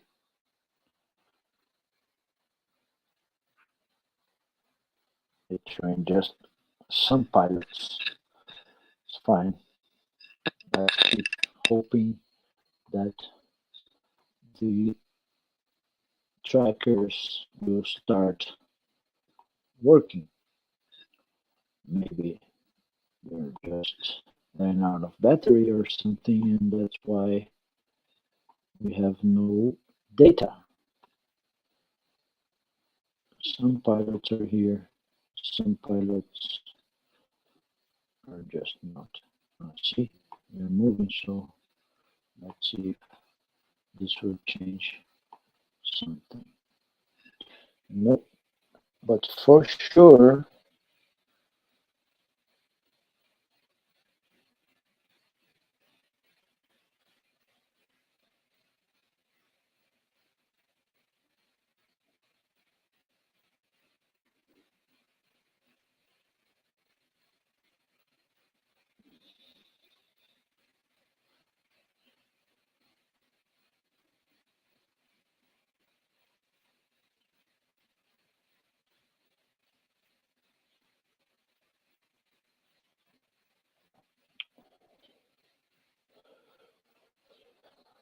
okay, so I'm gonna end this live with 5 hours, okay? And then as soon as I have more information, I will come here with more videos and everything so we can post and show to you guys, okay?